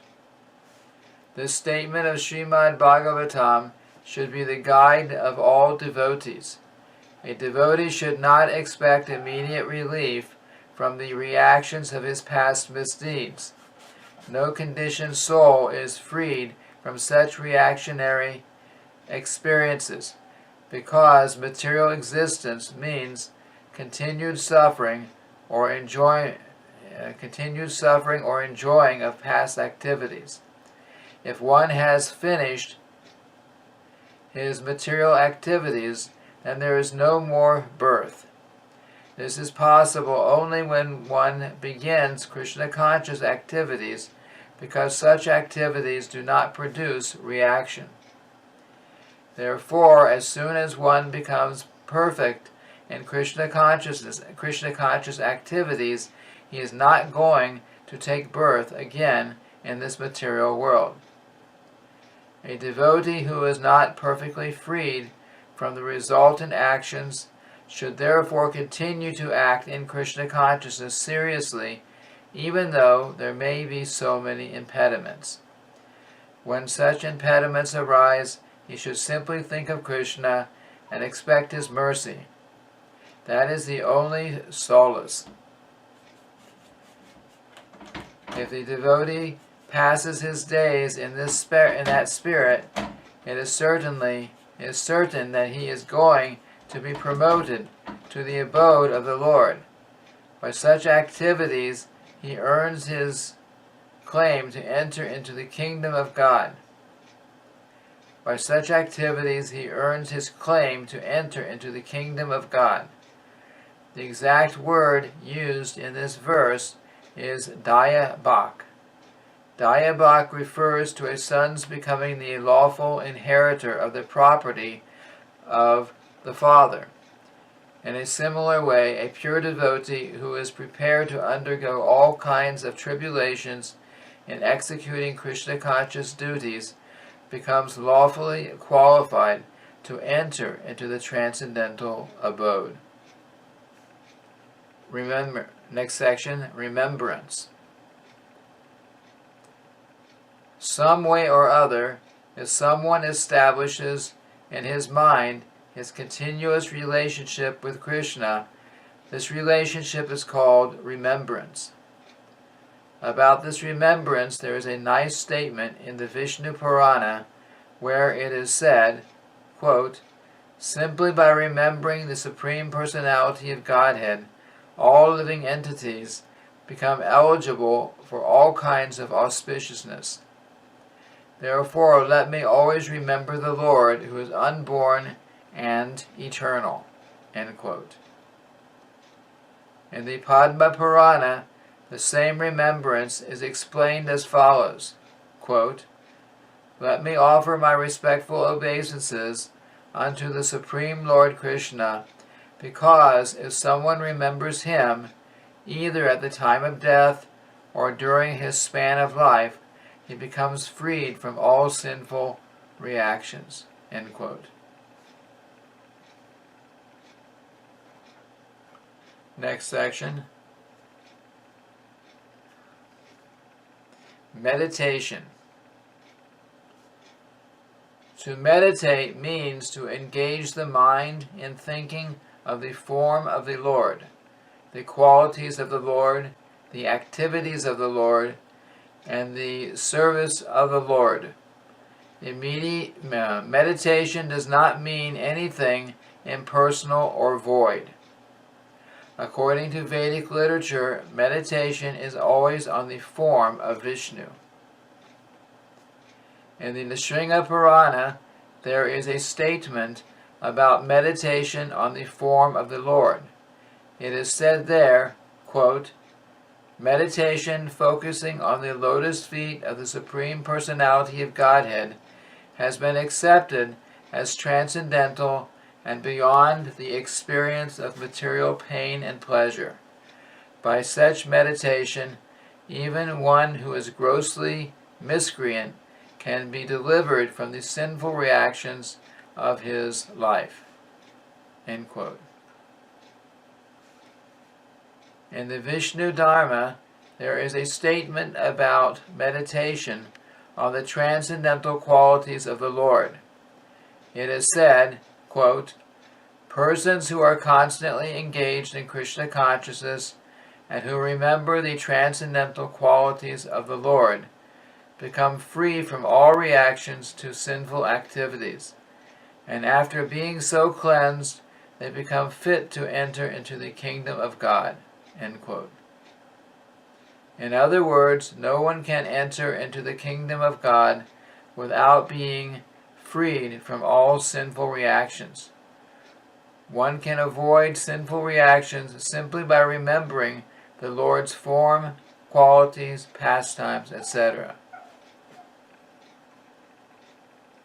In the Padma Purana, there is a statement about remembering the activities of the Lord.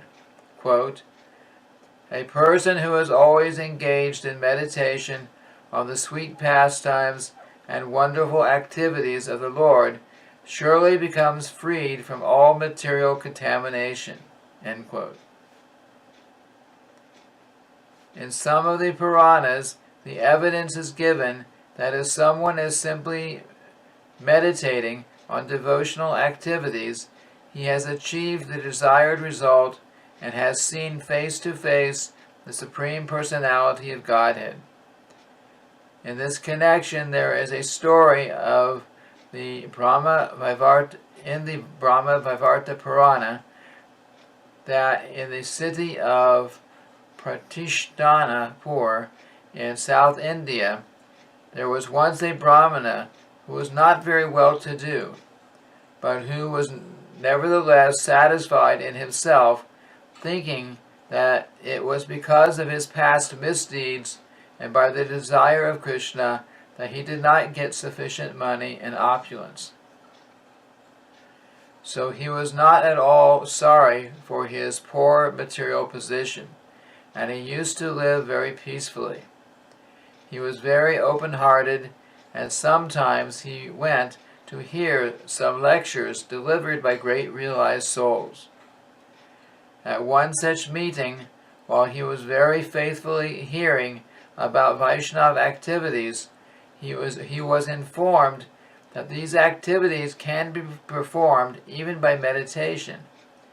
In other words, if a person is unable to actually perform Vaishnava activities physically, he can meditate upon the Vaishnava activities and thereby acquire all the same results. Because the Brahmana was not very well to do financially, he decided that he would simply meditate on grand royal devotional activities, and he began this business thus. Sometimes he would take his bath in the river Godavari. After taking his bath, he would sit in a secluded place on the bank of the river, and by practicing the yoga exercise of pranayama, the usual breathing exercises, he would concentrate his mind. These breathing exercises are meant to mechanically fix the mind upon a particular subject. That is the result of the breathing exercises, and also of different sitting postures of yoga. Formerly, even great ordinary persons used to know how to fix the mind upon the remembrance of the Lord, and so the Brahmana was doing this. When he had fixed the form of the Lord in his mind, he began to imagine in his meditations that he was dressing the Lord very nicely in costly clothing, with ornaments, helmets, and other paraphernalia. Then he offered his respectful obeisances by bowing down before the Lord. After finishing the dressing, he began to imagine that he was cleansing the temple very nicely. After cleansing the temple, he imagined that he had many water jugs made of gold and silver, and he took all those jugs to the river and filled them with the holy water. Not only did he collect water from the Godavari, but he collected from the Ganges, Yamuna, Narmada, and Kaveri. Generally, a Vaishnava, while worshipping the Lord, collects water from all these rivers by mantra chanting. This Brahmana, instead of chanting some mantra, imagined that he was physically securing water from all these rivers in golden and silver water pots. Then he collected all kinds of paraphernalia for worship: flowers, fruits, incense, and sandalwood pulp. He collected everything to place before the deity. All these waters, flowers, and scented articles were then very nicely offered to the deities to their satisfaction.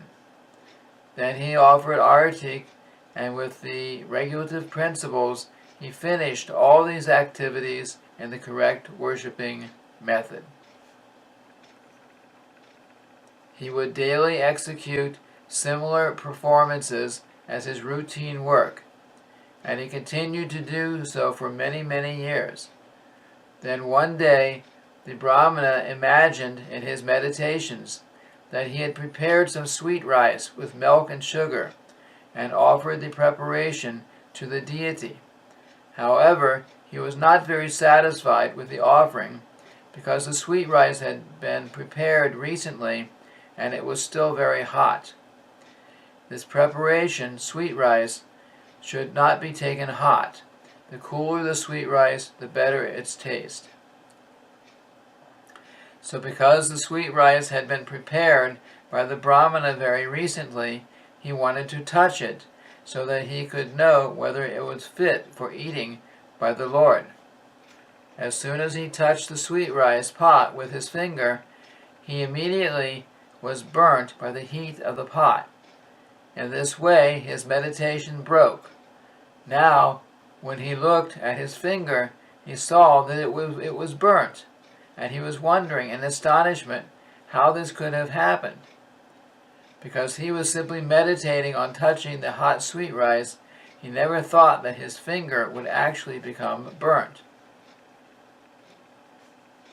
When he was thinking like this, in Vaikuntha, Lord Narayan, seated with the goddess of fortune, Lakshmi, began to smile humorously. On seeing this smiling of the Lord, all the goddesses of fortune attending the Lord became very curious and asked Lord Narayan why he was smiling. The Lord, however, did not reply to their inquisitiveness, but instead immediately sent for the Brahmana. An airplane sent from Vaikuntha immediately brought the Brahmana into Lord Narayan's presence. When the Brahmana was thus present before the Lord and the goddess of fortune, the Lord explained the whole story.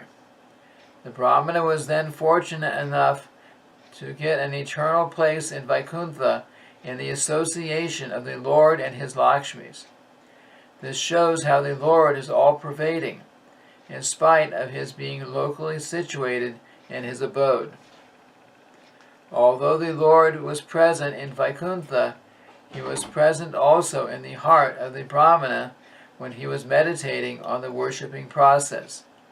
Thus, we can understand that things offered by the devotees, even in meditation, are accepted by the Lord, and they help one to achieve the desired result. So this ends the reading of Chapter 10 of the Nectar of Devotion, entitled Techniques of Hearing and Remembering. Thank you very much. Hare Krishna.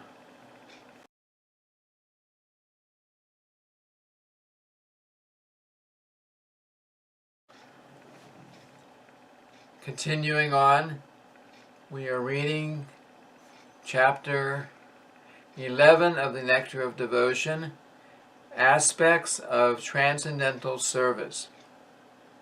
The Nectar of Devotion was written by His Divine Grace, A.C. Bhaktivedanta Swami Prabhupada, and it was published by the Bhaktivedanta Book Trust. The first section is called Servitorship. In the opinion of the karmis, or fruitive workers, offering the result of karma is called servitorship.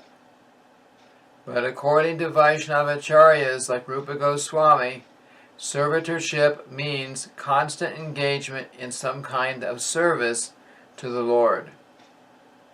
In the Skanda Purana, it is said that those who are attached to ritualistic activities, the four orders of social life, and the four orders of spiritual life, are considered devotees.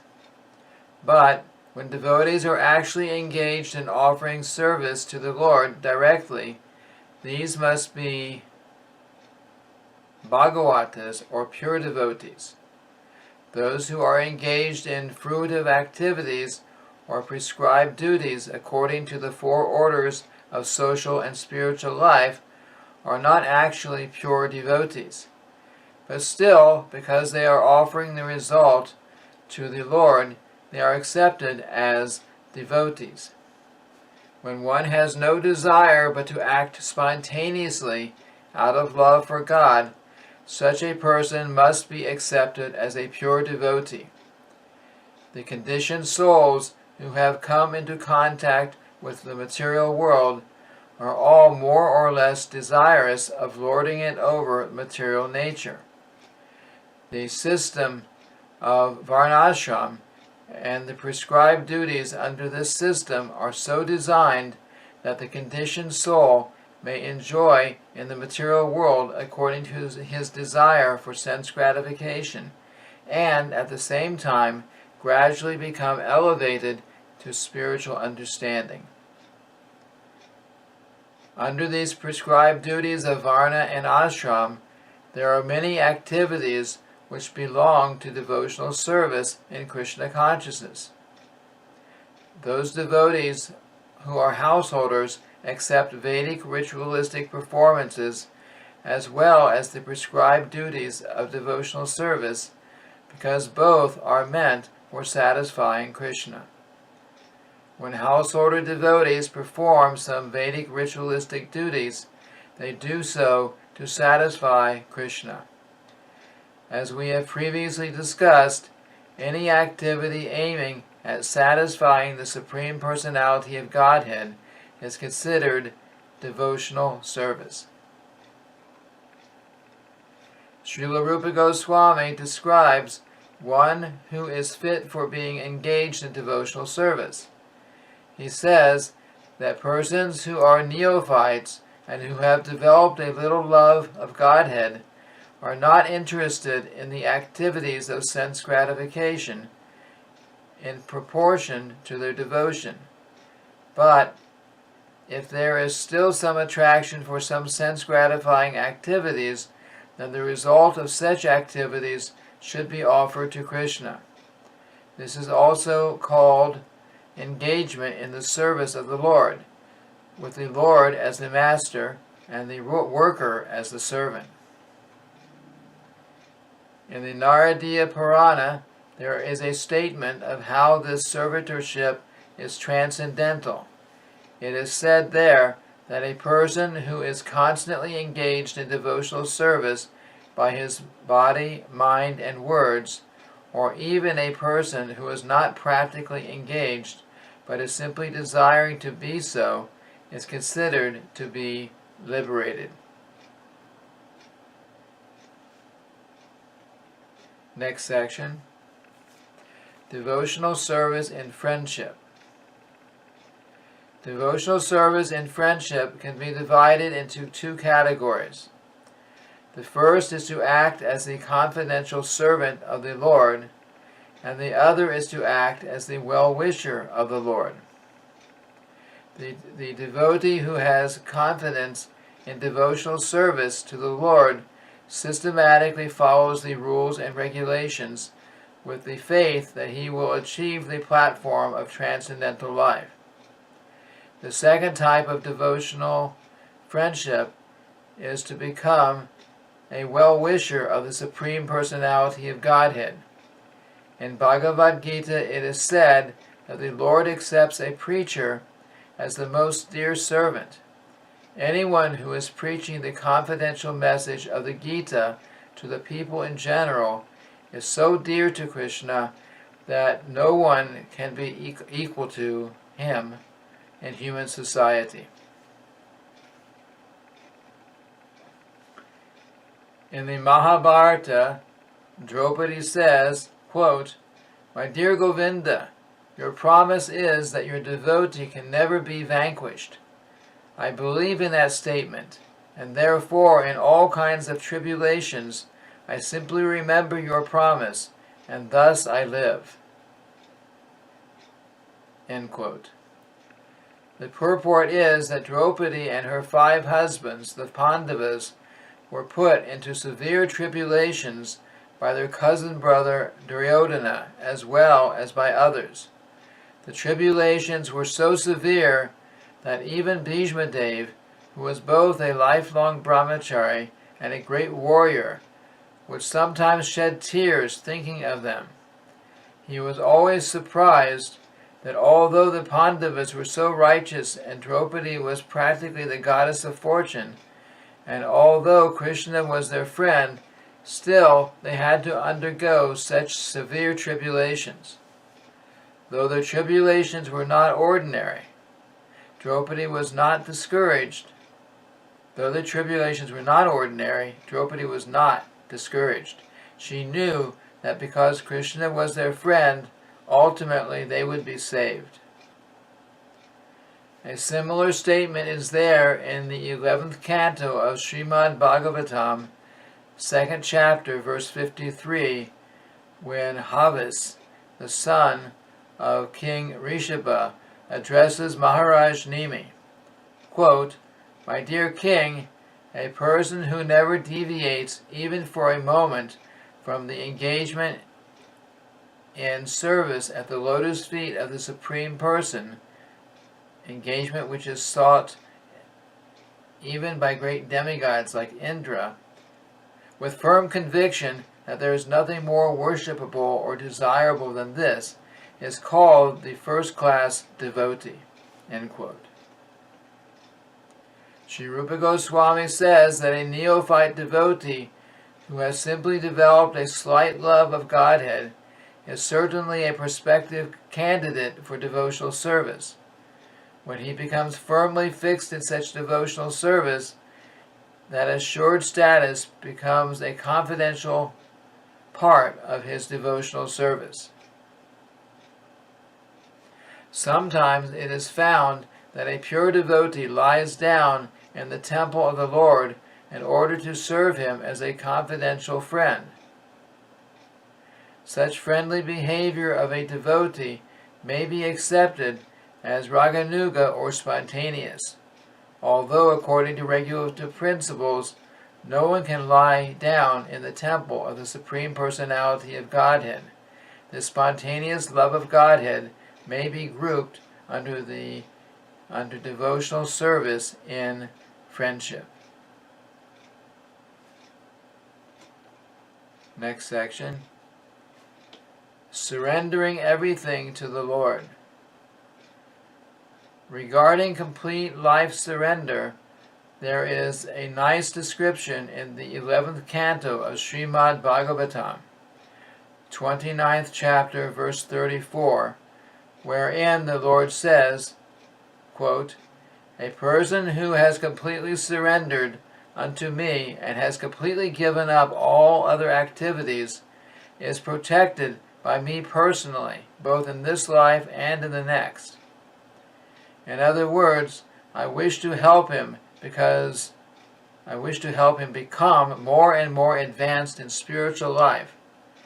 Such a person is to be understood as having already achieved sarshti, having equal opulence with the Supreme.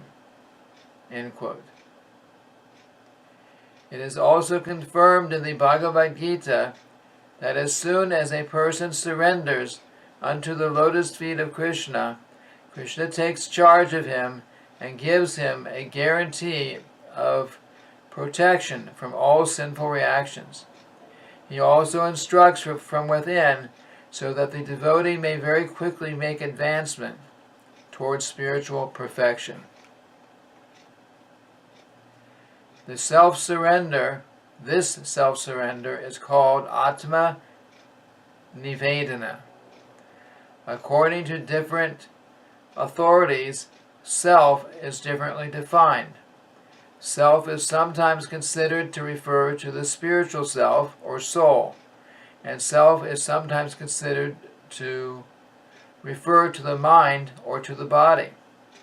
Full self-surrender, therefore, means not only surrendering one's self as spirit soul, but also surrendering one's mind and the body to the service of the Lord. Srila Bhaktivinoda Thakur has sung a nice song in this connection. While offering himself as a fully surrendered soul, he said, quote, "My mind, my household affairs, my body, whatever is in my possession, my dear Lord, I offer to you for your service. Now you can do with them as you like. You are the supreme possessor of everything, so if you like, you can kill me, or if you like, you can give me protection. All authority belongs to you. I have nothing to claim as my own." End quote.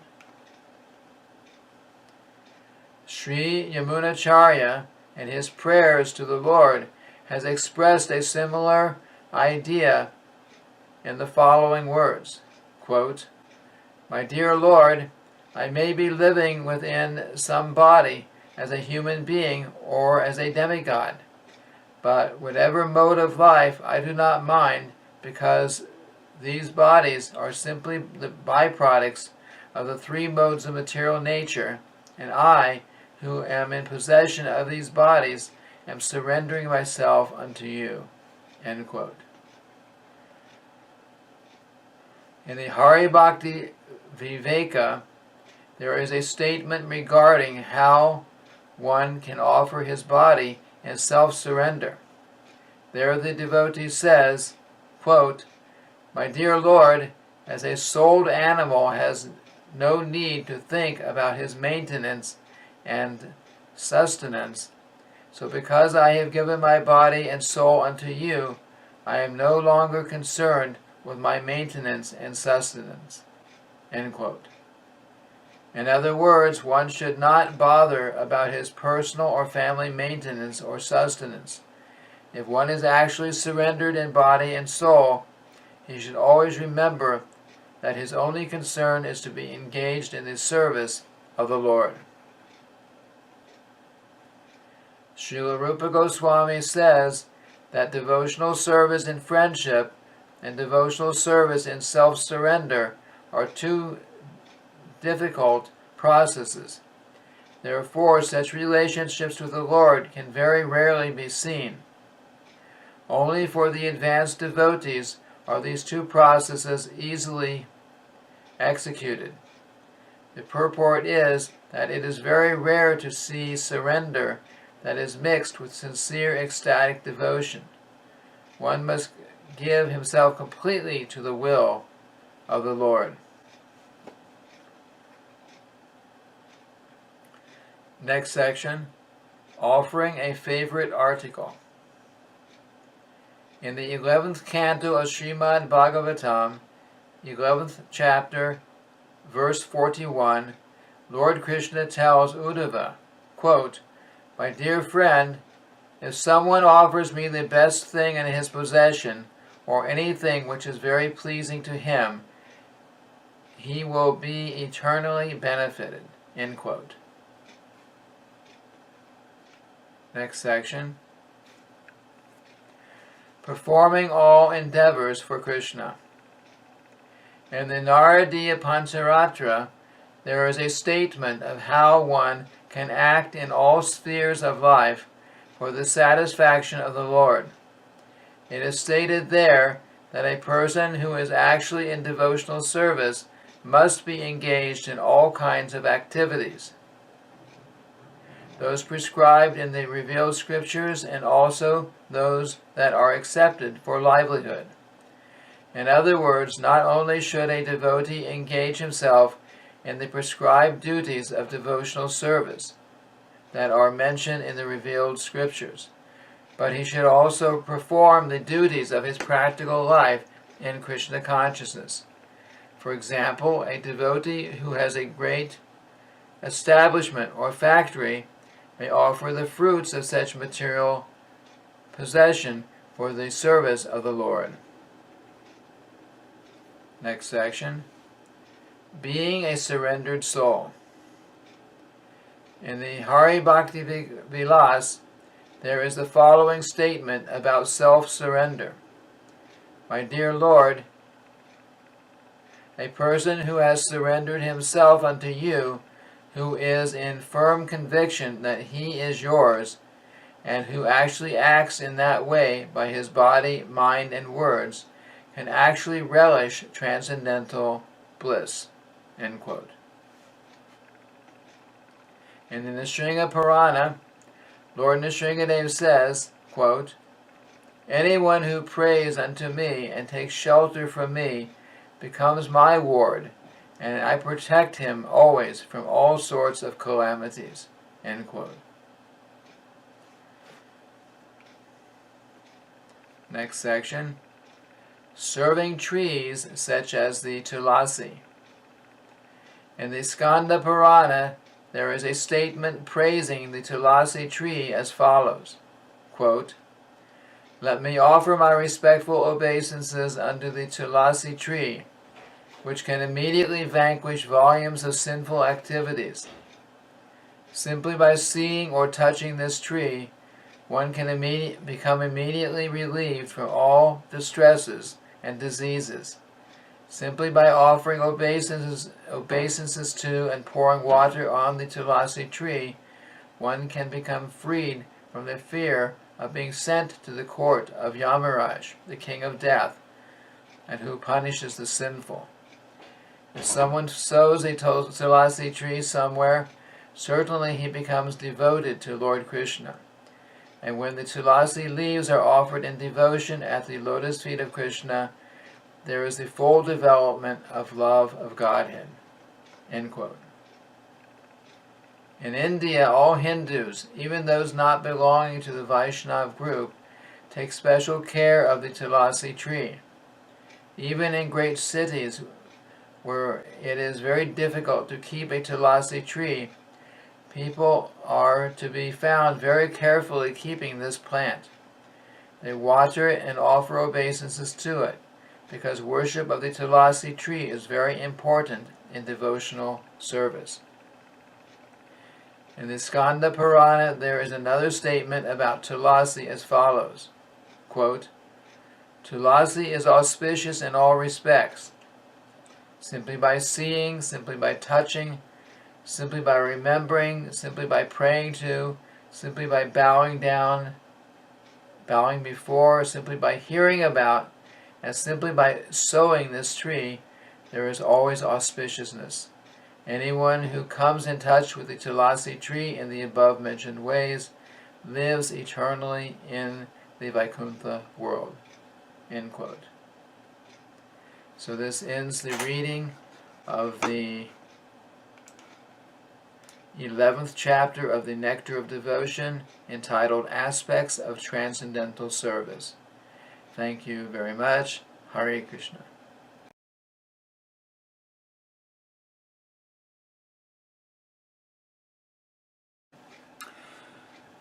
Hare Krishna. We are continuing with our reading from the Nectar of Devotion. Today we will read chapter 12, Further Aspects of Transcendental Service. The Nectar of Devotion was written by His Divine Grace, A.C. Bhaktivedanta Swami Prabhupada, and it was published by the Bhaktivedanta Book Trust. So the first section of this chapter is called Hearing the Revealed Scriptures. According to Srila Rupa Goswami, any book that gives enlightenment in the matter of advancing in devotional service is considered to be revealed scripture. Srila Madhvacharya has also defined revealed scriptures as referring to books such as the Ramayana, Mahabharata, Puranas, Upanishads, Vedanta, and any other literature written in pursuance of such revealed scriptures. In the Skanda Purana, there is this statement, quote, "A person who is constantly engaged in reading literature enunciating the cultivation of Vaishnava devotional service is always glorious in human society, and certainly Lord Krishna becomes pleased with him. A person who very carefully keeps such literature at home and offers respectful obeisances to it becomes freed from all sinful reactions and ultimately becomes worshipable by the demigods." End quote. It is also said to Narada Muni, quote, "My dear Narada, a person who writes Vaishnava literature and keeps such literature at home has Lord Narayan always residing in his house." End quote. In Srimad Bhagavatam, 12th canto, 13th chapter, verse 15, it is stated, quote, "Srimad Bhagavatam is the essence of all Vedanta philosophy. Any person who has become attached in some way or other to the reading of Srimad Bhagavatam cannot have any taste for reading any other literature. In other words, a person who has relished the transcendental bliss of Srimad Bhagavatam cannot be satisfied with mundane writings." End quote. Next section, residing in Mathura. In the Varaha Purana, there is a statement praising the residential quarters of Mathura. Lord Varaha tells the men of earth, quote, "Any person who becomes attracted to places other than Mathura will certainly be captivated by the illusory energy." End quote. In the Brahmanda Purana, it is said that all the results of traveling on all the pilgrimages within the three worlds can be achieved simply by touching the holy land of Mathura. In many Shastras, scriptures, it is said that simply by hearing, remembering, glorifying, desiring, seeing, or touching the land of Mathura, one can achieve all desires. Next section. Rendering service to the devotees. In the Padma Purana, there is a nice statement praising the service of the Vaishnavas, or devotees. In that scripture, Lord Shiva tells Parvati, quote, "My dear Parvati, there are different methods of worship, and out of all such methods, the worship of the Supreme Person is considered to be the highest.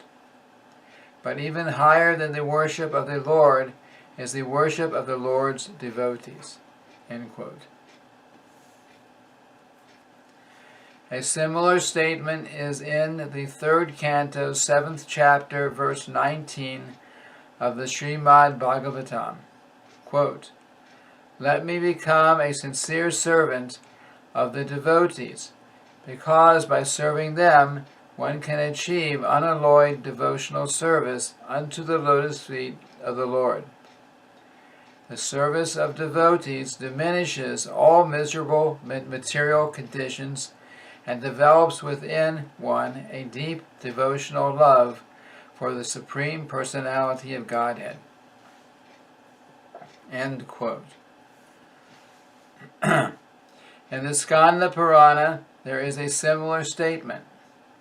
Quote, "Persons whose bodies are marked with tilak, symbolizing the conch shell, wheel, club, and lotus, and who keep the leaves of tulasi on their heads, and whose bodies are always decorated with gopi chandan, even seen once, can help the seer be relieved from all sinful activities."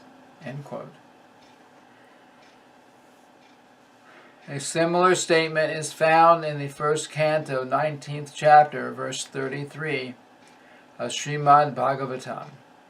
Quote, "There is no doubt about one's becoming freed from all reactions to sinful activities after visiting a devotee or touching his lotus feet, or giving him a sitting place.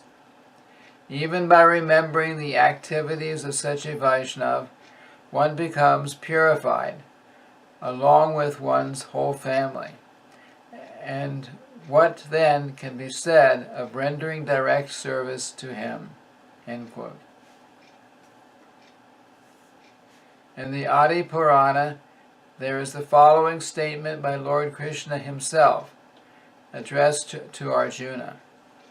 Quote, "My dear Partha, one who claims to be my devotee is not so.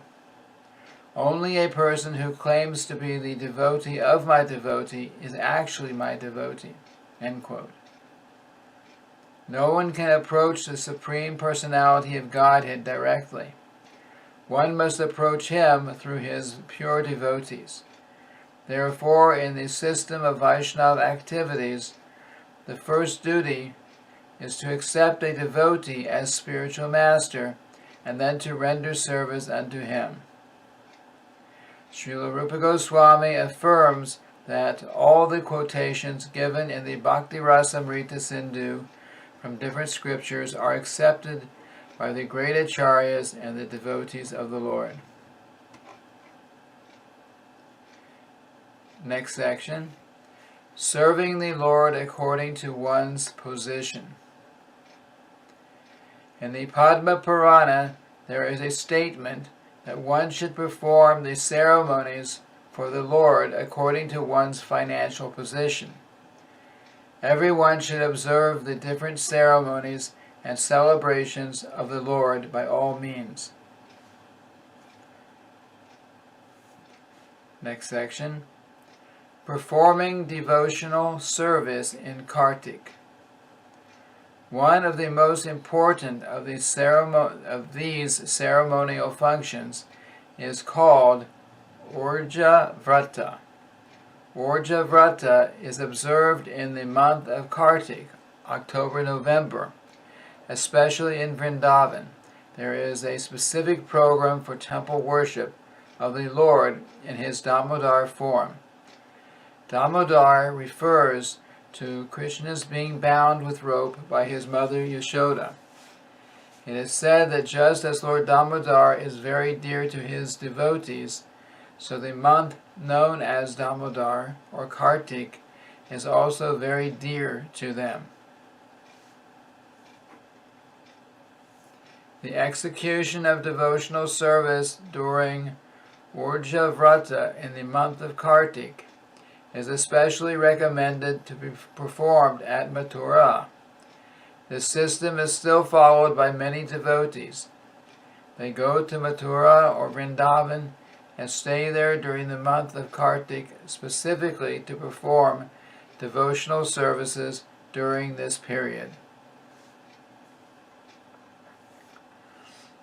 In the Padma Purana it is said, quote, "The Lord may offer liberation or material happiness to a devotee, but after some devotional service has been executed, particularly in Mathura during the month of Kartik, the devotees want only to attain pure devotional service unto the Lord."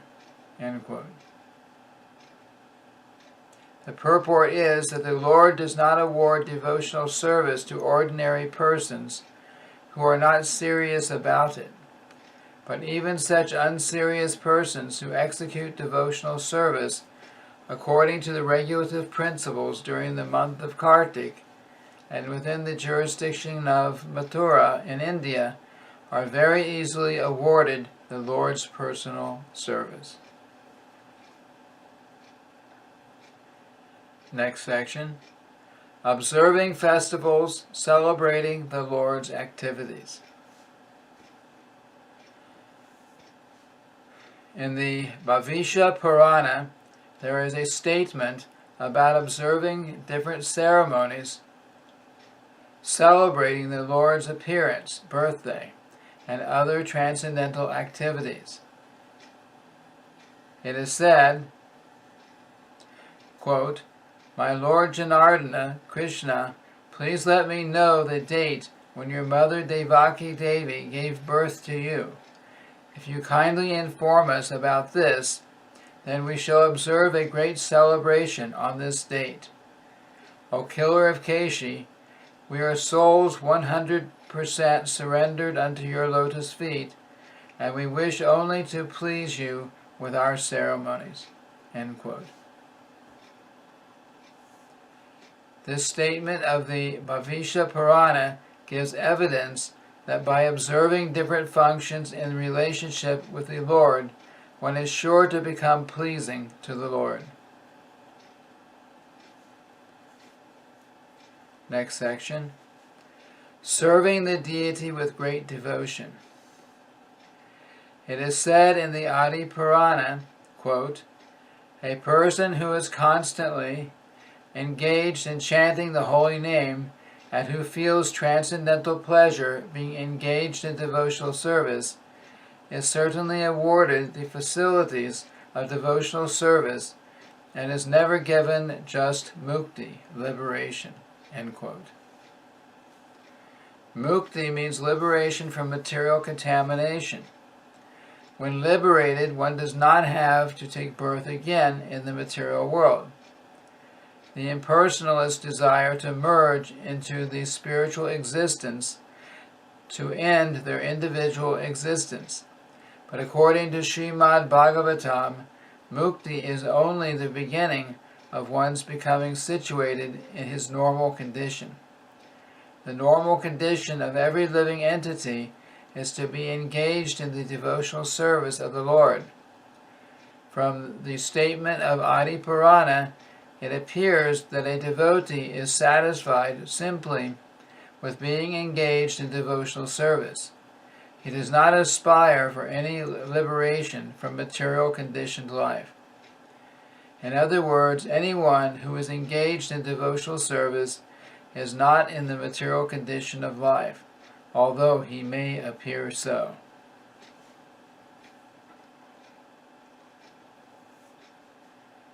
Next section. Recitation of Srimad Bhagavatam among devotees.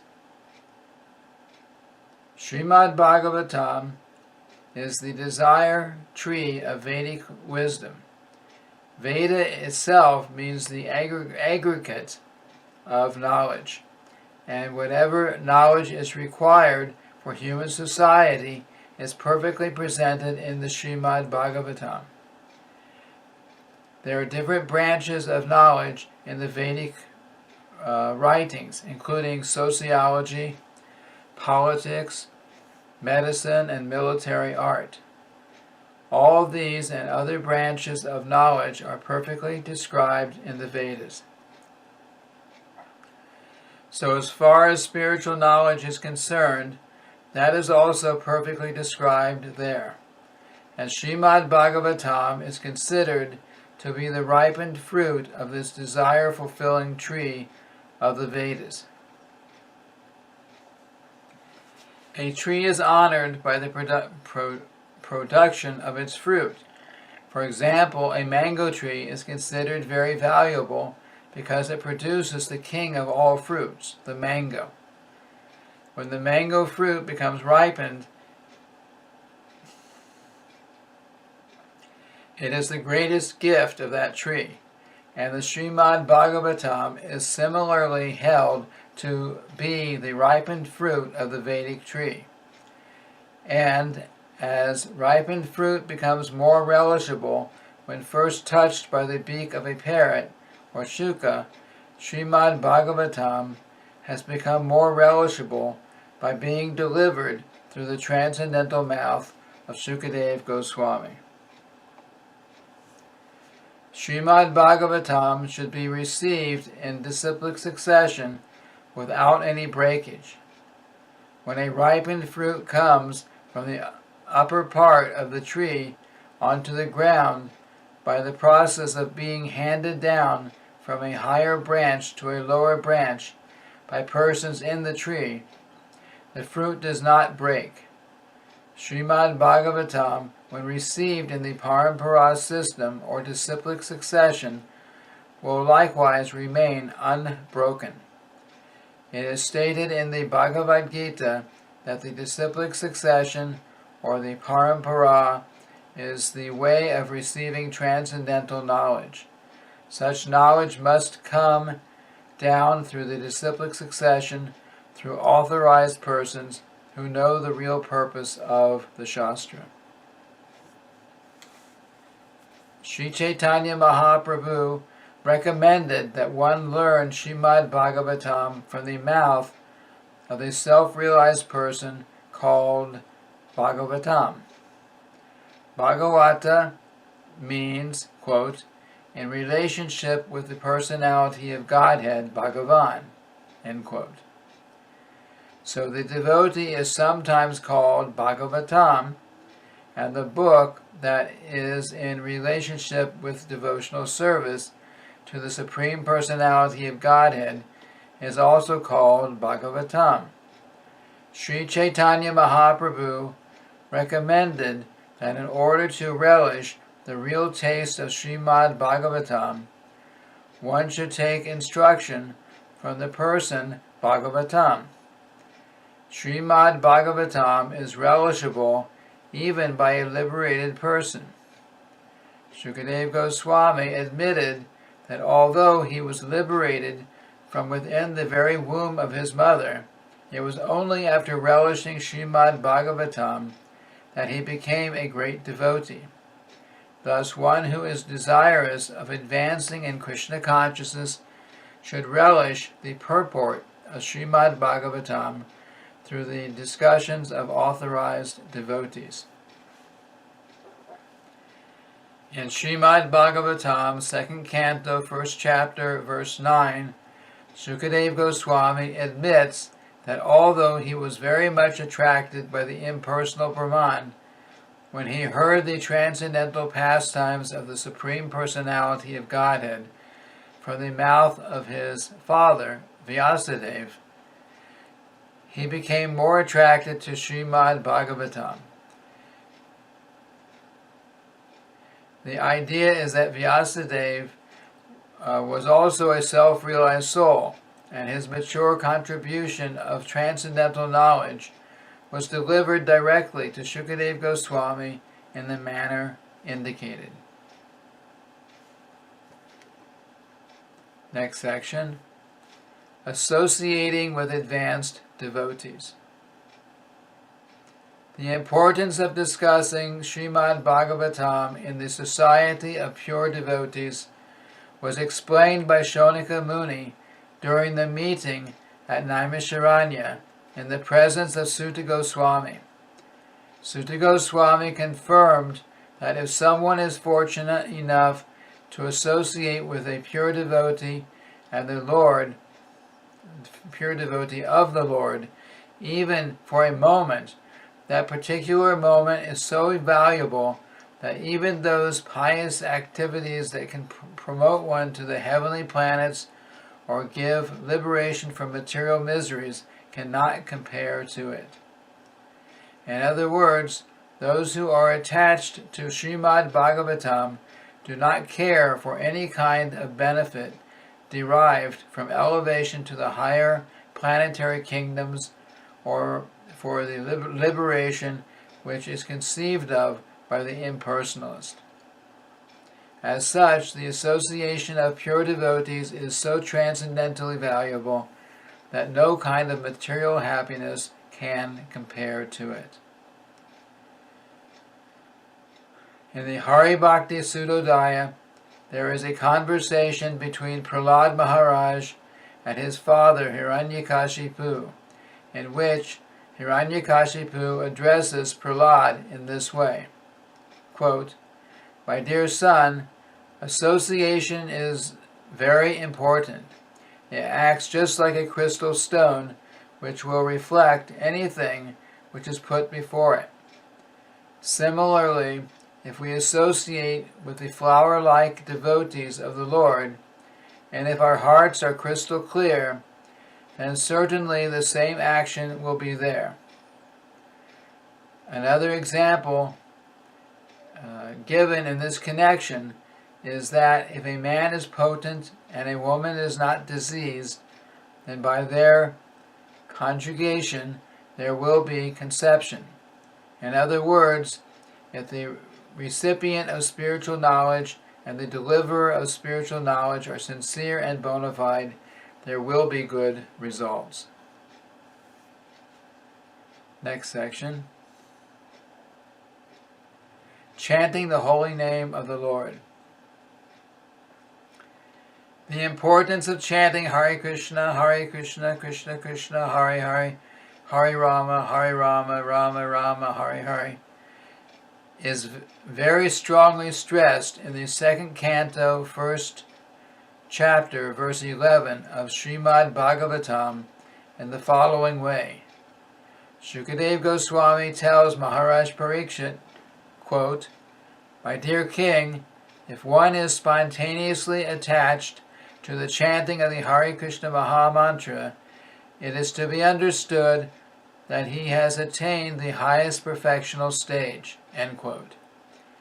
It is specifically mentioned that the karmis, who are aspiring after fruitive results of their activities, the salvationists, who are aspiring to become one with the Supreme Person, and the yogis, who are aspiring after mystic perfections, can achieve the results of all perfectional stages simply by chanting the Mahamantra. Shukadeva uses the word nirnitam, which means, quote, "it has already been decided," end quote. He was a liberated soul and therefore could not accept anything that was not conclusive. So Shukadeva Goswami especially stresses that it has already been concluded that one who has come to the stage of chanting the Hare Krishna Mahamantra with determination and steadiness must be considered to have already passed the trials of fruitive activities, mental speculation, and mystic yoga. The same thing is confirmed in the Adi Purana by Krishna. While addressing Arjuna, he says, quote, "Anyone who is engaged in chanting my transcendental name must be considered to be always associating with me. And I may tell you frankly that for such a devotee, I become easily purchased." End quote.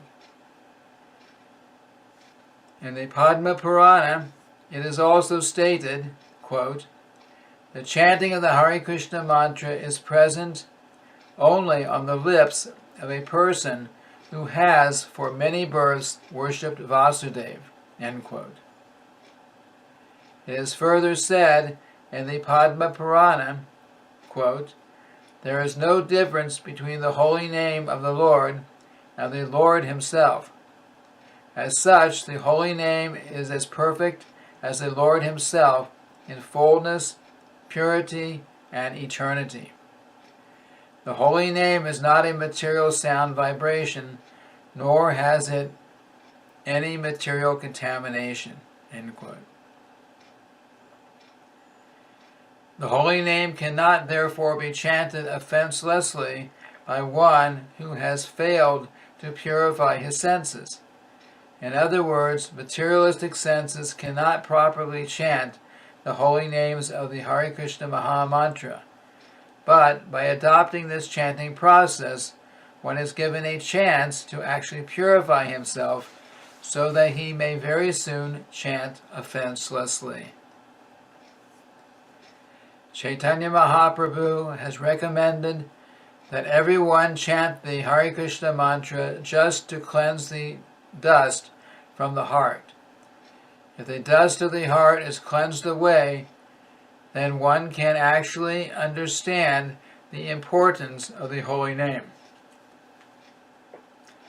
For persons who are not inclined to clean the dust from their hearts, and who want to keep things as they are, it is not possible to derive the transcendental result of chanting the Hare Krishna mantra. One should therefore be encouraged to develop his service attitude toward the Lord, because this will help him to chant without any offense.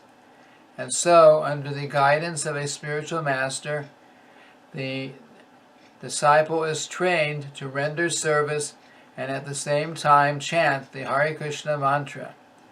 As soon as one develops his spontaneous service attitude, he can immediately understand the transcendental nature of the holy names of the Maha Mantra. Next section, living in Mathura. In the Padma Purana, there is a statement about the importance of living at holy places like Mathura or Dwarka. It is stated there, quote, "To travel to different places of pilgrimage means to attain emancipation from material bondage. This emancipation, however, is not the highest perfectional stage. After attaining this liberated stage, one has to become engaged in devotional service to the Lord. After attainment of the Brahma Bhuta liberation stage, one can further advance to engagement in devotional service. So this attainment of transcendental loving devotional service to the Lord is the goal of life, and it can be achieved very easily for one who lives in Mathura Mandala, even for a few seconds." End quote. It is further said, quote, "Who is that person who will not agree to worship the land of Mathura? Mathura can deliver all the desires and ambitions of the fruitive workers and of the salvationists who desire to become one with the Supreme Brahman. Certainly, Mathura will deliver the desires of the devotees who simply aspire to be engaged in the devotional service of the Lord." End quote. In the Vedic literature, it is also stated, quote, "How wonderful it is that simply by residing in Mathura, even for one day, one can achieve a transcendental loving attitude toward the Supreme Personality of Godhead. This land of Mathura must be more glorious than Vaikuntha Dham, the kingdom of God.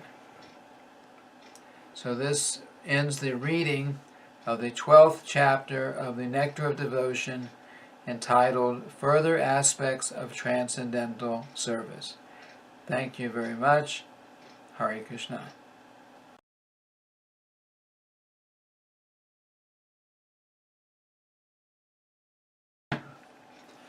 Hare Krishna. We move on now to chapter 13 of the Nectar of Devotion, entitled 5 Potent Forms of Devotional Service. The Nectar of Devotion was written by His Divine Grace, A.C. Bhaktivedanta Swami Prabhupada, and published by the Bhaktivedanta Book Trust.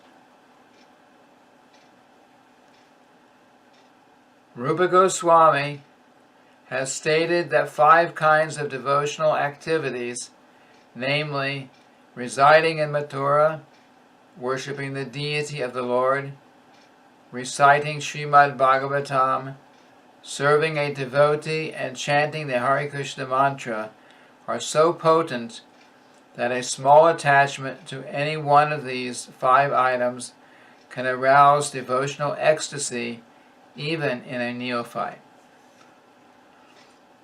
Regarding worship of the form of the Lord or deity, Rupa Goswami has written the following verse, quote, "My dear friend, if you still have any desire to enjoy the company of your friends within this material world, then don't look upon the form of Krishna, who is standing on the bank of the Keshi Ghat, a bathing place in Vrindavan. He is known as Govinda, and his eyes are very enchanting. He is playing upon his flute, and on his head there is a peacock feather, and his whole body is illuminated by the moonlight in the sky." End quote. The purport of this verse is that if someone becomes attached to the Sri Murti or deity of Krishna by worshipping at home, then he will forget his relationships of so-called friendship, love, and society. Thus, it is the duty of every householder to install deities of the Lord at home and to begin the process of worshipping along with all his family members. This will save everyone from unwanted activities as going to clubs, cinemas, and dancing parties, and smoking, drinking, etc. All such nonsense will be forgotten if one stresses the worship of deities at home. Rupa Goswami further writes, quote, "My dear foolish friend, I think that you have already heard some of the auspicious Srimad Bhagavatam, which decries seeking the results of fruitive activities, economic development, and liberation. I think that now it is certain that gradually the verses of the 10th canto of Srimad Bhagavatam, describing the pastimes of the Lord, will enter your ears and go into your heart." End quote. In the beginning of Srimad Bhagavatam, it is said that unless one has the ability to throw out, just like garbage, the fruitive results of ritualistic ceremonies, economic development, and becoming one with the Supreme, or salvation, one cannot understand Srimad Bhagavatam. The Bhagavatam deals exclusively with devotional service.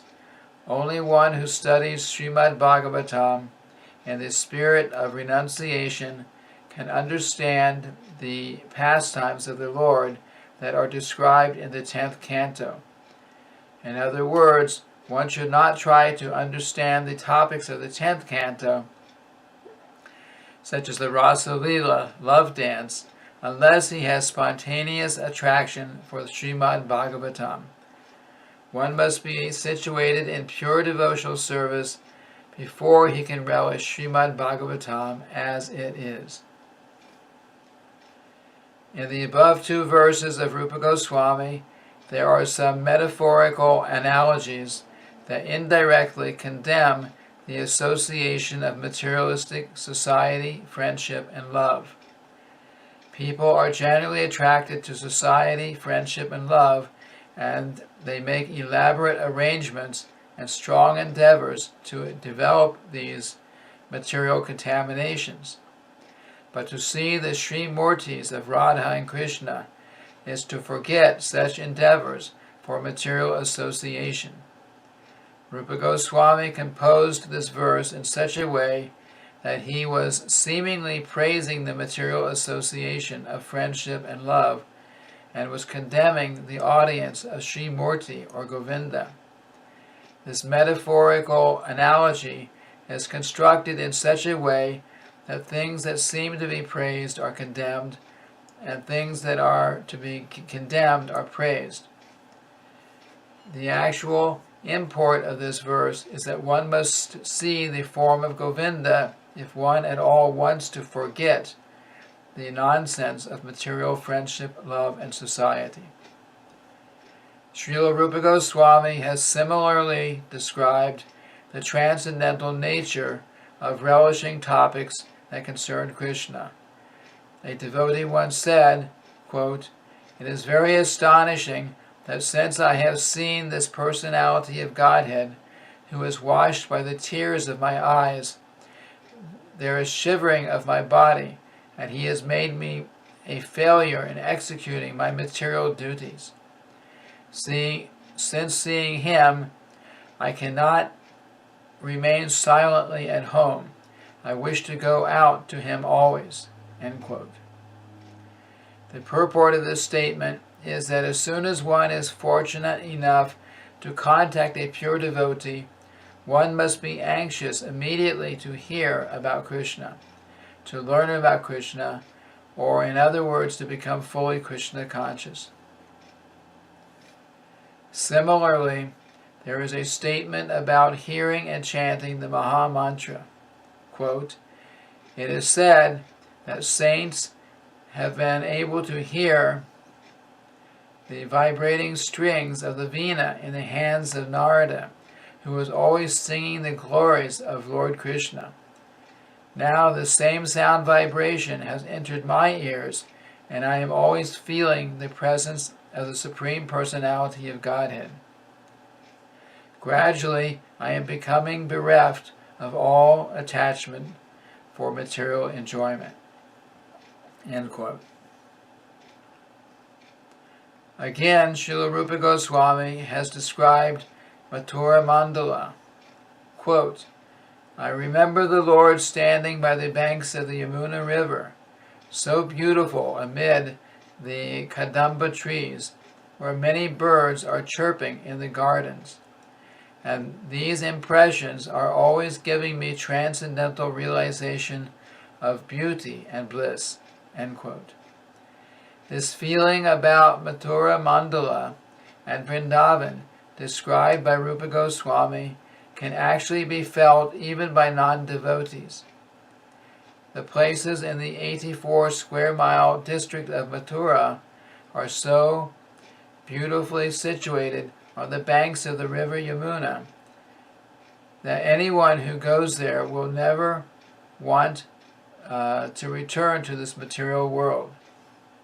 These statements of Rupa Goswami are factually realized descriptions of Mathura and Vrindavan. All these qualities prove that Mathura and Vrindavan are situated transcendentally. Otherwise, there would be no possibility of invoking our transcendental sentiments in these places.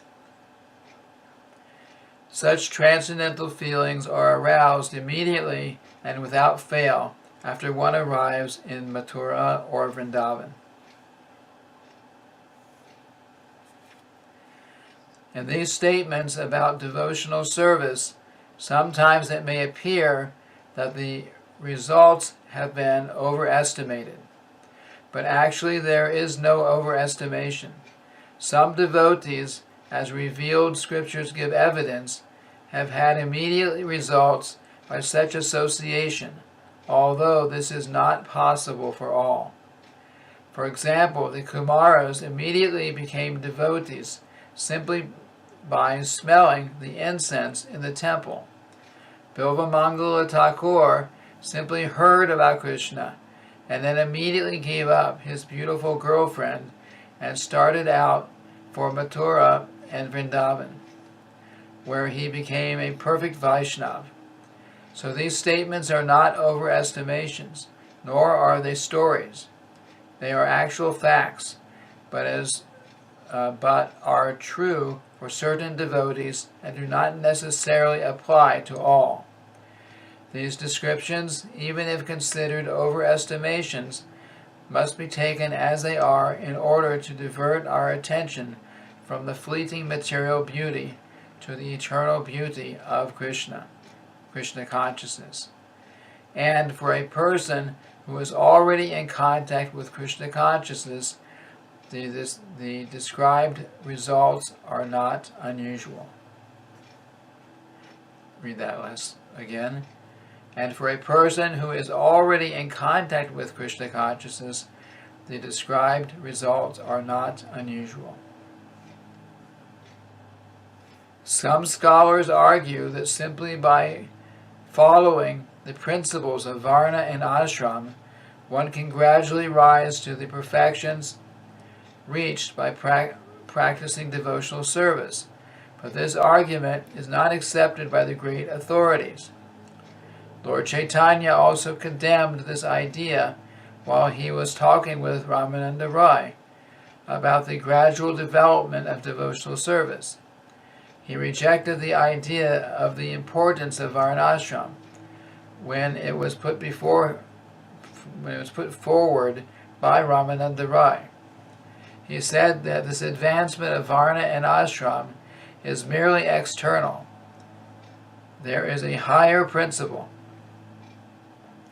In the Bhagavad Gita also, the Lord says that one has to give up all other principles of elevation and take simply to the method of Krishna consciousness. That will help one in achieving the highest perfection of life. In the 11th canto, 20th chapter, verse 9 of the Srimad Bhagavatam, the Lord himself says, quote, "One should execute the prescribed duties of Varna and Ashram as long as he has not developed spontaneous attachment for hearing about my pastimes and activities." End quote. In other words, the prescribed forms of Varna and Ashram are ritualistic ceremonies of religion intended for economic development, sense gratification, or salvation. All of these things are recommended for persons who have not developed Krishna consciousness. In fact, all such activities are recommended in the revealed scriptures only to bring one to the point of Krishna consciousness. But one who has already developed spontaneous attachment for Krishna does not require to execute the duties prescribed in the scriptures. So this ends the reading of chapter 13 of the Nectar of Devotion, entitled 5 Potent Forms of Devotional Service. Thank you very much. Hare Krishna.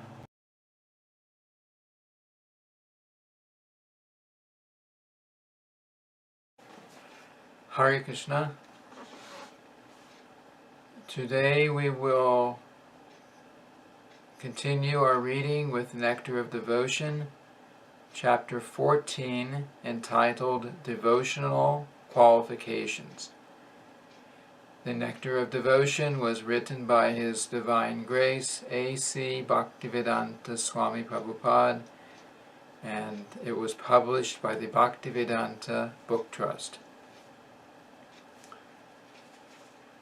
Some scholars recommend that knowledge and renunciation are important factors for elevating oneself to devotional service. But actually that is not a fact.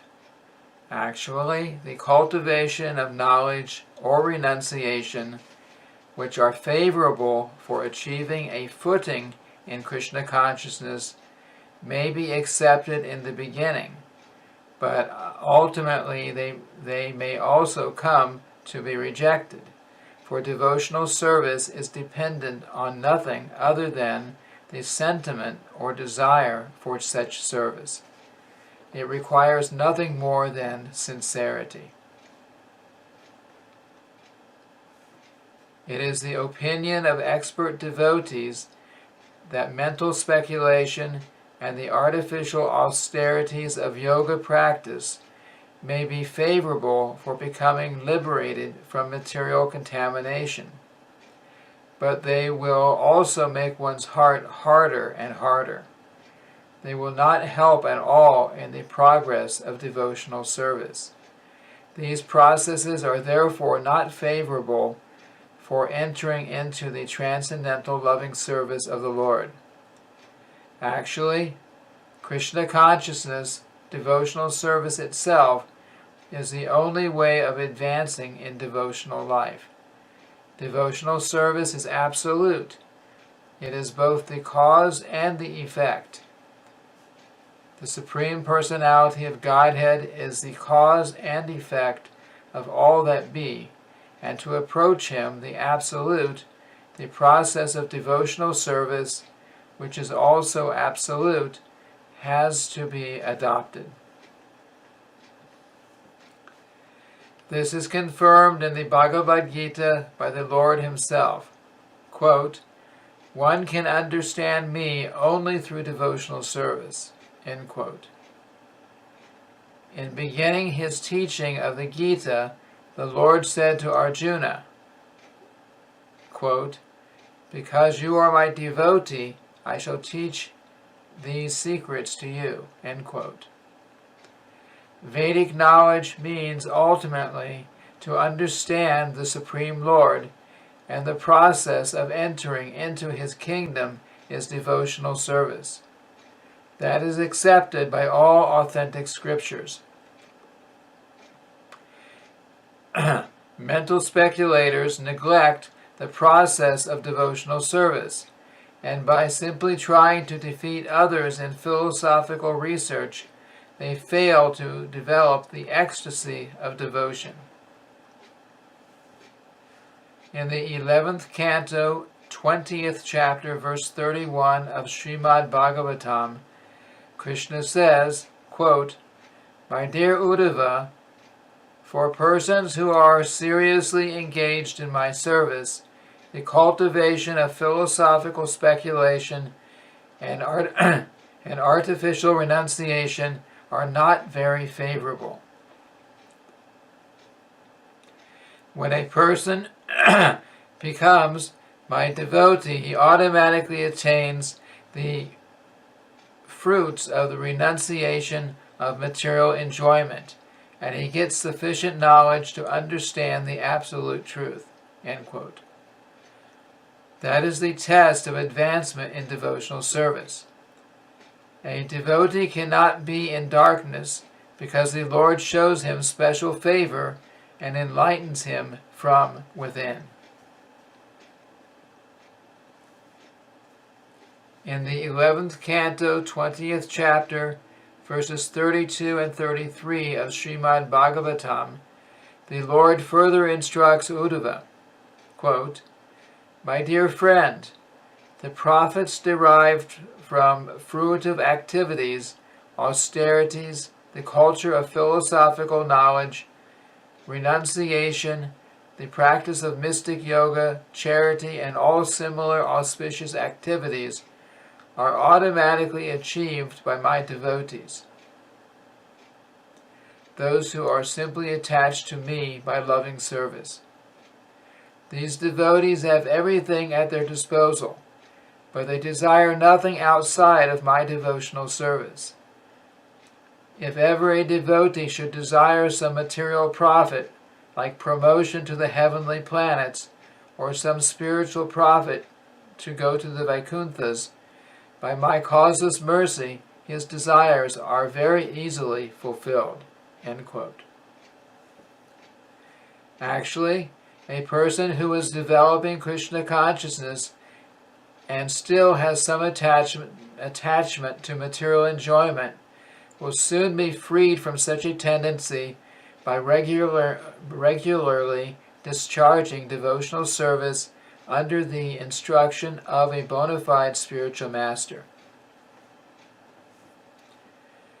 Srila Rupa Goswami then recommends that one should not be attached to material sense enjoyment, but should accept everything enjoyable that is in relationship to Krishna. For example, eating is necessary, and one wants some palatable dishes to satisfy his sense of taste. So in that case, for the satisfaction of Krishna, rather than for the satisfaction of the tongue, some palatable dishes may be prepared and offered to Krishna. Then it is renunciation. Let the palatable dishes be prepared, but unless they are offered to Krishna, one should not accept them for eating. This vow of rejecting anything that is not offered to Krishna is actually renunciation, and by such renunciation one is able to satisfy the demands of the senses. The impersonalists who try to avoid everything material may undergo severe austerities, but they miss the opportunity of being engaged in the service of the Lord. Thus, their renunciation is not sufficient for perfection. There are many instances where, following such artificial renunciation, without any contact with devotional service, the impersonalist again fell down and became attracted to material contamination. There are many supposed renouncers, even at the present moment, who officially become sannyasis or renouncers, and outwardly claim that spiritual existence is truth and material existence untruth. In this way, artificially, they make a show of renunciation of the material world. However, because they cannot reach the point of devotional service, they fail to achieve the goal, and they again come back to the material activities such as philanthropic work and political agitation. There are many examples of so-called sannyasis who give up the world as untruth, but again came to the material world because they were not seeking their real repose at the lotus feet of the Lord. One should not give up anything that can be utilized in the service of the Lord. That is a secret of devotional service. Anything that can be utilized in advancing in Krishna consciousness and devotional service should be accepted. For instance, we are using many machines for advancement of our present Krishna consciousness movement. Machines like typewriters, dictating machines, tape recorders, microphones, and airplanes. Sometimes people ask us, quote, "Why are you utilizing material products if you condemn the advancement of material civilization?" End quote. But actually we do not condemn. We simply ask people to do whatever they are doing in Krishna consciousness. This is the same principle on which, in Bhagavad Gita, Krishna advised Arjuna to utilize his fighting abilities in devotional service. Similarly, we are utilizing these machines for Krishna's service. With such sentiment for Krishna or Krishna consciousness, we can accept everything. If the typewriter can be utilized for advancing our Krishna consciousness movement, we must accept it. We must accept it. Similarly, the dictating machine or any other machine must be used. Our vision is that Krishna is everything. Krishna is the cause and effect, and nothing belongs to us. Krishna's things must be used in the service of Krishna. That is our vision. This does not mean, however, that we should give up the principles of discharging devotional service or neglect abiding by the rules and regulations prescribed therein. In the neophyte stage of devotion, one must follow all the principles regulated by the authority of the spiritual master. The acceptance and rejection of things should always be in pursuance of the devotional principles, not that one can independently manufacture some idea of what should be accepted or rejected. The spiritual master, as the visible manifestation of Krishna, is necessary, therefore, to direct the devotee on behalf of the Supreme Personality of Godhead. I'll read that last sentence again. The spiritual master, as the visible manifestation of Krishna, is necessary, therefore, to direct the devotee on behalf of the Supreme Personality of Godhead.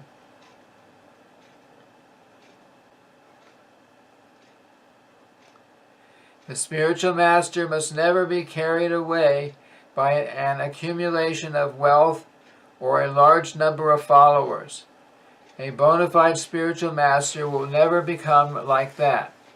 But sometimes if a spiritual master is not properly authorized and only on his own initiative becomes a spiritual master, he may be carried away by an accumulation of wealth and large numbers of disciples. This is not a very high grade of devotional service. If a person is carried away by such achievements that his devotional service becomes slackened, one should therefore strictly adhere to the principles of disciplic succession. A Krishna-conscious person, being naturally purified, has no need of developing any other purificatory process of thought or action. On account of his being highly elevated in Krishna consciousness, he has already acquired all the good qualities and is following the rules and regulations prescribed for the mystic yoga process.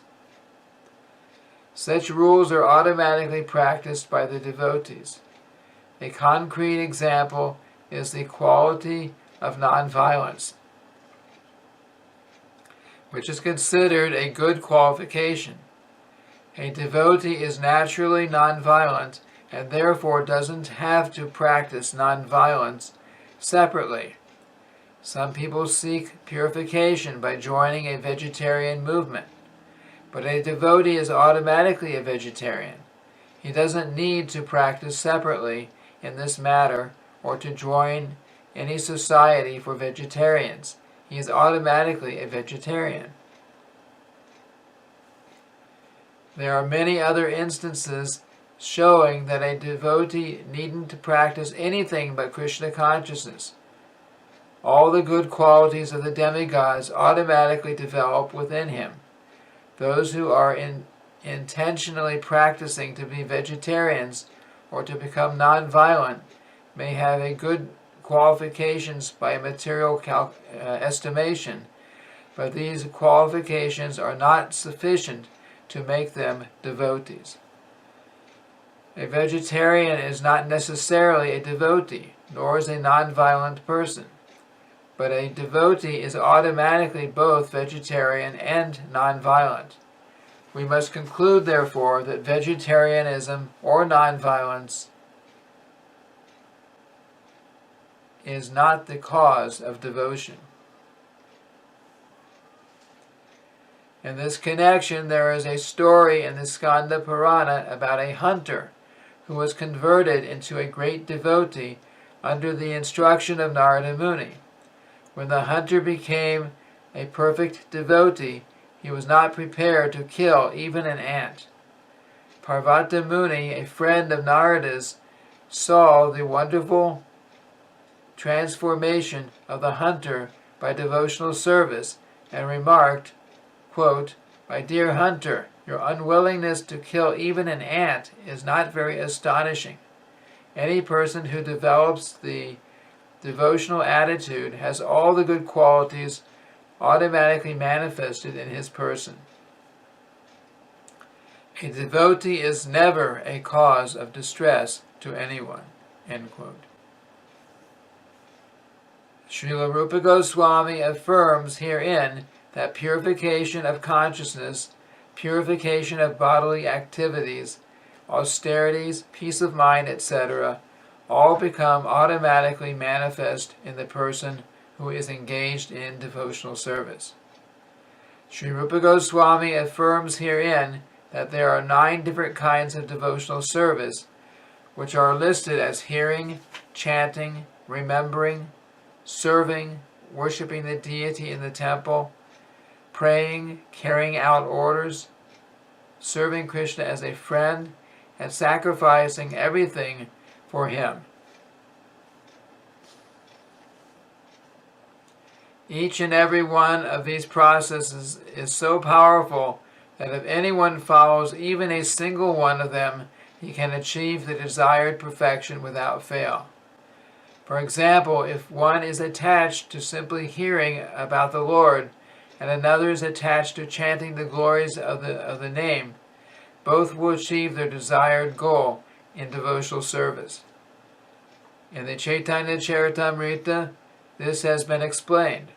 One may execute 1, 2, 3, or all the other processes of devotional service, and at the ultimate end, he will achieve the desired goal of being established in devotional service.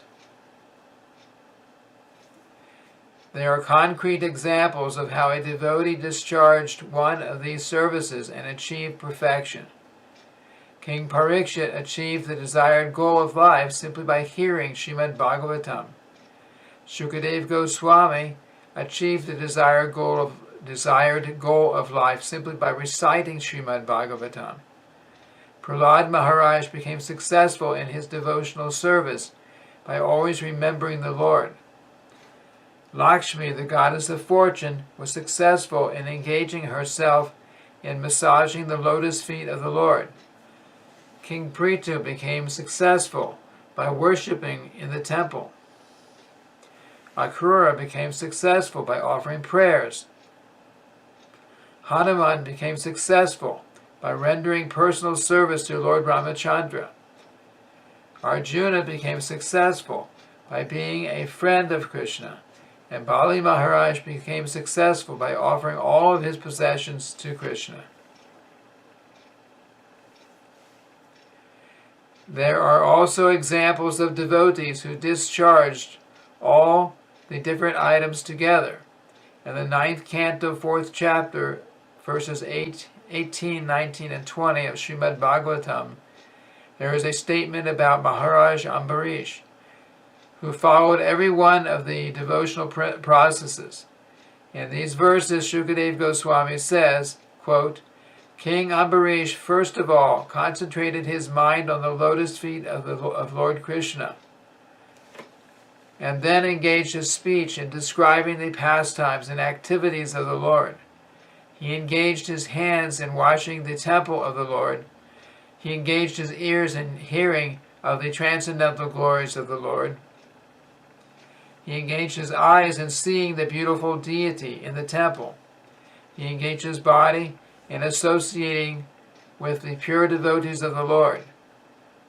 When you associate with someone, you have to sit down together, eat together, etc.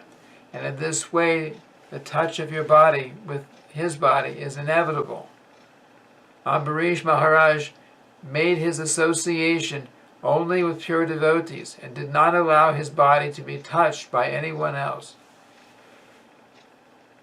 He engaged his nostrils in smelling the flowers and tulasi offered to Krishna, and he engaged his tongue in tasting Krishna Prasad, food prepared and specifically for offering to the Lord. the remnants of which are taken by the devotees. Maharaj Ambarish was able to offer very nice prasad to Krishna because he was a king and had no scarcity of finances. He used to offer Krishna the most royal dishes and would then taste the remnants as Krishna prasad. There was no scarcity in his royal style because he had a very beautiful temple wherein the deity of the Lord was decorated with costly paraphernalia and offered high-grade food.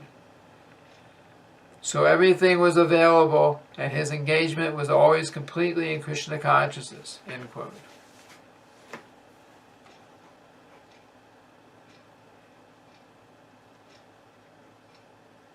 The idea is that we should follow in the footsteps of great devotees. If we are unable to execute all the different items of devotional service, we must try to execute at least one of them, as exemplified by the previous acharyas. If we are engaged in the execution of all the items of devotional service, as was Maharaj Ambarish, then the perfection of devotional service is guaranteed from each of these items. With the first complete engagement, one becomes automatically detached from material contamination, and liberation becomes the maidservant of the devotee. This idea is confirmed by Bilvan Mangala Thakur. If one develops unalloyed devotion to the Lord, liberation will follow the devotee as his maidservant. Srila Rupa Goswami says that regulative principles of devotional service are sometimes described by authorities as the path of serving the Lord in opulence. So this ends the reading of chapter 14 of the Nectar of Devotion, entitled Devotional Qualifications. Thank you very much. Hare Krishna.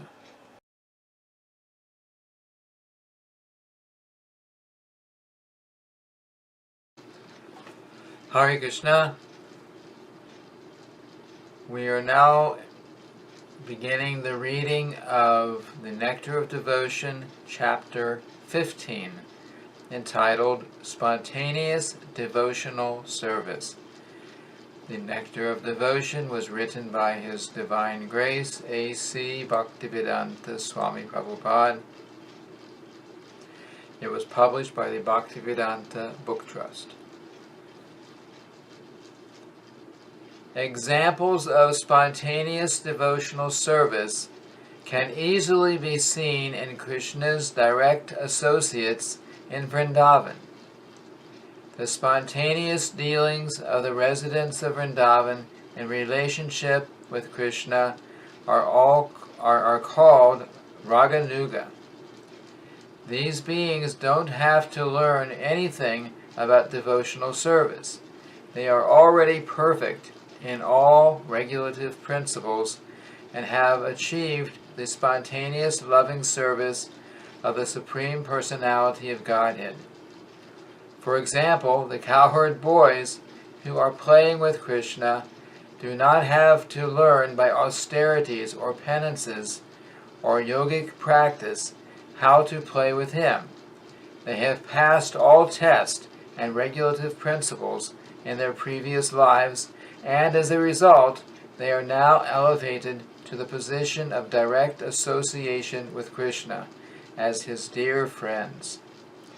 Their spontaneous attitude is called Raganuga Bhakti. Srila Rupa Goswami has defined Raganuga Bhakti as spontaneous attraction for something while completely absorbed in thoughts of it, with an intense desire of love. Devotional service executed with such feelings of spontaneous love is called Raganuga Bhakti. devotional service under the heading of Raganuga can be further divided into two categories. One category is called sensual attraction, and the other is called relationship.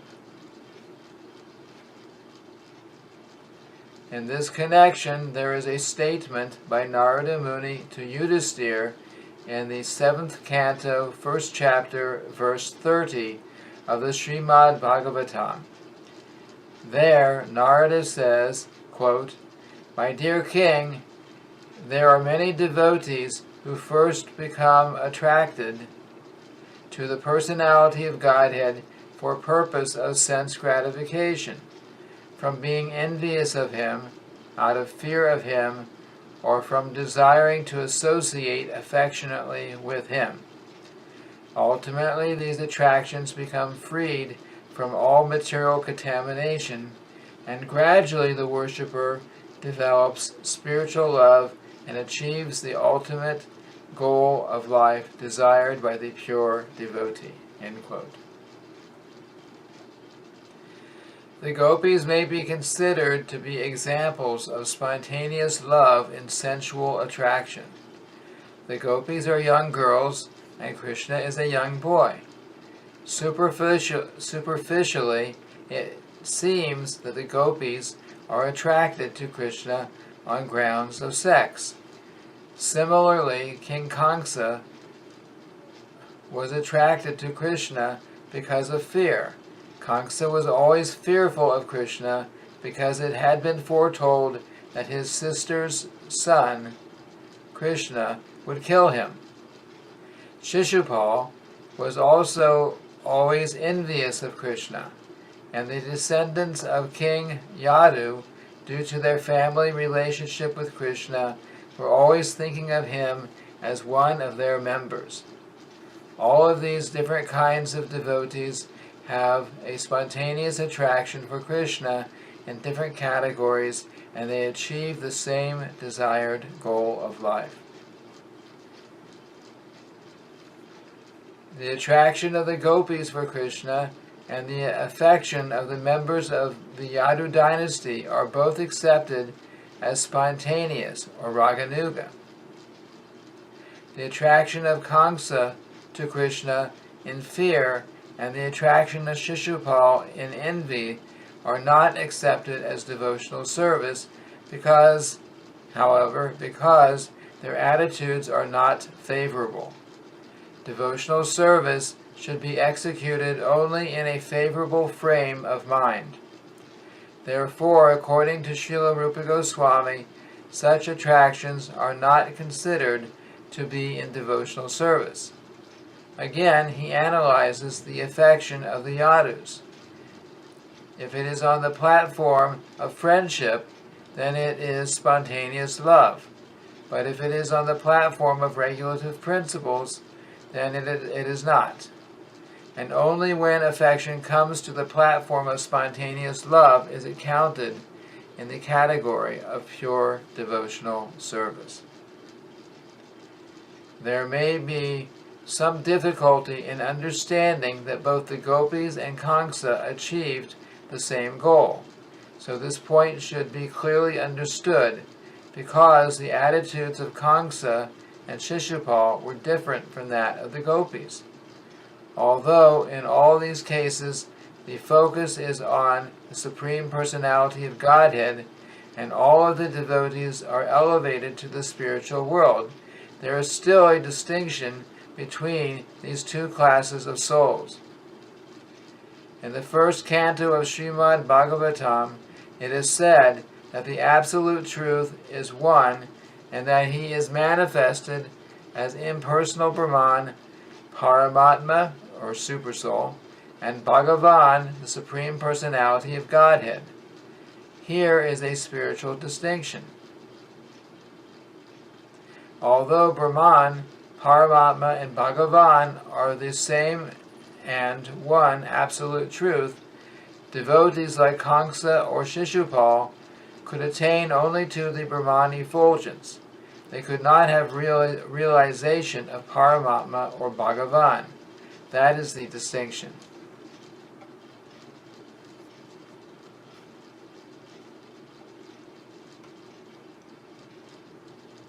An analogy can be given with the sun globe and the sunshine. To remain in the sunshine does not mean one has gone to the sun globe. The temperature of the sun globe is different from the temperature of the sunshine. One who has gone through the sunshine in jet planes or in spaceships has not necessarily gone to the sun globe, although the sunshine and the sun globe are actually one and the same.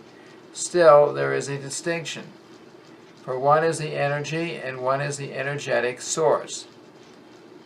The Absolute Truth and his bodily effulgence are in the same way simultaneously one and different. Kamsa and Shishupal attained to the Absolute Truth, but they were not allowed to enter into the Goloka Vrindavan abode. Impersonalists and the enemies of the Lord are, because of attraction to God, allowed to enter into his kingdom, but they are not allowed to enter into the Vaikuntha planets or the Goloka Vrindavan planet of the Supreme Lord. To enter the kingdom and to enter the king's palace are not the same thing. Srila Rupa Goswami is trying here to describe the different achievements of the impersonalist and the personalist. Generally, those who are impersonalist are inimical to the Supreme Personality of Godhead. I'll read that again. Generally, those who are impersonalist and are inimical to the Supreme Personality of Godhead get entrance only into the impersonal Brahman, when and if they reach spiritual perfection. The impersonalist philosophers are in one sense like the enemies of the Lord, and because the out-and-out enemies of the Lord and the impersonalist are both allowed to enter only into the impersonal effulgence of the Brahmajyoti. So it is to be understood that they are of similar classification. And actually the impersonalists are enemies of God because they cannot tolerate the unparalleled opulence of the Lord. They try always to place themselves on the same level with the Lord. That is due to their envious attitude. Sri Chaitanya Mahaprabhu has proclaimed the impersonalists to be offenders of the Lord. The Lord is so kind, however, that even though they are his enemies, they are still allowed to enter into the spiritual kingdom and remain in the impersonal Brahmajyoti, the undifferentiated light of the Absolute. Sometimes an impersonalist may gradually elevate himself to the personal conception of the Lord. Bhagavad Gita confirms this. Quote, "After many births and deaths, he who is actually in knowledge surrenders unto me." End quote. By such surrender, an impersonalist can be elevated to the Vaikuntha Loka, spiritual planet, where, as a surrendered soul, he attains bodily features like those of the Lord. In the Brahmanda Purana it is stated, quote, "Those who have achieved liberation from material contamination, and those who are demons and are killed by the Supreme Personality of Godhead, become absorbed in the Brahman concept of life and reside in the spiritual sky of the Brahmajyoti." End quote. That spiritual sky is far beyond the material sky, and it is confirmed also in Bhagavad Gita that beyond this material sky there is another eternal sky. The enemies and the impersonalist may be allowed to enter into this Brahman effulgence, but the devotees of Krishna are promoted all the way to the spiritual planets. Because the pure devotees have developed their spontaneous love for the Supreme Personality of Godhead, they are allowed to enter into the spiritual planets to enjoy spiritual bliss in association with the Supreme Personality of Godhead. In the 10th canto, 87th chapter, verse 23 of Srimad Bhagavatam, the Vedas personified address the Lord in this way.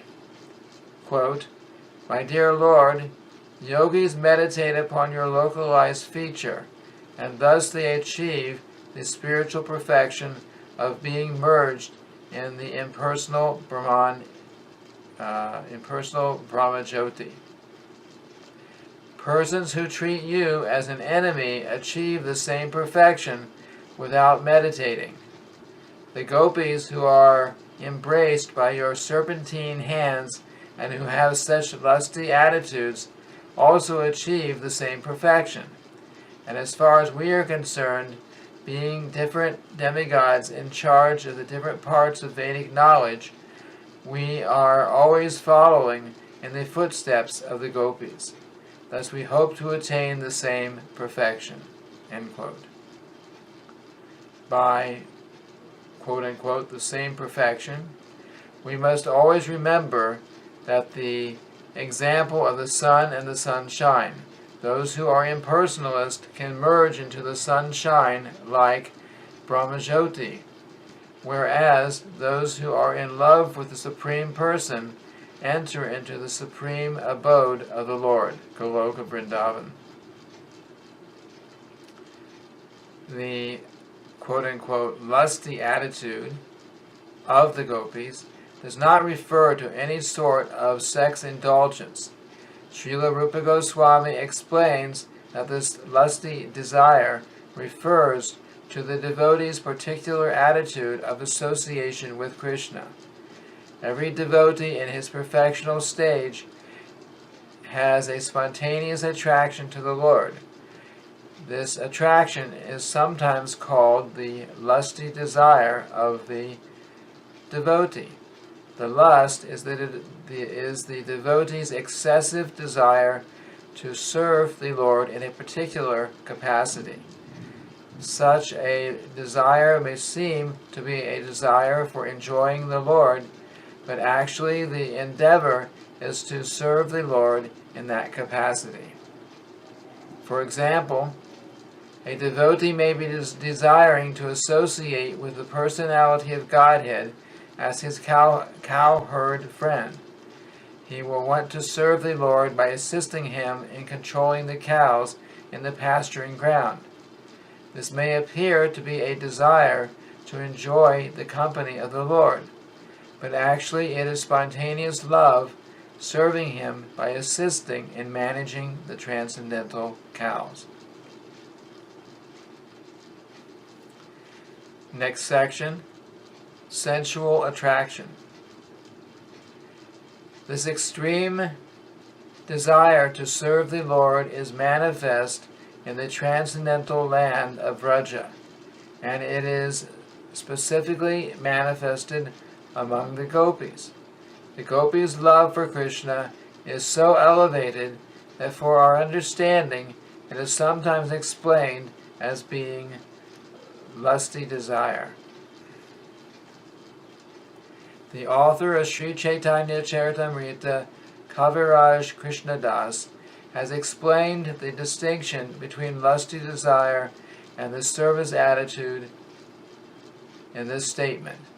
Quote, "Lusty desire refers to the desire to gratify one's personal senses, and transcendental desire refers to the desire for serving the senses of the Lord." End quote. In the material world, there is no such thing as a lover's wanting to please the senses of his beloved.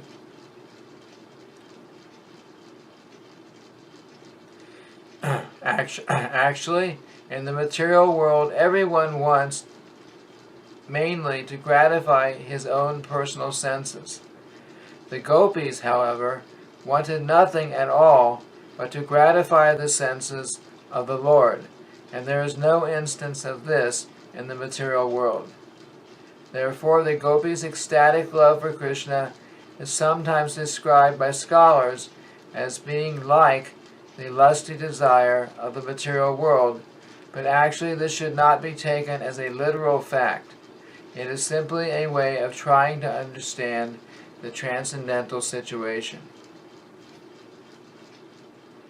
Great devotees up to the standard of Uddhava are very dear friends of the Lord, and they desire to follow in the footsteps of the gopis. So the gopis' love for Krishna is certainly not material, lusty desire.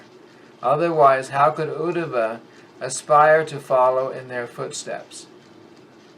Another instance is Lord Chaitanya himself. After accepting the sannyas order of life, he was very, very strict about avoiding association with women. But still he taught that there is no better method of worshiping Krishna than that conceived by the gopis. Thus the gopis' method of worshiping the Lord as if impelled by lusty desire was praised very highly even by Sri Chaitanya Mahaprabhu. This very fact means that although the attraction of the gopis for Krishna appears to be lusty, it is not in the least bit material. Unless one is fully situated in the transcendental position, the relationship of the gopis with Krishna is very difficult to understand. But because it appears to be just like ordinary dealings of young boys and girls, it is sometimes misinterpreted to be like the ordinary sex of the material world. Unfortunately, persons who cannot understand the transcendental nature of the love affairs of the gopis and Krishna take it for granted that Krishna's love affairs with the gopis are mundane attractions, and therefore they sometimes indulge in painting licentious pictures in some modernistic style. On the other hand, the lusty desire of Kubja is described by learned scholars as being almost lusty desire. Kubja was a hunchbacked woman who also wanted Krishna with a great ecstatic love, but her desire for Krishna was almost mundane, and so her love cannot be compared to the love of the gopis. Her loving affection for Krishna is called kama praya, or almost like the gopis' love for Krishna. So this ends the reading of the Nectar of Devotion, chapter 15, entitled Spontaneous Devotional Service. Thank you very much. Hare Krishna.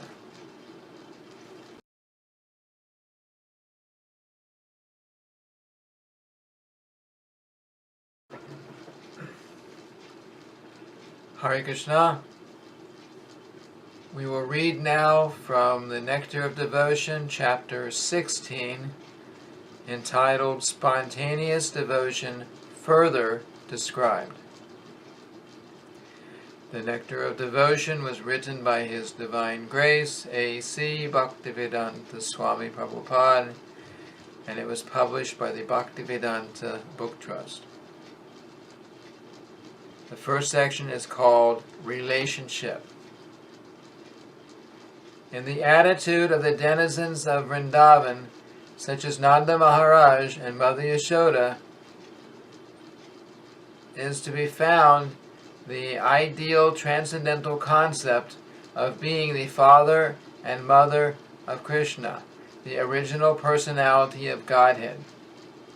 Factually, no one can become the father or mother of Krishna, but a devotee's possession of such transcendental feelings is called love of Krishna in a parental relationship. The Vrishnis, Krishna's relatives at Dwarka, also felt like that. So spontaneous love of Krishna in the parental relationship is found both among those denizens of Dwarka who belonged to the dynasty of Vrishni and among the inhabitants of Vrindavan. Spontaneous love of Krishna, as exhibited by the Vrishnis and the denizens of Vrindavan, is eternally existing in them. In the stage of devotional service where regulative principles are followed, there is no necessity of discussing this love, for it must develop of itself at a more advanced stage.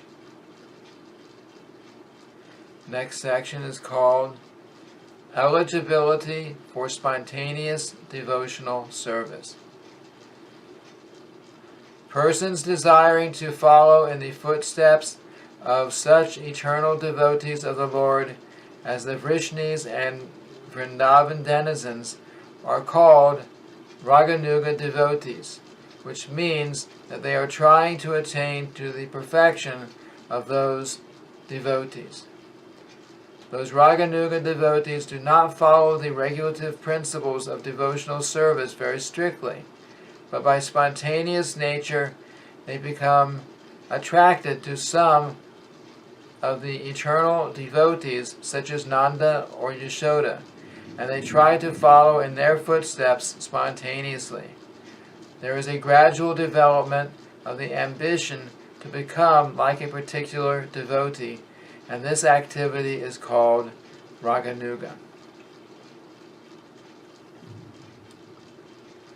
We must always remember, however, that such eagerness to follow in the footsteps of the denizens of Vraja, Vrindavan, is not possible unless one is freed from material contamination. In following the regulative principles of devotional service, there is a stage called Anartha Nivritti, which means the disappearance of all material contamination. Sometimes someone is found imitating such devotional love, but factually he is not freed from anarthas, or unwanted habits. It has been seen that a so-called devotee proclaims himself a follower of Nanda, Yashoda, or the gopis, while at the same time his abominable attraction for mundane sex life is visible. Such a manifestation of divine love is mere imitation and has no value. When one is actually spontaneously attracted to the loving principles of the gopis, there will be found no trace of any mundane contamination in his character. Therefore, in the beginning, everyone should strictly follow the regulative principles of devotional service according to the injunctions of the scriptures and the spiritual master. Only after the stage of liberation from material contamination can one actually aspire to follow in the footsteps of the devotees in Vrindavan. It is said by Sri Rupa Goswami, quote, "When one is actually liberated from material contamination, he can always remember an eternal devotee in Vrindavan in order to love Krishna in the same capacity. And developing such an aptitude, one will always live in Vrindavan, even within his mind." End quote. The purport is that if it is possible, one should go and physically be present at Vrajabhumi, Vrindavan, and be engaged always in the service of the Lord, following the devotees in Vrajadam, the spiritual realm of Vraja. If it is not possible, however, to be physically present at Vrindavan, one can meditate anywhere on living in that situation. I'll read that again. If it is not possible, however, to be physically present at Vrindavan, one can meditate anywhere on living in that situation. Wherever he may be, he must always think about life in Vrajadam and about following in the footsteps of a particular devotee in the service of the Lord. A devotee who is actually advanced in Krishna consciousness who is constantly engaged in devotional service should not manifest himself even though he has attained perfection. The idea is that he should always continue to act as a neophyte devotee as long as his material body is there. Activities in devotional service under the regulative principles must be followed even by the pure devotees.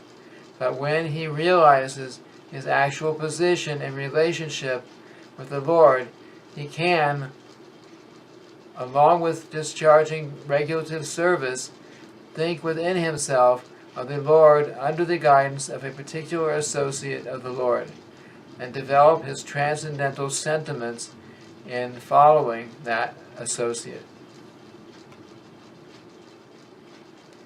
In this connection, we should be careful about the so-called Siddha Pranali. The Siddha Pranali process is followed by a class of men who are not very authorized and who have manufactured their own way of devotional service. They imagine that they have become associates of the Lord simply by thinking of themselves in that way. This external behavior is not at all according to the regulative principles. The so-called Siddha Pranali process is followed by the Prakrita Sahaja, a pseudo-sect of so-called Vaishnavas. In the opinion of Rupa Goswami, such activities are simply disturbances to the standard way of devotional service. Sri Rupa Goswami says that learned acharyas recommend that we follow the regulative principles even after the development of spontaneous love for Krishna. According to the regulative principles, there are 9 departmental activities, as described above, and one should specifically engage himself in the type of devotional service for which he has a natural aptitude. For example, one person may have a particular interest in hearing, another may have a particular interest in chanting, and another may have a particular interest in serving in the temple. So these, or any of the other 6 different types of devotional service, remembering, serving, praying, engaging in some particular service, being in a friendly relationship, or offering everything in one's possession, should be executed in full earnestness. In this way, everyone should act according to his particular taste. Next section, conjugal love. Devotional service following in the footsteps of the gopis of Vrindavan or the queens of Dwarka is called devotional service in conjugal love. This devotional service in conjugal love can be divided into 2 categories. One is indirect conjugal love, and the other direct. In both of these categories, one has to follow the particular gopi who is engaged in such service in Goloka Vrindavan. To be directly attached to the Supreme Personality of Godhead in conjugal love is technically called Keli. This Keli performance means to directly join with the Supreme Personality of Godhead. There are other devotees who do not wish direct contact with the Supreme Person, but who relish the conjugal love affairs of the Lord with the gopis. Such devotees enjoy simply by hearing the activities of the Lord with the gopis. This development of conjugal love can be possible only with those who are already engaged in following the regulative principles of devotional service, specifically in the worship of Radha and Krishna in the temple. Such devotees gradually develop a spontaneous love for the deity, and by hearing of the Lord's exchange of loving affairs with the gopis, they gradually become attracted to those pastimes. After this spontaneous attraction becomes highly developed, the devotee is placed in either of the above mentioned categories. This development of conjugal love for Krishna is not manifested in women only. The material body has nothing to do with spiritual loving affairs. A woman can develop an attitude for becoming a friend of Krishna, and similarly a man may develop the feature of becoming a gopi in Vrindavan. How a devotee in the form of a man can desire to become a gopi is stated in the Padma Purana as follows. In days gone by, there were many sages in Dandakaranya. Dandakaranya is the name of the forest where Lord Ramachandra lived after being banished by his father for 14 years. At that time, there were many advanced sages who were captivated by the beauty of Lord Ramachandra and who desired to become women in order to embrace the Lord. Later on, these sages appeared in Gokula Vrindavan, where Krishna invented himself there, and they were born as gopis or girlfriends of Krishna. In this way they attained the perfection of spiritual life. The story of the sages of Dandakaranya can be explained as follows. When Lord Ramachandra was residing in Dandakaranya, the sages who were engaged in devotional service were being attracted by his beauty and immediately thought of the gopis in Vrindavan who enjoyed conjugal loving affection with Krishna.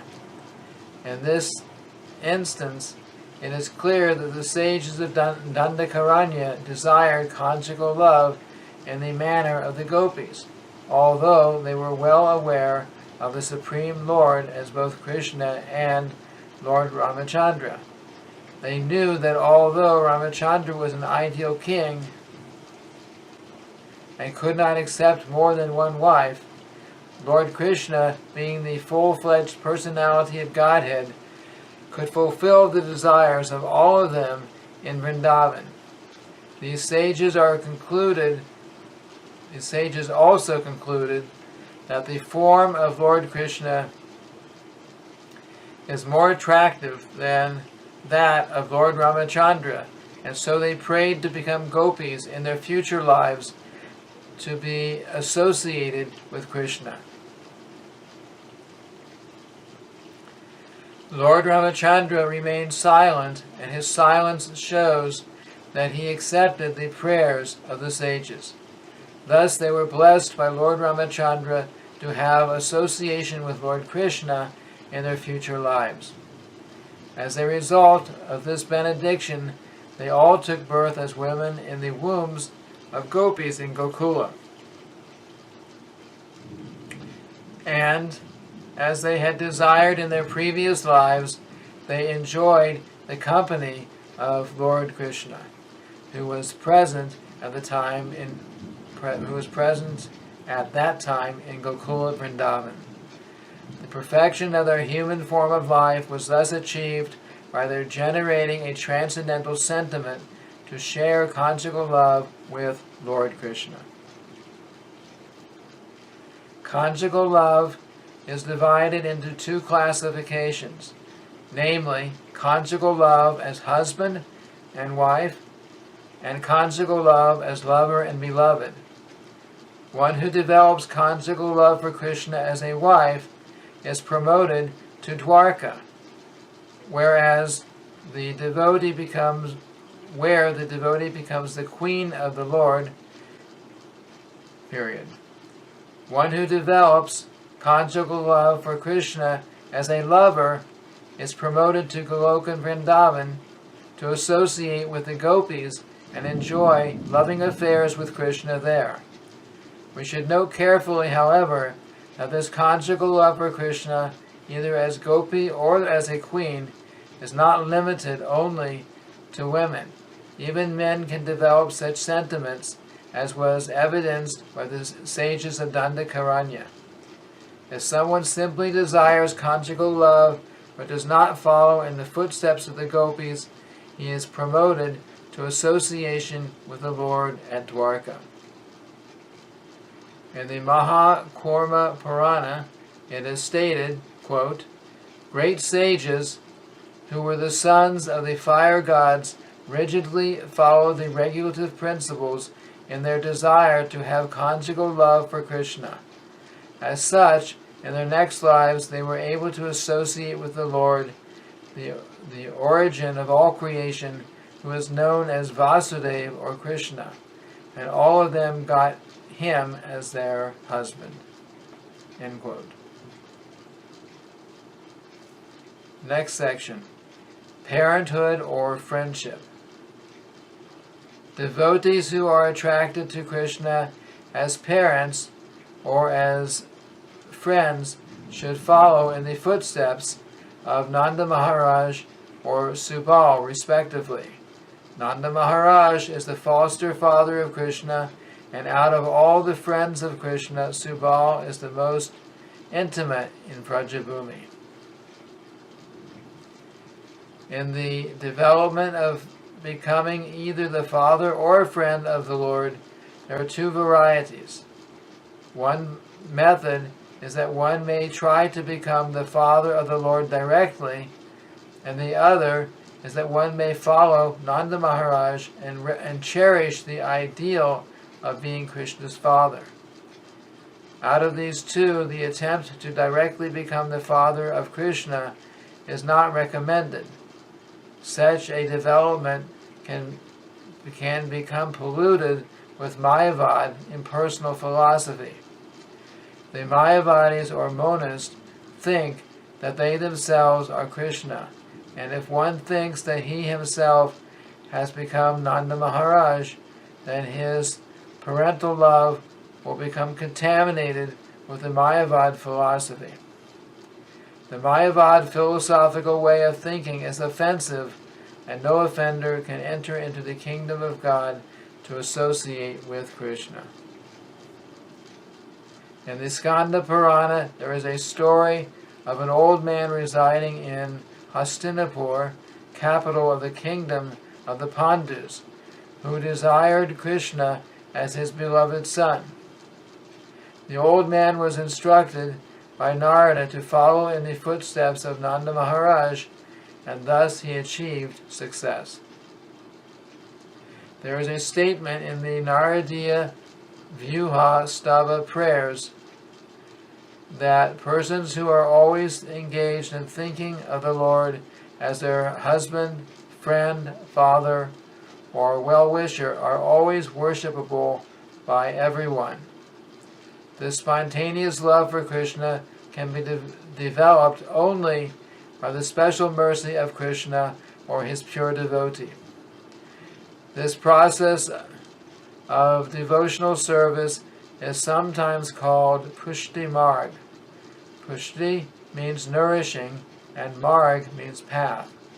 Such development of sentiment nourishes devotional service to the highest standard. Thus it is called the path of nourishment or Pushti Marg. The Vallabha Sampradaya, which belongs to the Vishnu Swami sect of Vaishnava religion, worships Krishna in this Pushti Marg. Generally, devotees in Gujarat worship Bala Krishna under the heading of Pushti Marg. And so this ends the reading of chapter 16 of Nectar of Devotion, entitled Spontaneous Devotion Further Described. Thank you very much, and Hare Krishna.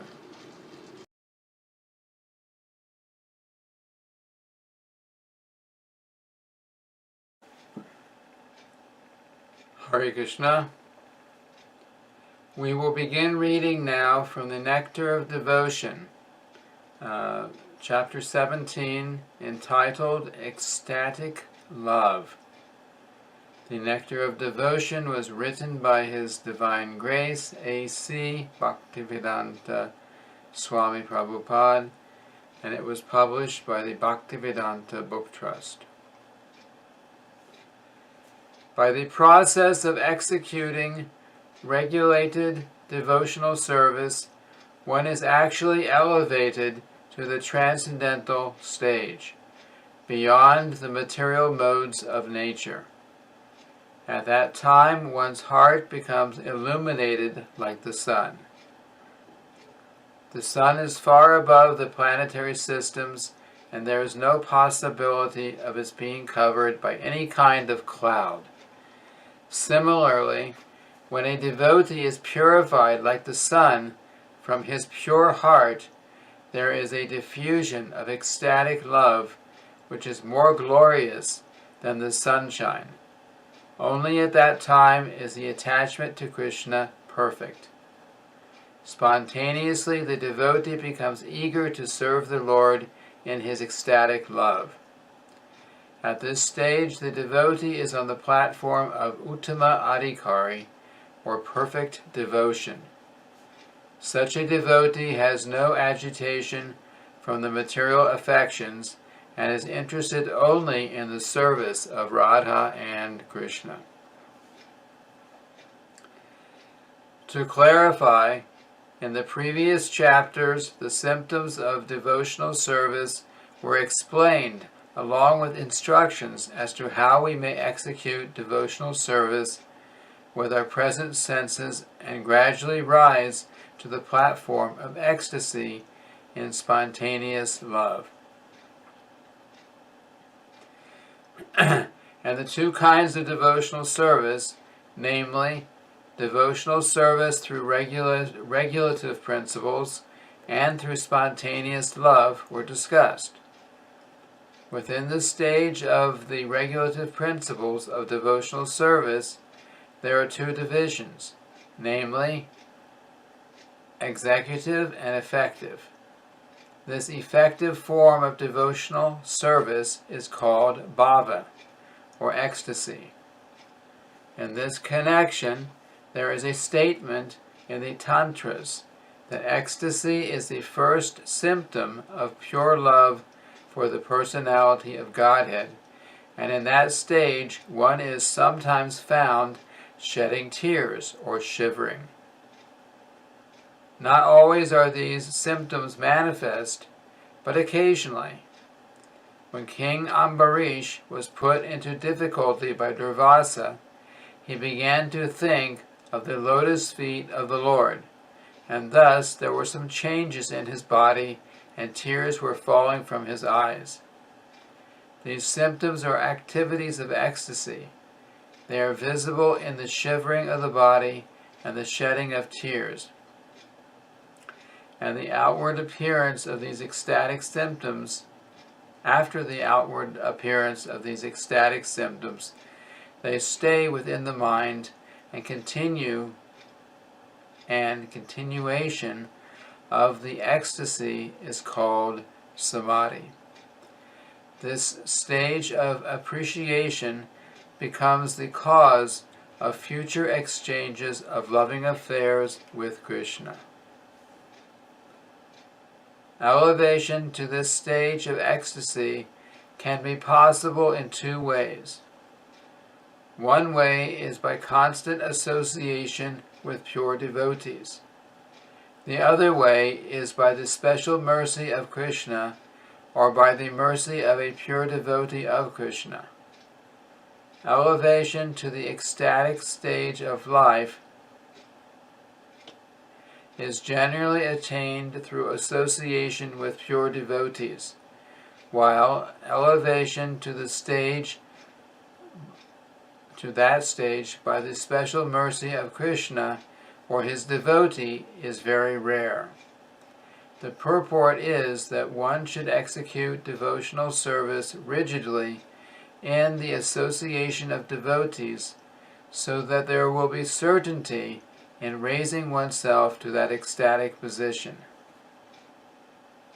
In special cases, of course, there is special favor from Krishna, and although we should always expect that, we should not sit idly and simply wait for Krishna's special mercy. The regular duties must be performed. It is just as when sometimes it is found that a person who never attended school or college may be recognized as a great scholar, or an honorary degree from great universities may be offered to him. But this does not mean that one should avoid school and expect to automatically receive an honorary degree from some university. Similarly, one should devoutly execute the regulative principles of devotional service and at the same time hope for Krishna's favor or for his devotees' favor. An example of rising to the stage of ecstatic love by executing the regulative principles of devotional service is given in the life story of Narada, which is described to Vyasadeva in the Srimad Bhagavatam. Narada tells there of his previous life and how he developed to the stage of ecstatic love. He was engaged in the service of great devotees and used to hear their talks and songs. Because he had the opportunity to hear these pastimes and songs of Krishna from the mouths of pure devotees, he became very attracted within his heart. Because he had become so eager to hear these topics, he gradually developed within himself, an ecstatic love for Krishna. This ecstatic love is prior to the pure love of Krishna, because in the next verse, Narada confirms that by the gradual process of hearing from the great sages, he developed love of Godhead. In that connection, Narada continues to say in the first canto, 5th chapter, verse 28 of the Bhagavatam, quote, "First I passed my days in the association of the great sages during the rainy autumn season. Every morning and evening I heard them while they were singing and chanting the Hare Krishna mantra, and thus my heart gradually became purified. As soon as I heard them with great attention, the influence of the modes of material ignorance and passion disappeared, and I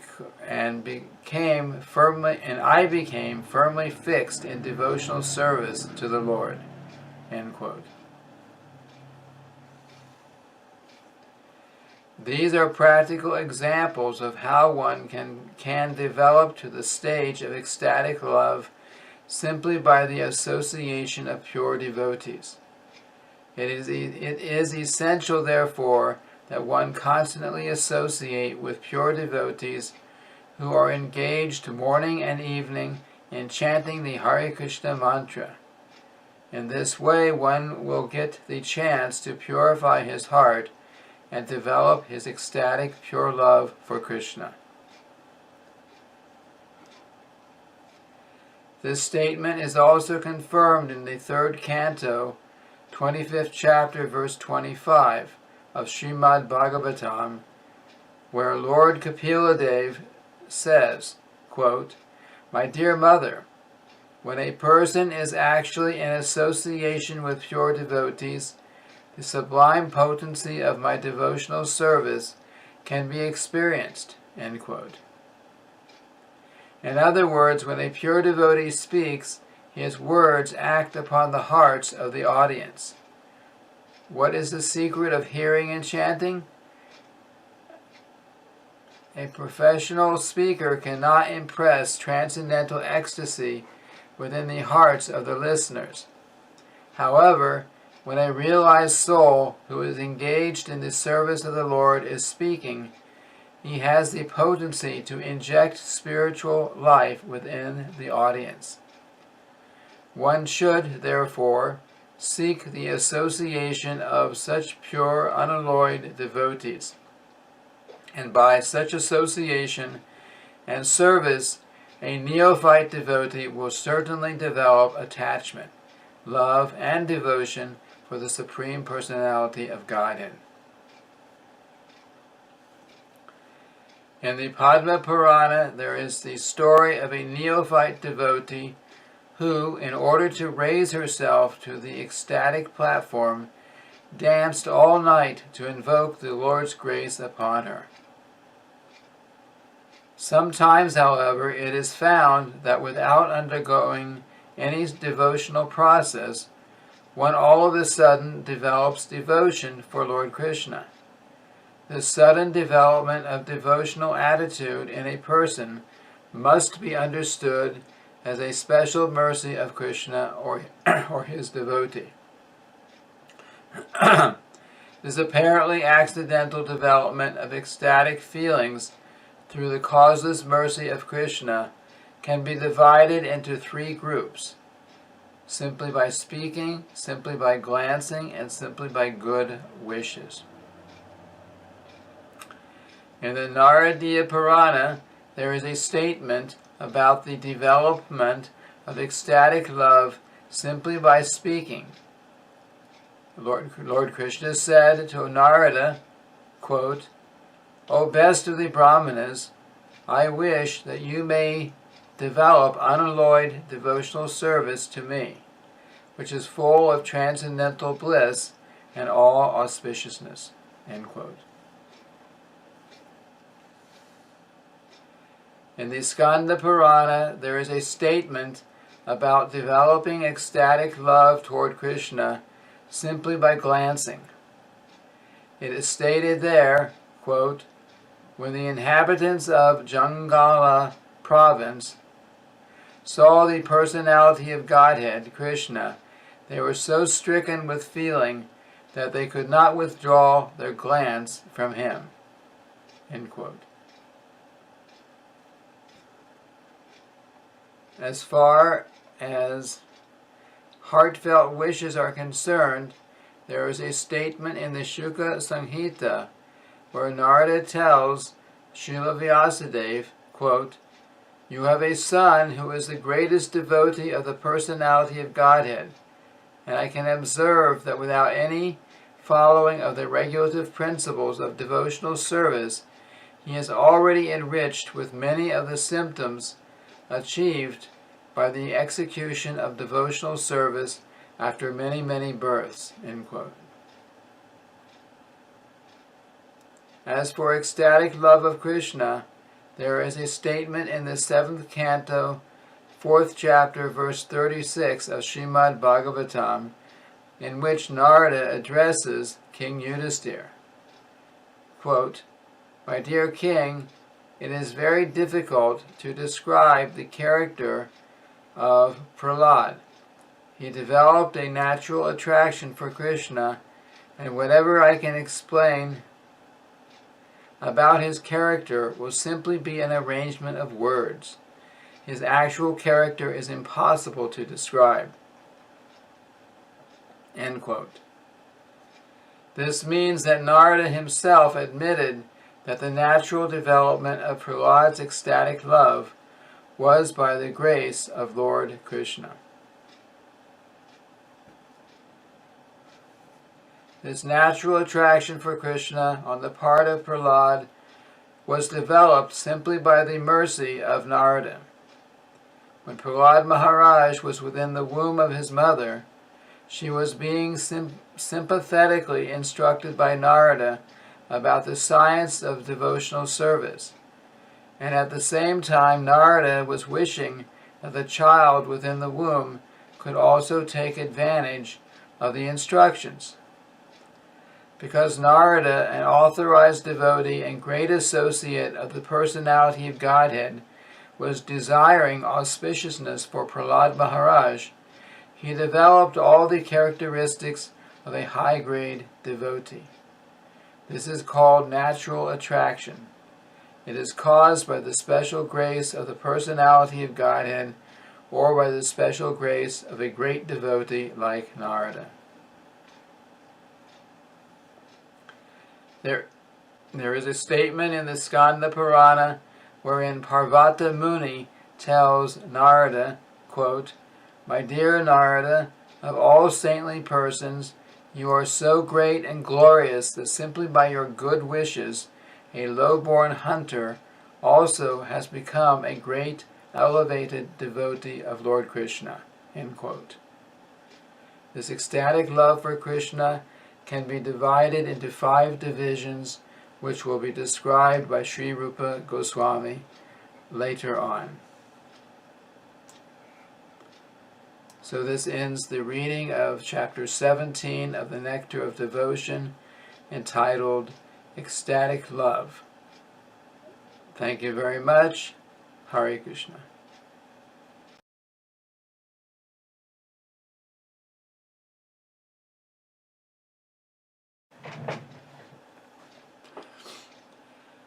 Hare Krishna. We will now continue with our reading from the Nectar of Devotion, chapter 18, entitled Character of One in Ecstatic Love. The Nectar of Devotion was written by His Divine Grace, A.C. Bhaktivedanta Swami Prabhupada. It was published by the Bhaktivedanta Book Trust. Rupa Goswami next describes the characteristics of a person who has actually developed his ecstatic love for Krishna. The characteristics are as follows. 1. He is always anxious to utilize his time in the devotional service of the Lord. He does not like to be idle. He wants service always, 24 hours a day without deviation. 2. He is always reserved and perseverant. 3. He is always detached from all material attraction. 4. He does not long for any material respect in return for his activities. 5. He is always certain that Krishna will bestow his mercy upon him. 6. He is always very eager to serve the Lord faithfully. 7. He is very much attached to the chanting of the holy names of the Lord. 8. He is always eager to describe the transcendental qualities of the Lord. 9. He is very pleased to live in a place where the Lord's pastimes are performed. For example, Mathura, Vrindavan, and Dwarka. First section, utilization of time. An unalloyed devotee who has developed ecstatic love for Krishna is always engaging his words in reciting prayers to the Lord. Within the mind, he is always thinking of Krishna, and with his body, he either offers obeisances by bowing down before the deity or engages in some other service. During these ecstatic activities, he sometimes sheds tears. In this way, his whole life is engaged in the service of the Lord, with not a moment wasted on any other engagement. Next section, perseverance. When a person is undisturbed even in the presence of various causes of disturbance, he is called reserved and perseverant. An example of this perseverance and reservation is found in the behavior of King Parikshit, as described in the first canto, 19th chapter, verse 15 of the Srimad Bhagavatam. The king says there to all the sages present before him at the time of his death, quote, "My dear Brahmanas, You should always accept me as your surrendered servant. I have come to the bank of the Ganges just to devote my heart and soul unto the lotus feet of Lord Krishna. So please bless me, that Mother Ganges may also be pleased with me. Let the curse of the Brahmana's son fall upon me. I do not mind. I only request that at the last moment of my life, all of you will kindly chant the holy name of Vishnu, so that I may realize his transcendental qualities." End quote. This example of Maharaj Parikshit's behavior, his remaining patient even at the point of his life, even at the last point of his life, his undisturbed condition of mind is an example of reservation. This is one of the characteristics of a devotee who has developed ecstatic love for Krishna. Next section, detachment. The senses are always desiring sense enjoyment, but when a devotee develops transcendental love for Krishna, his senses are no longer attracted by material desires. This state of mind is called detachment. There is a nice example of this detachment in connection with the character of King Bharata.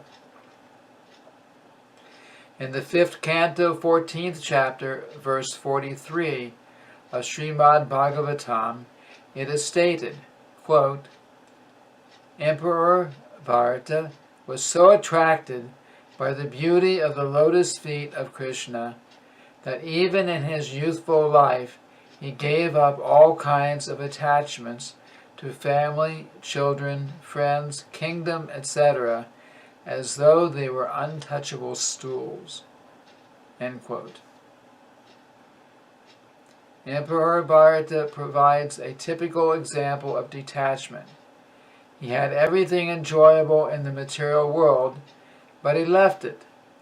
This means that detachment does not mean artificially keeping oneself aloof and apart from the allurements of attachment. Even in the presence of such allurements, if one can remain unattracted by material attachments, he is called detached. In the beginning, of course, a neophyte devotee must try to keep himself apart from all kinds of alluring attachments. But the real position of a mature devotee is that even in the presence of all allurements, he is not at all attracted. This is the actual criterion of detachment. Next section, pridelessness. When a devotee, in spite of possessing all the qualities of pure realization, is not proud of his position, he is called prideless. In the Padma Purana, it is stated that King Bhagirath was the emperor above all other kings, yet he developed such ecstatic love for Krishna that he became a mendicant and went out begging even to the homes of his political enemies and untouchables. He was so humble that he respectfully bowed down before them. There are many similar instances in the history of India. Even very recently, about 200 years ago or less, one big landlord known as Lal Babu, a Calcutta landholder, became a Vaishnav and lived in Vrindavan. He was also begging from door to door, even at the homes of his political enemies. Begging involves being ready to be insulted by persons to whose home one has come.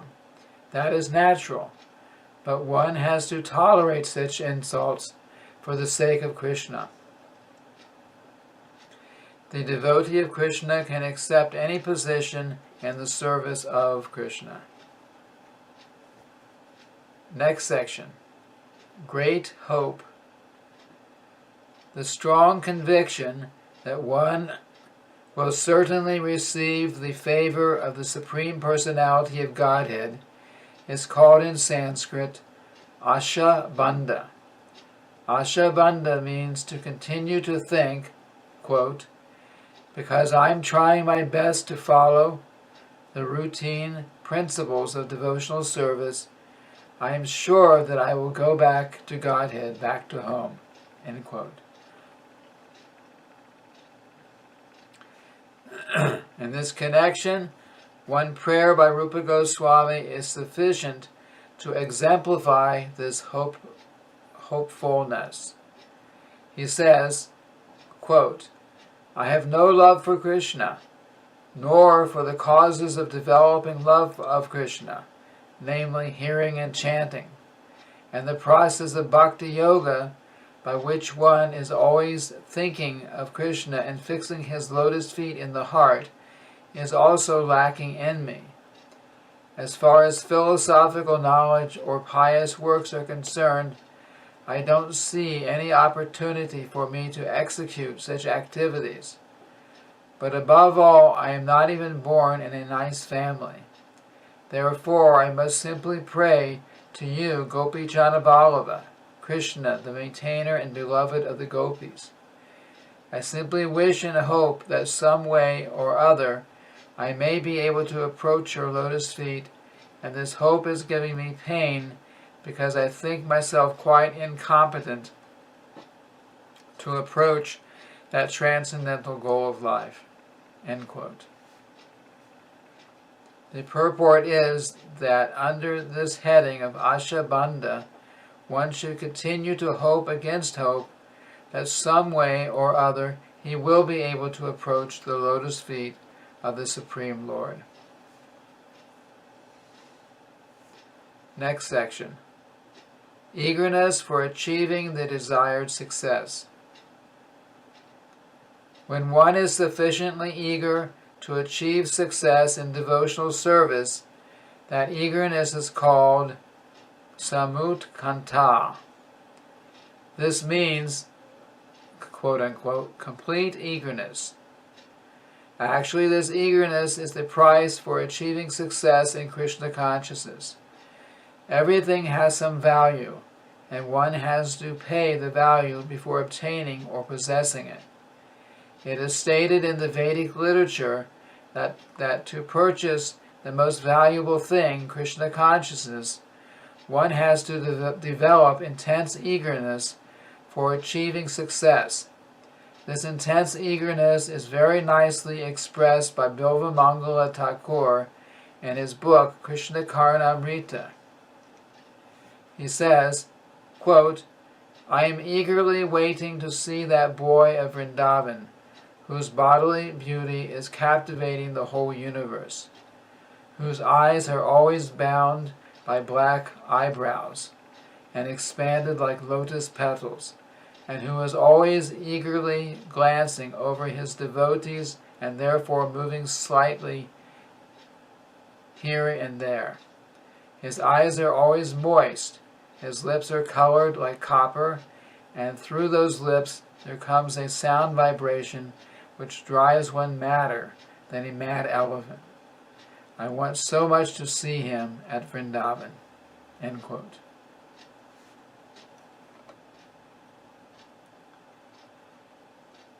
Next section.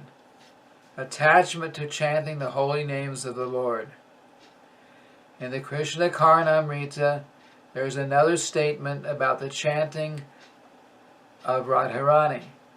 It is said by one of the associates of Radharani, quote, O Lord Govinda, the girl who is the daughter of King Vrishabhanu is now shedding tears as she is anxiously chanting your holy name, Krishna, Krishna. End quote. Next section. Eagerness to describe the Lord's transcendental qualities. Attachment for chanting the glories of the Lord is also expressed in the Krishna Karnamrita as follows. Quote, "What shall I do for Krishna, who is pleasing beyond all pleasurable conceptions, and who is naughtier than all restless boys?" The idea of Krishna's beautiful activities is attracting my heart, and I do not know what I can do. End quote.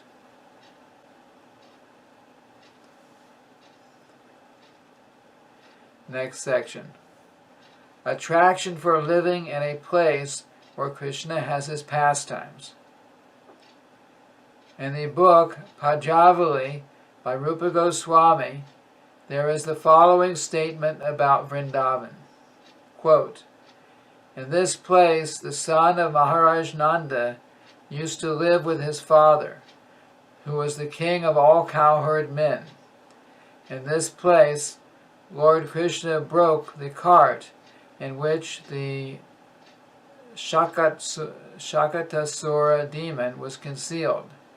At this place, Damodar, who can cut the knot of our material existence, was tied up by his mother, Yashoda." End quote. A pure devotee of Lord Krishna resides in the district of Mathura or Vrindavan and visits all the places where Krishna's pastimes were performed. At these sacred places, Krishna displayed his childhood activities with the cowherd boys and Mother Yashoda. The system of circumambulating all those places is still current among devotees of Lord Krishna, and those coming to Mathura and Vrindavan always feel transcendental pleasure. Actually, if someone goes to Vrindavan, he will immediately feel separation from Krishna, who performed such nice activities when he was present there. Such attraction for remembering Krishna's activities is known as attachment for Krishna. There are impersonalist philosophers and mystics, however, who by a show of devotional service want ultimately to merge into the existence of the Supreme Lord. They sometimes try to imitate a pure devotee's sentiment for visiting the holy places where Krishna had his pastimes. But they simply have a view for salvation, and so their activities cannot be considered attachment. It is said by Rupa Goswami that the attachment exhibited by pure devotees for Krishna cannot possibly be perfected in the hearts of fruitive workers, karmis, or mental speculators, because such attachment in pure Krishna consciousness is very rare and not possible to achieve even for many liberated persons. As stated in the Bhagavad Gita, liberation from material contamination is the stage at which devotional service can be achieved. For a person who simply wants to have liberation and to merge into the impersonal Brahmajyoti, attachment to Krishna is not possible to acquire.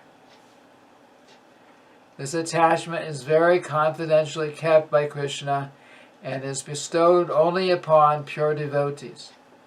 Even ordinary devotees cannot have such pure attachment for Krishna.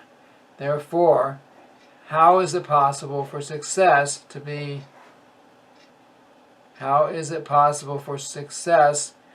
achieved by persons whose hearts are contaminated by the actions and reactions of fruitive activities and who are entangled by various types of mental speculation? There are many so-called devotees who artificially think of Krishna's pastimes known as Ashtakaliya Leela. Sometimes one may artificially imitate these, pretending that Krishna is talking with him in the form of a boy, or else one may pretend that Radharani and Krishna both have come to him and are talking with him. Such characteristics are sometimes exhibited by the impersonalist class of men, and they may captivate some innocent persons who have no knowledge in the science of devotional service. However, as soon as an experienced devotee sees all these caricatures, he can immediately evaluate such rascaldom. If such a pretender is sometimes seen possessing imitative attachment to Krishna, that will not be accepted as real attachment. It may be said, however, that such attachment gives the pretender hope that he may eventually rise onto the actual platform of pure devotional service. This imitative attachment can be divided into two headings, namely, shadow attachment and para, or transcendental attachment. If someone, without undergoing the regulative principles of devotional service, or without being guided by a bona fide spiritual master, shows such imitative attachment, this is called shadow attachment.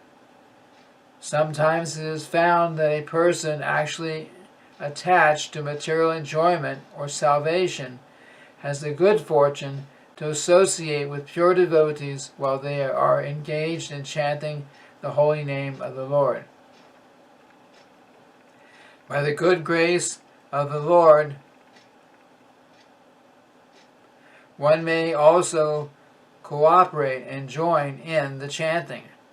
At that time, simply by the association of such pure devotees, the moon-like rays from their hearts reflect on him, and by the influence of the pure devotees he may show some likeness of attachment caused by inquisitiveness. But this is very flickering, and if, by the manifestation of such shadow attachment, one feels the disappearance of all material pangs, then it is called para attachment. Such shadow attachment or para attachment can develop if one associates with a pure devotee or visits holy places like Vrindavan or Mathura. And if an ordinary man develops such attachment for Krishna and fortunately performs devotional activities in the association of pure devotees, he can also rise to the platform of pure devotional service. The conclusion is that transcendental attachment is so powerful that if such attachment is seen manifested even in some common man, by the association of a pure devotee, it can bring one to the perfectional stage. But such attachment for Krishna cannot be invoked in a person without his being sufficiently blessed by the association of pure devotees. As attachment can be invoked by the association of pure devotees, so attachment can also be extinguished by offenses committed at the lotus feet of pure devotees. To be more clear, by the association of pure devotees, attachment for Krishna can be aroused, but if one commits offenses at the lotus feet of a devotee, one's shadow attachment or para attachment can be extinguished. This extinguishing is like the waning of the full moon, which gradually decreases and at last becomes dark. One should therefore be very careful while associating with pure devotees to guard against committing an offense at their lotus feet. Transcendental attachment, either shadow or para, can be nullified by different degrees of offenses at the lotus feet of pure devotees. If the offense is very serious, then one's attachment becomes almost nil. And if the offense is not very serious, one's attachment can become second class or third class. If someone becomes attached to the principles of salvation or to merging into the existence of the Brahmajyoti, his ecstasies gradually diminish into shadow and para attachment, or else transform into the principles of ahangrahopasana. This ahangrahopasana describes a living entity when he begins spiritual realization by identifying himself with the Supreme Lord. The state of self-realization is technically known as monism. The monist thinks himself one with the Supreme Lord. Thus, because he does not differentiate between himself and the Supreme Lord, it is his view that by worshiping himself, he is worshiping the Supreme Whole. Sometimes it is found that a neophyte is taking part in chanting and dancing very enthusiastically, but within himself he is under the impression that he has become one with the Supreme Whole. This conception of monism is completely different from pure transcendental devotional service. If, however, it is seen that a person has developed a high standard of devotion without having undergone even the regulative principles, it is to be understood that his status of devotional service was achieved in a former life. For some reason or other, it had been temporarily stopped, most probably by an offense committed at the lotus feet of a devotee. Now, with a good second chance, it has again begun to develop. The conclusion is that steady progress in devotional service can be attained only in the association of pure devotees. If one can gradually advance his status in devotional service, this is understood to be due to the causeless mercy of Krishna himself. If a person is completely detached from material enjoyment and has developed pure ecstatic devotion, even if he is sometimes accidentally found not living up to the standard of devotional service, one should not be envious of him. It is confirmed also in the Bhagavad Gita that a devotee who has unflinching faith in and devotion to the Lord, even if sometimes found to be accidentally deviated from pure devotional characteristics, should still be counted among the pure. Unflinching faith and devotional service in Lord Krishna and in the spiritual master makes one highly elevated in the activities of devotional service. In the Nrsimha Purana, it is stated, quote, "If a person has completely engaged his mind, body, and activities in the service of the Supreme Godhead, but externally he is found to be engaged in some abominable activities, these abominable activities will surely be very quickly vanquished by the influence of his staunch devotional service." End quote. The example is given that on the full moon, there are some spots that may appear to be pockmarks. Still, the illumination spread by the full moon cannot be checked. Similarly, a little fault in the midst of volumes of devotional service is not at all to be counted as a fault. Attachment for Krishna is transcendental bliss. Amid unlimited volumes of transcendental bliss, a spot of some material defect cannot act in any way. So this ends the reading of chapter 18 of the Nectar of Devotion, entitled Character of One in Ecstatic Love. Thank you very much. Hare Krishna.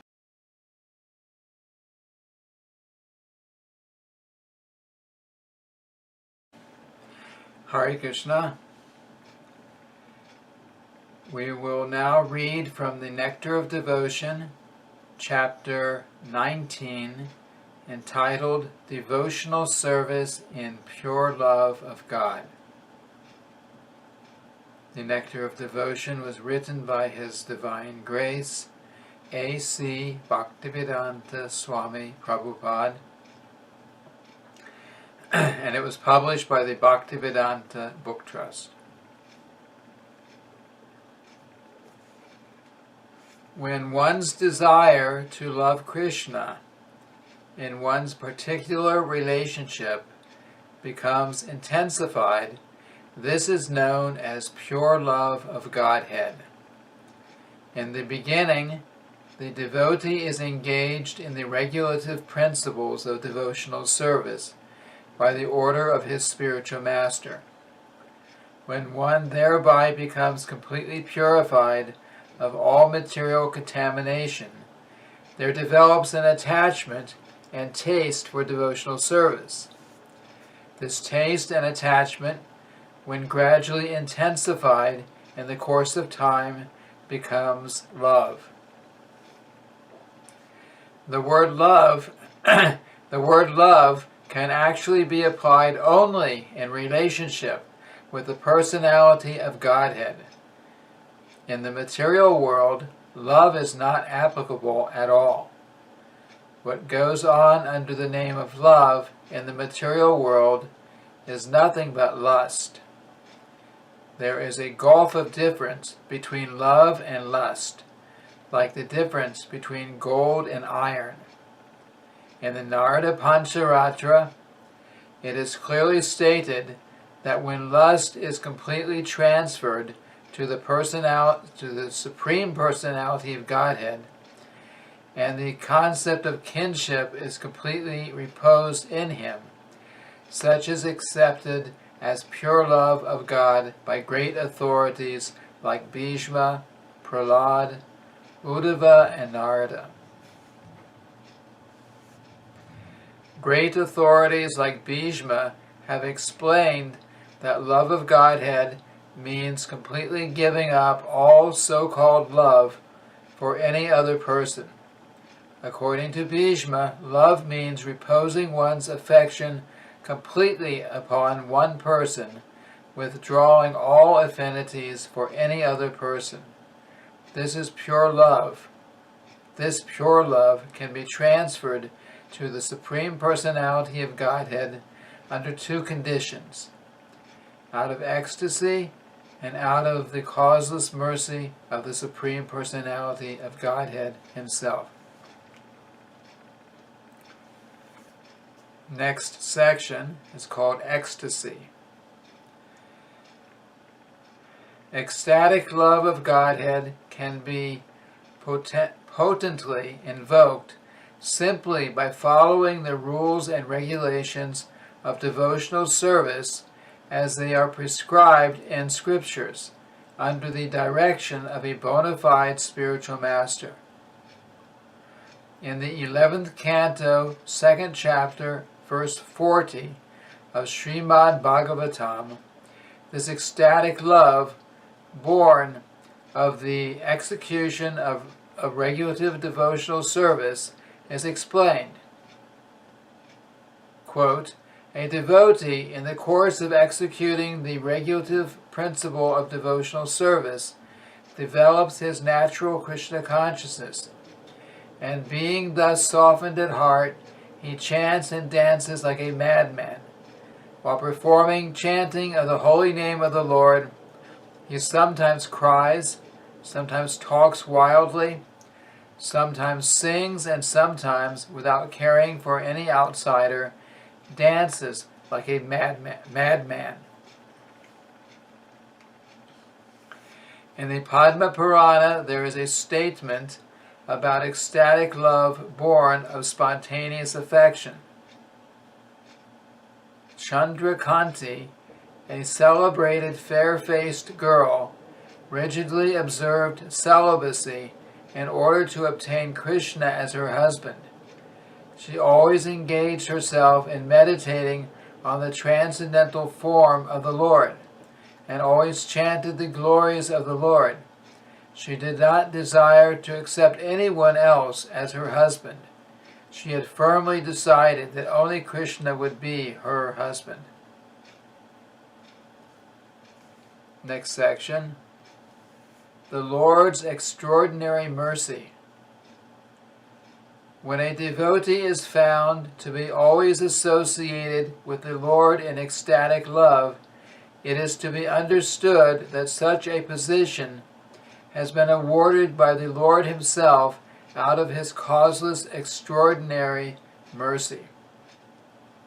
An example of such extraordinary mercy is given in the 11th canto, 12th chapter, verse 7 of Srimad Bhagavatam, wherein Lord Krishna tells Uddhava, quote, "The gopis in Vrindavan did not study the Vedas to achieve me, nor had they ever been to holy places of pilgrimage, nor did they devoutly execute any regulative principle, nor did they undergo any kind of austerity. It is simply by my association that they had attained the highest perfection of devotional service." End quote.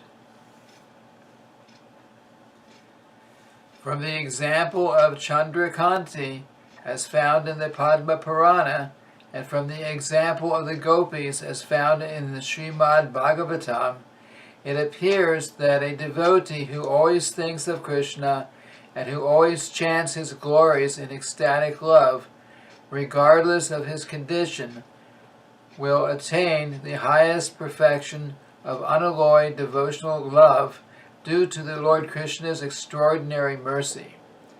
This is confirmed in the Srimad Bhagavatam. Quote, "If a person worships, adores, and loves Hari, the Supreme Lord, he should be understood to have finished all kinds of austerities, penances, and similar processes for self-realization. On the other hand, if after undergoing all types of austerities, penances, and mystic yoga practices, one does not develop such love for Hari, then all his performances are to be considered a useless waste of time. If someone always sees Krishna inside and out, then it is to be understood that he has surpassed all austerities and penances for self-realization. And if, after executing all kinds of penances and austerities, one cannot always see Krishna inside and out, then he has executed his performances uselessly." End quote. Spontaneous attraction to Krishna, which is said to be due to the extraordinary mercy of the Lord, can be placed under two headings. One is profound veneration for the greatness of the Lord, and the other is one's being automatically attracted to Krishna without any extraneous consideration. In the Narada Pancharatra, it is said that if, on account of profound veneration for the greatness of the Supreme Lord, one attains a great affection and steady love for him, one is certainly assured of attaining the four kinds of Vaishnava liberation, namely, achieving the same bodily features as the Lord, achieving the same opulence as the Lord, dwelling on the planet where the Lord is residing, and attaining eternal association with the Lord. The Vaishnava liberation is completely different from the Mayavad liberation, which is simply a matter of being merged into the effulgence of the Lord. In the Narada Pancharatra, pure, unalloyed devotional service is explained as being without any motive for personal benefit. If a devotee is continuously in love with Lord Krishna, and his mind is always fixed upon him, that devotional attitude will prove to be the only means of attracting the attention of the Lord. In other words, a Vaishnava who is incessantly thinking of the form of Lord Krishna is to be known as a pure Vaishnava.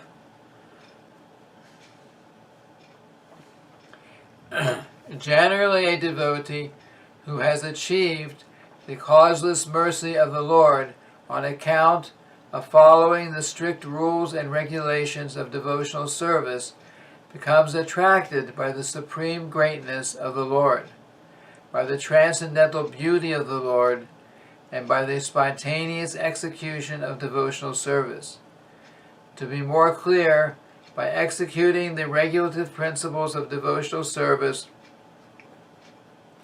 one can fully appreciate the transcendental beauty of the Lord. In any case, such exalted positions are possible only by the extraordinary mercy of the Lord upon the devotee. Next section. Association with pure devotees. Although many different processes for developing love of Godhead have been explained so far, Srila Rupa Goswami now gives us a general description of how one can best achieve such a high position. The beginning of ecstatic love of Godhead is basically faith. There are many societies and associations of pure devotees, and if someone with just a little faith begins to associate with such societies, his advancement to pure devotional service is rapid. The influence of a pure devotee is such that if someone comes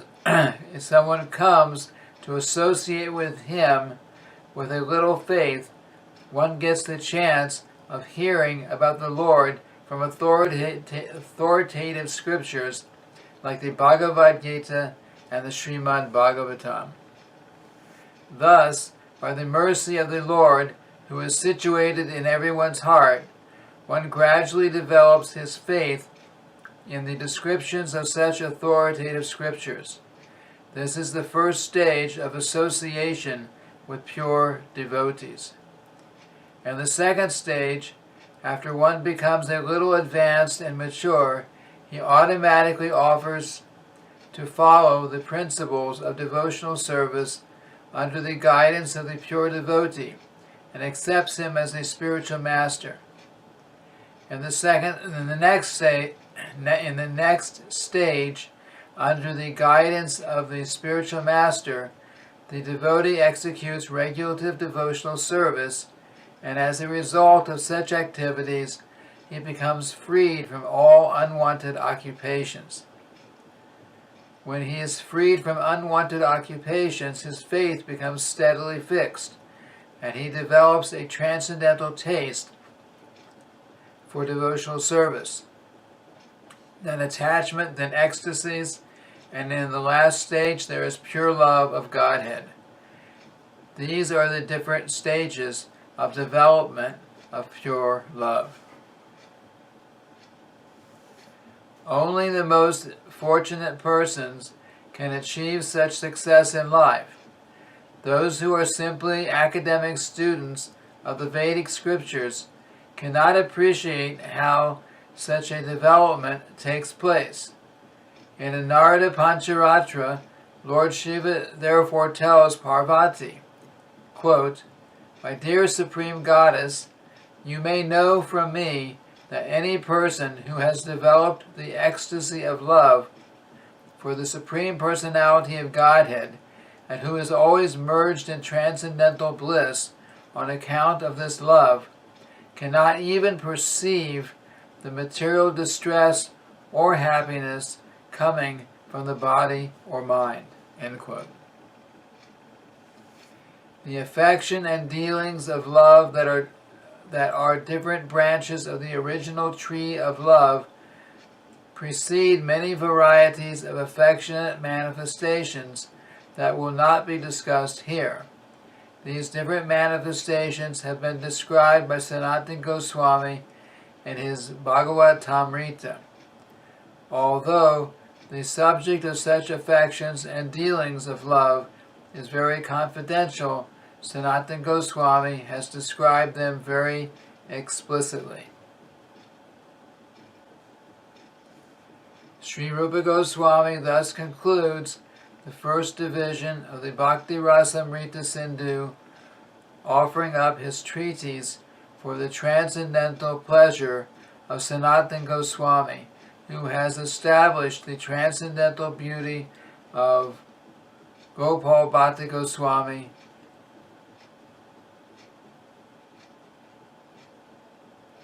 I'll read that again. Sri Rupa Goswami thus concludes the first division of the Bhakti Rasamrita Sindhu, offering up his treatise for the transcendental pleasure of Sanatana Goswami, who has established the transcendental beauty and of Gopal Bhatta Goswami, Sri Raghunath Bhatta Goswami, and Raghunath Das Goswami. It appears from this statement that the great Srila Jiva Goswami was not yet active when Bhakti Rasamrita Sindhu was written. So this ends the Bhaktivedanta summary study of the first division of Bhakti Rasamrita Sindhu, up to the descriptions of ecstatic love of Godhead, which are to follow. And this is the end of the chapter 19, entitled Devotional Service in Pure Love of God. Thank you very much. Hare Krishna.